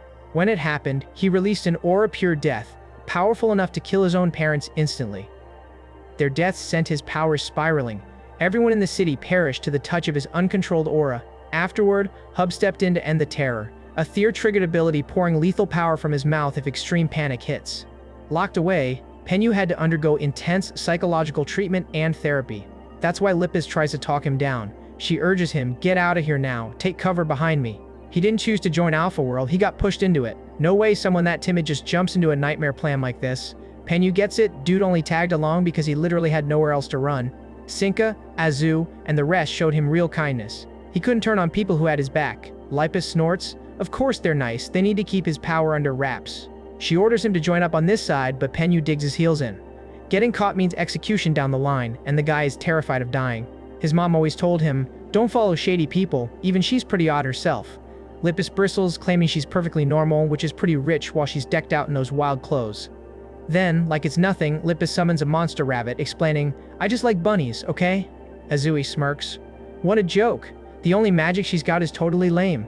Still, the magic power Azui's eyeing from Lippis? That meteor strike spell. If he grabs her, he can swipe whatever magic she used most recently. But if he finishes her off for good, then he gets to cherry pick any spell in the limits. So, Azui figures, to nab that meteor, get her to cast it somehow, or just take her out. Thinking about all this? It means sacrificing his own peace. He gives Pekanu a quick, guilty apology duty calls. Lippis has no clue, but inside that barrier, chaos is brewing. She just keeps smashing at it with her giant bunny. Then bang, the rabbit's ripped to pieces and Penyu loses it, going full berserk. Azuad's propped up by a shield. He lets slip that he stole magic from Midi, the type that summons illusion plants, dangerous hallucination stuff. Right now, what Penyu's seeing isn't what anyone else sees at all. Guess he's trapped in his greatest nightmare like he's standing in a valley of death. Lippis manages to keep a shield between herself and disaster, but she's sweating. What did Azua pull just now? The chaos isn't something you'd expect on the third basement floor. It's several levels higher. Honestly, it feels like 4th or even 5th floor carnage in here. She's freaking out. What now? How do you even fight this? Whenever she got stuck, what would her teacher have done? Her mind flashes back to that first meeting her teacher, summoned by her mom and basically forced to show Lippis how to summon magic because her mom demanded it. Lippis nicknamed him Beardy on the spot and pointed out he was cashing in on her family sponsorship, so teach her already. She wasn't making a request back then, that was her ordering Beardy to take her as an apprentice. After all, Lippis is the precious only daughter of the Rabbit Enterprise chairman, CEO of a global big league corp. Back in the day, it was called Clutter. But the chairman was so smitten with his kid, he renamed his empire Rabbit after one of Lippis's famous tantrums. She's always been rough and tumble, which is exactly why she used to speak so bluntly to Mago, but he just grinned and asked why she wanted to get strong. She confessed, all thanks to a recent anime, the heroes there looked downright legendary. Mago asked what creature Lippis planned to summon. Lippis, buzzing with eagerness, was about to show him, but her mom stepped in, insisting they move somewhere safer first. They stepped outside, and Mago tensed up, eyes wide, as Lippis called down a blazing meteor from the sky. Sure, the thing looked like a carrot, but that didn't change the fact a little kid should not be able to conjure something like that. Lippis held terrifying potential, and it was clear if she ever went astray, catastrophe would follow. He never planned to mentor anyone, yet he said yes to her, and Lippis cheered, grateful. Mago made one thing clear. Being an apprentice meant mastering manners too. Lippis swore, full of sass, I'll be the most polite human you've ever met. From that moment, Mago started teaching her countless summoning spells, but the meteor spell was off limits. Naturally, Lippis got restless, shooting Mago a glare whenever he reminded her to mind her manners, but Lapis had reached his limit. Manners or not, meteor stayed forbidden, that much was final. Mago told her straight, not now. You'll learn meteor when you're grown. Until then, she was banned from using meteor, no exceptions.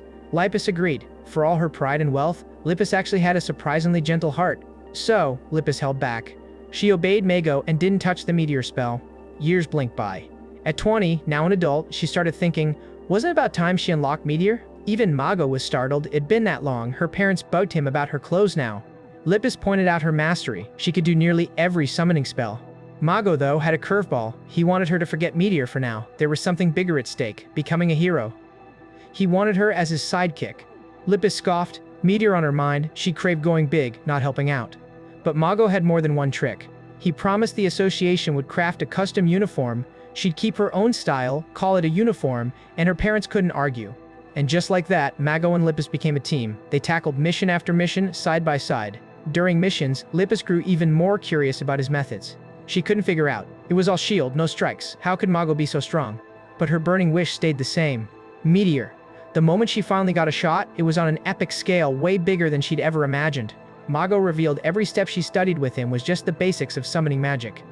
Combined with that blazing talent, her solid foundations turned her meteor into something legendary on the battlefield. Her skills even outshine his. This girl? She's the real deal. a prodigy who's only gonna get stronger than him down the line. But she better remember, huge power demands major responsibility. Yeah, heard that before, Spider-Man. He gave her his final praise trainings done. All he could do now was wish she'd rise as a true hero. She headed to Uter, who was president then. He pointed out that the normal way up started at the 5th tier, making everyone earn those rungs. But she's Mago's star pupil, so she got bumped straight up to tier 3. Fast-tracked, just like that. But not everyone's happy rumors swirl, so she'd have to take on this mission, crush it, and silence the haters. Her job?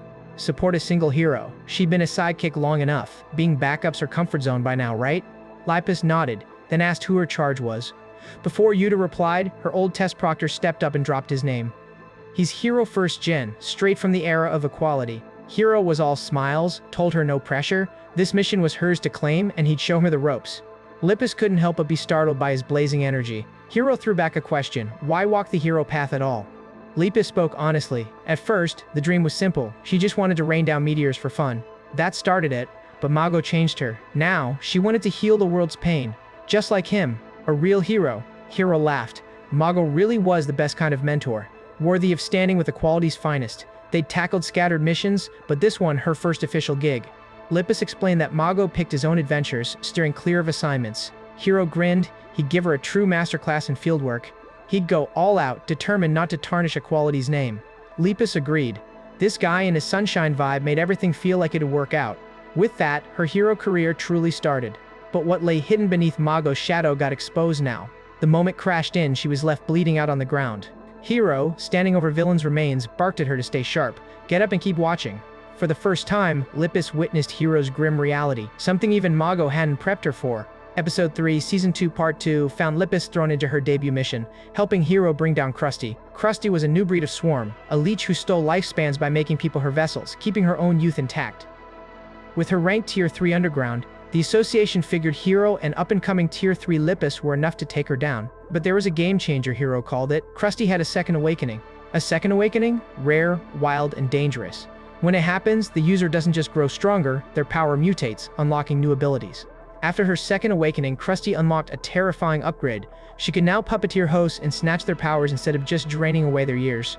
This twist made it seriously rough for Hero and Lipus, pushing their mission into chaos. Staring at yet another possessed victim, Hero realized it didn't matter how many they took down, endless hosts kept piling in. Lipus sighed, ready to give up. This isn't working at all. We need backup from the association, now. Hero muttered, unsure why a problem like this couldn't just be handled by the two of them. But Lipus wasn't done. 3 days, Hero. The hostages just keep multiplying, making the main body stronger every time. It's a vicious cycle. We need help now. Gather more heroes, split up. One team saves the captives, the other takes the fight straight to the monster.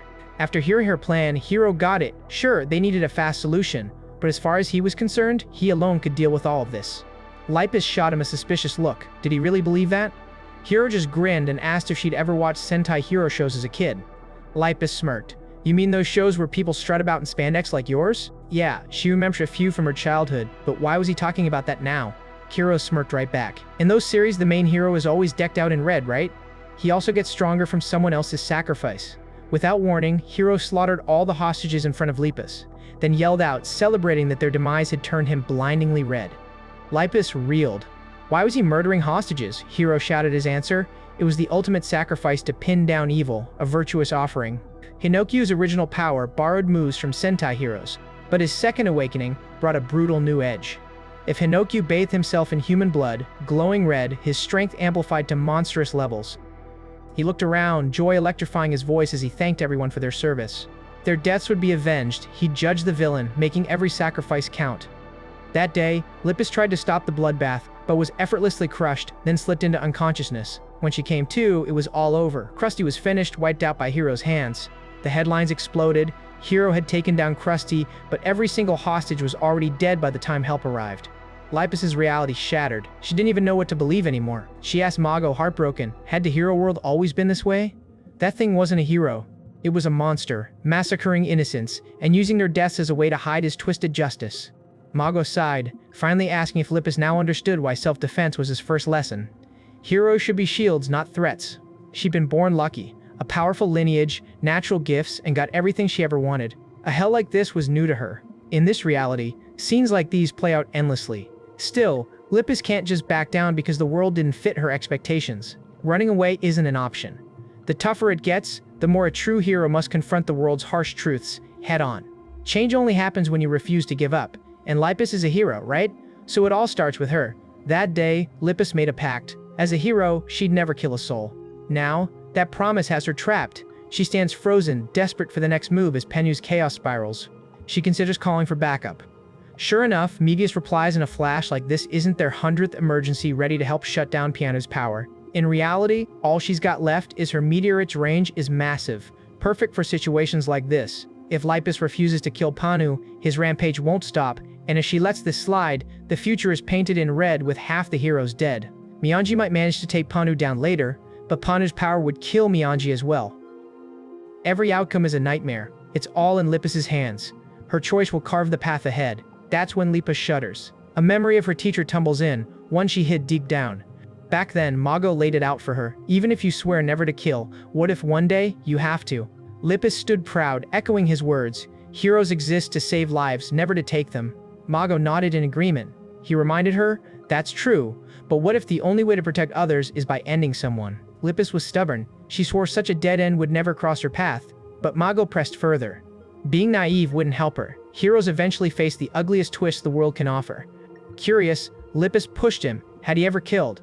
Mago dodged, simply asking if she was ready for that choice. She had to be ready. If not, someday the weight would shatter her beyond fixing. Watching from afar, Yurdi catches the moment as Lipus unleashes her meteor at last. He can't help but think, no matter how often he witnesses it, it's always breathtaking.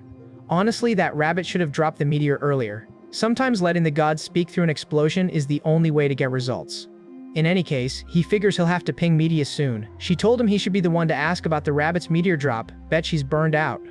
Elsewhere, Medius notices that Lipus took out Pianu, while a staff member asks if Lipus has contacted her. She hasn't. But after hearing that Uter checked in right after seeing the meteor, it's clear Lipus used it to stop Panu. Someone frets over Lipus's fate. Medius nods, reminding them, she's a hero after all. Looks like the showdown of the equality heroes is almost wrapped. One assistant checks, it was Mianji, Altirigo, and Carfagar in that sequence, wasn't it? Medius puts a lid on future secrets. She won't tell heroes outside the staff. If heroes hear what's ahead, they'll meddle and twist fate so wildly different timelines start colliding, a cosmic headache no one needs. Because of her short time to live, she's careful reveals nothing to heroes. By keeping future talk among the staff in a single timeline, she's slowly connecting the grand pieces of this epic scheme. Right now, Medius has time pushed right up to the Equality Heroes battle. Once that fight ends, she's got to draft what comes next. But there's trouble on her mind. Sinca is missing, and with him, several dangerous prisoners from the 4th and 5th floors haven't shown up either. Then there's Uter, he died once already, which wasn't supposed to happen. Is her control over time glitching out? Or could he be hiding an ability even she can't predict? She shakes that off, her time powers are unstoppable. Meanwhile, Lipus's meteor stirred up all kinds of feelings in everyone. Walking with Gungu, Kingston remembers, last time I saw magic this insane, I wasn't even grown. Azita, surveying the chaos where the meteor exploded, feels nothing but envy. Why couldn't he have talent like that? Why wouldn't God give it to him? If it were possible to steal that power, Azita could easily take the world for his own. Suddenly snapped from his jealousy, Azita watches as Lipus rises, hand lifted, her whole spirit burning with fierce resolve. She fires off a jagged surge of magic, pulsing with wrath. Weedy manages to block it, but it shows he's hurting just to hold the line. He's almost relieved. Now she's really bringing her all to the arena. Let's see it. Let her try shattering her master's ironclad defenses. Lipus barks, shut up! Then blasts her palm skyward, spinning out a flurry of glowing magic circles. A Swede is awestruck, glazed by countless carrot-shaped meteors raining down, a beastly beauty and total terror intertwined. Nearby, the old artist marvels, this is perfection. What a legendary day. He's struck with a tidal wave of creative sparks. Yet, he can't sketch a single thing, no talent for it whatsoever. He glances to number 4. Are you with me, or just gone for good? A maid clutching number 4's head comments on his weakness, though the artist deep down thinks it's her raw power on display. Weak or not, he's a quality, right? That woman must be something else, a true force to be reckoned with. The maid flushes bright red at the unexpected compliment. Altergo charges at her, but she slips away in a flash and effortlessly splits him down the middle with her axe. She thinks to herself, this guy's a pushover. Are these enemies really supposed to put up a challenge? The artist just laughs. Weak or not, their healing is insane. It's exactly what you'd expect from a Terapia clone. It's fascinating clones really do inherit those powers, although nothing hits as hard as the originals might. That's Altergo a Tapia copy. Terapia born with insane regeneration that won't let him die from anything? once had a wild thought. If he sliced himself clean in two and regenerated, what would happen? Since consciousness can't regrow, would one half just be an empty husk? And what if someone with memory abilities forced knowledge into it? Or maybe only the bigger half would come back to life? Pulled in by this mystery, he set out to find answers. The experiment was on. The trick, the part with the most mass gets priority, so he had to split it perfectly in the middle. He even slowed down the slice so both halves could fight to out-regenerate and push against each other.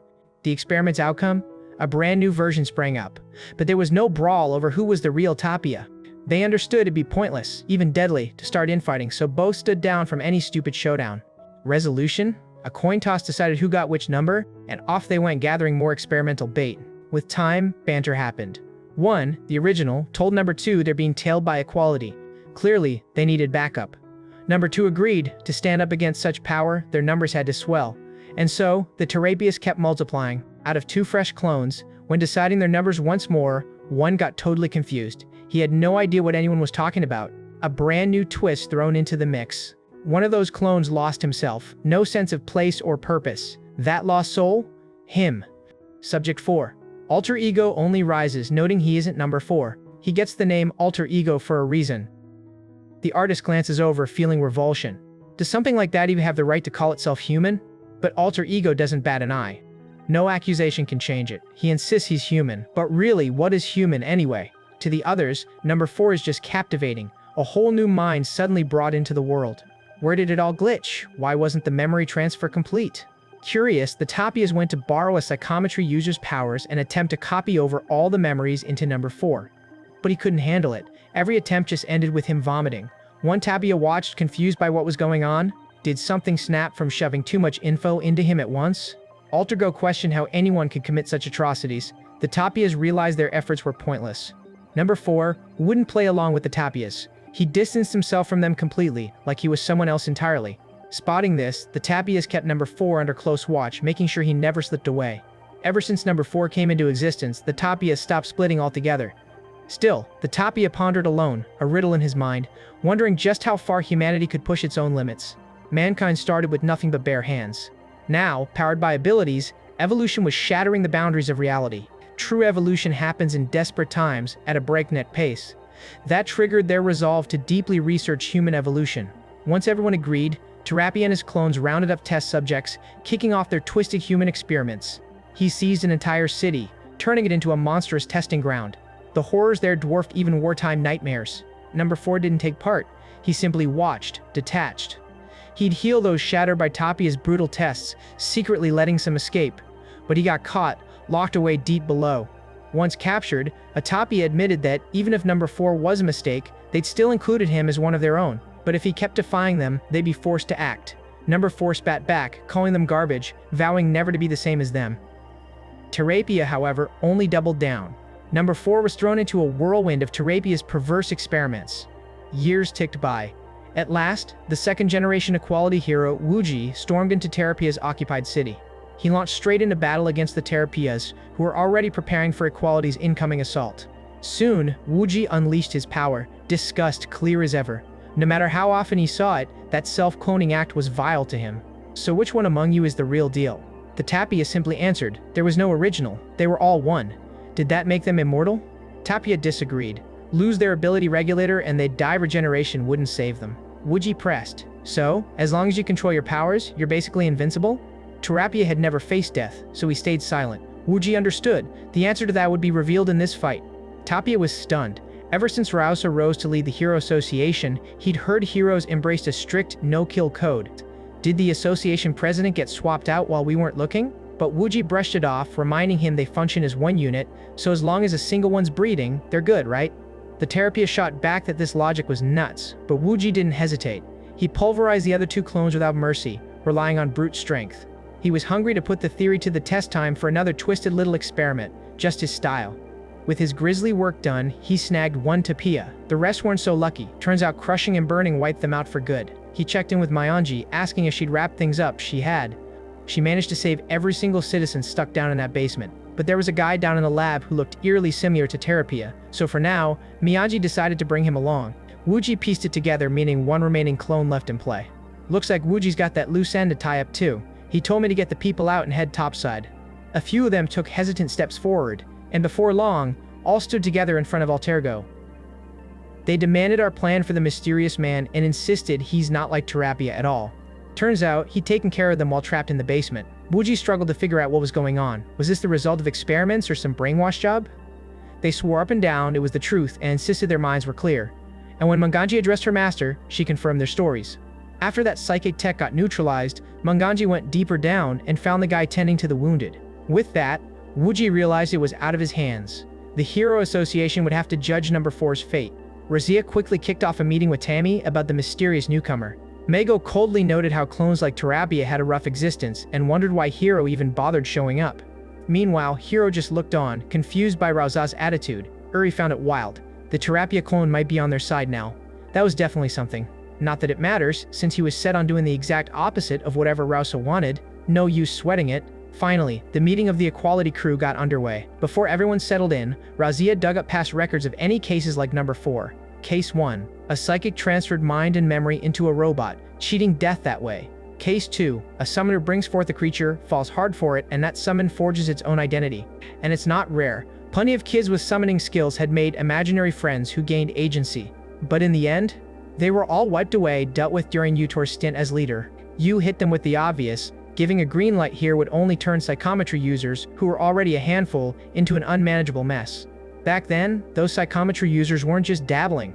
They were breaking the law, trafficking memories and erasing them for the right price, even me. But if robots with uploaded memories ever got recognized as human, criminal deals sneaking past the line of life and death would just keep spiraling. The clock's ticking. Humanity's only true equalizer can't become some twisted privilege. Mago couldn't help but smirk hearing him preach about fairness. On the whole summon issue, be it the first, second, or third scenarios, Mago's stance was clear. Without self-determined purpose, a summon with a fragment of ego was still miles away from a genuine human. That view makes summons nothing short of tragic. If we want to avoid this, kids need to grow up respecting what it means to be alive, what it really means to be human. So if this keeps cropping up, guide the next generation to set those summons free by choice, not with the hard hand like in Uter's era. Yuri rolled his eyes, saying sparring with brats over feelings was just pointless. People learn as they get older. Anyway, Rosé was listening and pressed for an opinion on case number 4. The question on the table, do they count him as human or not? Anyone here who says he qualifies as human? Tomi, Mego, and Hiro ended up in the human camp. And even though some might argue he's just Terapia's clone, he didn't side with Terapia. He turned his back on him. Didn't he betray him? If that's the case, wouldn't that mean he's choosing them over him? Uri shot the theory down, and Hiro instantly did a 180, agreeing that he was against it too. Yuri pushed away from the table, throwing down a heady question: what is human?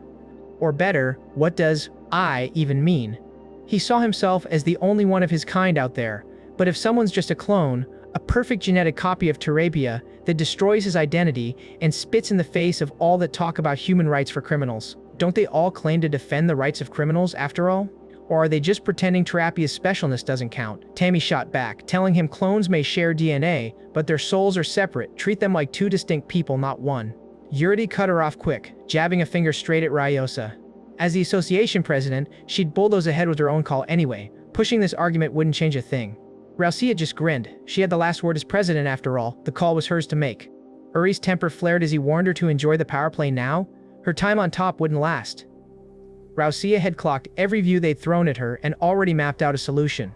Wuji broke in, saying he'd manage the Tapia case himself and would handle monitoring too. Of course, they could see through it. Her decision was set, so why make them spin their wheels? Rausia told him that she hadn't worn the association president badge for long yet. She just wanted his take on things before locking it in. And with that, the meeting wrapped up. But suddenly she dismissed the rest, telling them she needed a word with Utor, alone. After that, Utori couldn't help questioning what those two would even talk about. Rausia, not wasting a second, just cut straight to the core and demanded to know if he always thought his ideology was right.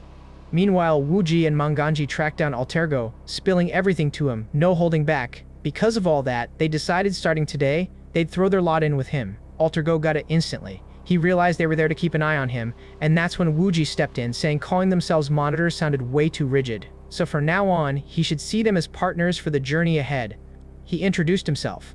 Altergo mulled over his own sense of identity, but Wuji wasn't about to hand him a name. Clearly, they should figure out who they were to each other live and on the spot. From then on, number 4 started teaming up with Wuji, jumping into countless missions. Mostly, he used his gift to heal a sea of people. Wuji couldn't miss the cruel twist in all of it. The original lashed out pain through his powers. But this copy, he was hands of mercy, delivering new hope instead. As more moons passed, Wuji told Alter Ego brutal honesty, he didn't see him as human. Just facts. His faith made it impossible to recognize him as any sort of person. Still, Alter Ego was a better person than anyone Wuji ever met. That marked the end of their watch. From here out, it was all up to him. Alter Ego struggled to figure out the point of his own life, but Wuji told him bluntly, that's his call, not anyone else's. He should chase whatever calls to him, and act where he's most able. Not long after, Number 4 threw himself into his heroic role with real commitment. Some people eyed him with cold suspicion thanks to Terapia's criminal reputation. But as he wandered far and wide, healing the needy and broken, walls began to crumble. The world started to see his truth. His endless good works earned him official recognition. He was finally accepted as human by the government and gave himself a name at last. Everything flipped inside him. In the middle of that drastic shift, the maid cut him down again, gritting her teeth at his growing stubbornness. But suddenly a force slammed her away, sending her skidding hard across the ground. The artist just gaped in confusion. What did he do? Had Terapia ever had this power? Alter Ego made it clear, there's no way that's Terapia's move. It belonged to him, and only him. Alter Ego wasn't just physical, but unique. A special type with shock absorption. When it sank in that he'd awakened something new, Alter Ego immediately turned to Wuji, who reeled in disbelief. Most powers awake late in life, rarely from birth. However, possessing 2 or more types of abilities only happens when they are innate. Terapia's ability must be innate, and so it's not a second awakening, but he gained a new ability by himself by treating an independent ego as another human being. Perhaps an acquired ability manifested. Manganji thought that was amazing. She has never seen a case like this. Perhaps even the heavens have acknowledged him as human and bestowed upon him a new ability. Alter Ego, however, told her that he intended to avoid using this ability as much as possible. He believes the reason he, a clone of Terapia, was acknowledged as human is that unlike the original, he healed people instead of harming them. But this new ability he gained is specialized in only harming people. That is why he cannot use it so recklessly. Thus, Alter Ego never used his newly acquired ability even once. Even though he knew how to use it, time passed, and on the day of the 4th Association president election, he went to Mianji where he thought that this place was always so lively. That is entirely because he was here, right? Alter Ego was flattered and noted that he had heard her change her stance to support Medius. Could he ask why that is? Min asked if he remembered when he first gained his ability and came to see her and her master. They talked that day. What they told him still stands. Wuji noted that he respected his philosophy regarding his humanity. However, he should not think of it as the right answer. The standards of humanity change according to times and circumstances, and new standards are sometimes created. The current standard might fit his situation now, but it could change at any point, and that day will surely come. But even if the standards do change, even if his thoughts change, he hopes he won't be confused about his existence, because as he said, he is the most human out of all humans that he has seen. And the fact that he is human will not change. Just as her master said, she thinks it is time they change to protect people. He has many people he needs to protect after all, right? Alter Ego looked at the people on the street, and because of her words, Alter Ego came to support Medius. He tells his 2 opponents to surrender now as he will spare their lives. He does not want to harm them if he can help it. The artist notes that he was just a mere clone. He should stop putting on a human act and pretending to show mercy. The maid, however, is annoyed as this puts her in an extremely bad mood. She charges forth, cutting Alter Ego in half again. He notes that during the few years that he has been active as a hero, he's never used this ability once, meaning that his body has accumulated years of damage. Unfortunately, he is not very good at controlling his strength. With that, he unleashes a shock absorption attack so devastating that it lights up the entire area and kills the 2 on the spot, leaving behind just craters and dust. Alter Ego's eyes swept over the chaos. He realized this was the first time he'd actually ended lives. But with everything that's happened, will anyone still see him as anything but a monster? In the chaos, Mianji kept trading blows with Huang. Huang just shrugged off those emerald attacks like they were nothing. She pointed out how Mianji was still struggling to pull off that green mask's real power, isn't she? One guy couldn't help but remember those 2 used to be real tight back then, huh? His jealousy was eating him alive. Huang smirked. She called what they had a twisted love-hate mess. Of course, Manganji was her first master even after dumping her. Flashback. 10 years ago, 12-year-old Mianji and Wuji visit Mo. She calls him Mustache Guy, but Mo throws it right back, calling Wuji Bald Monk.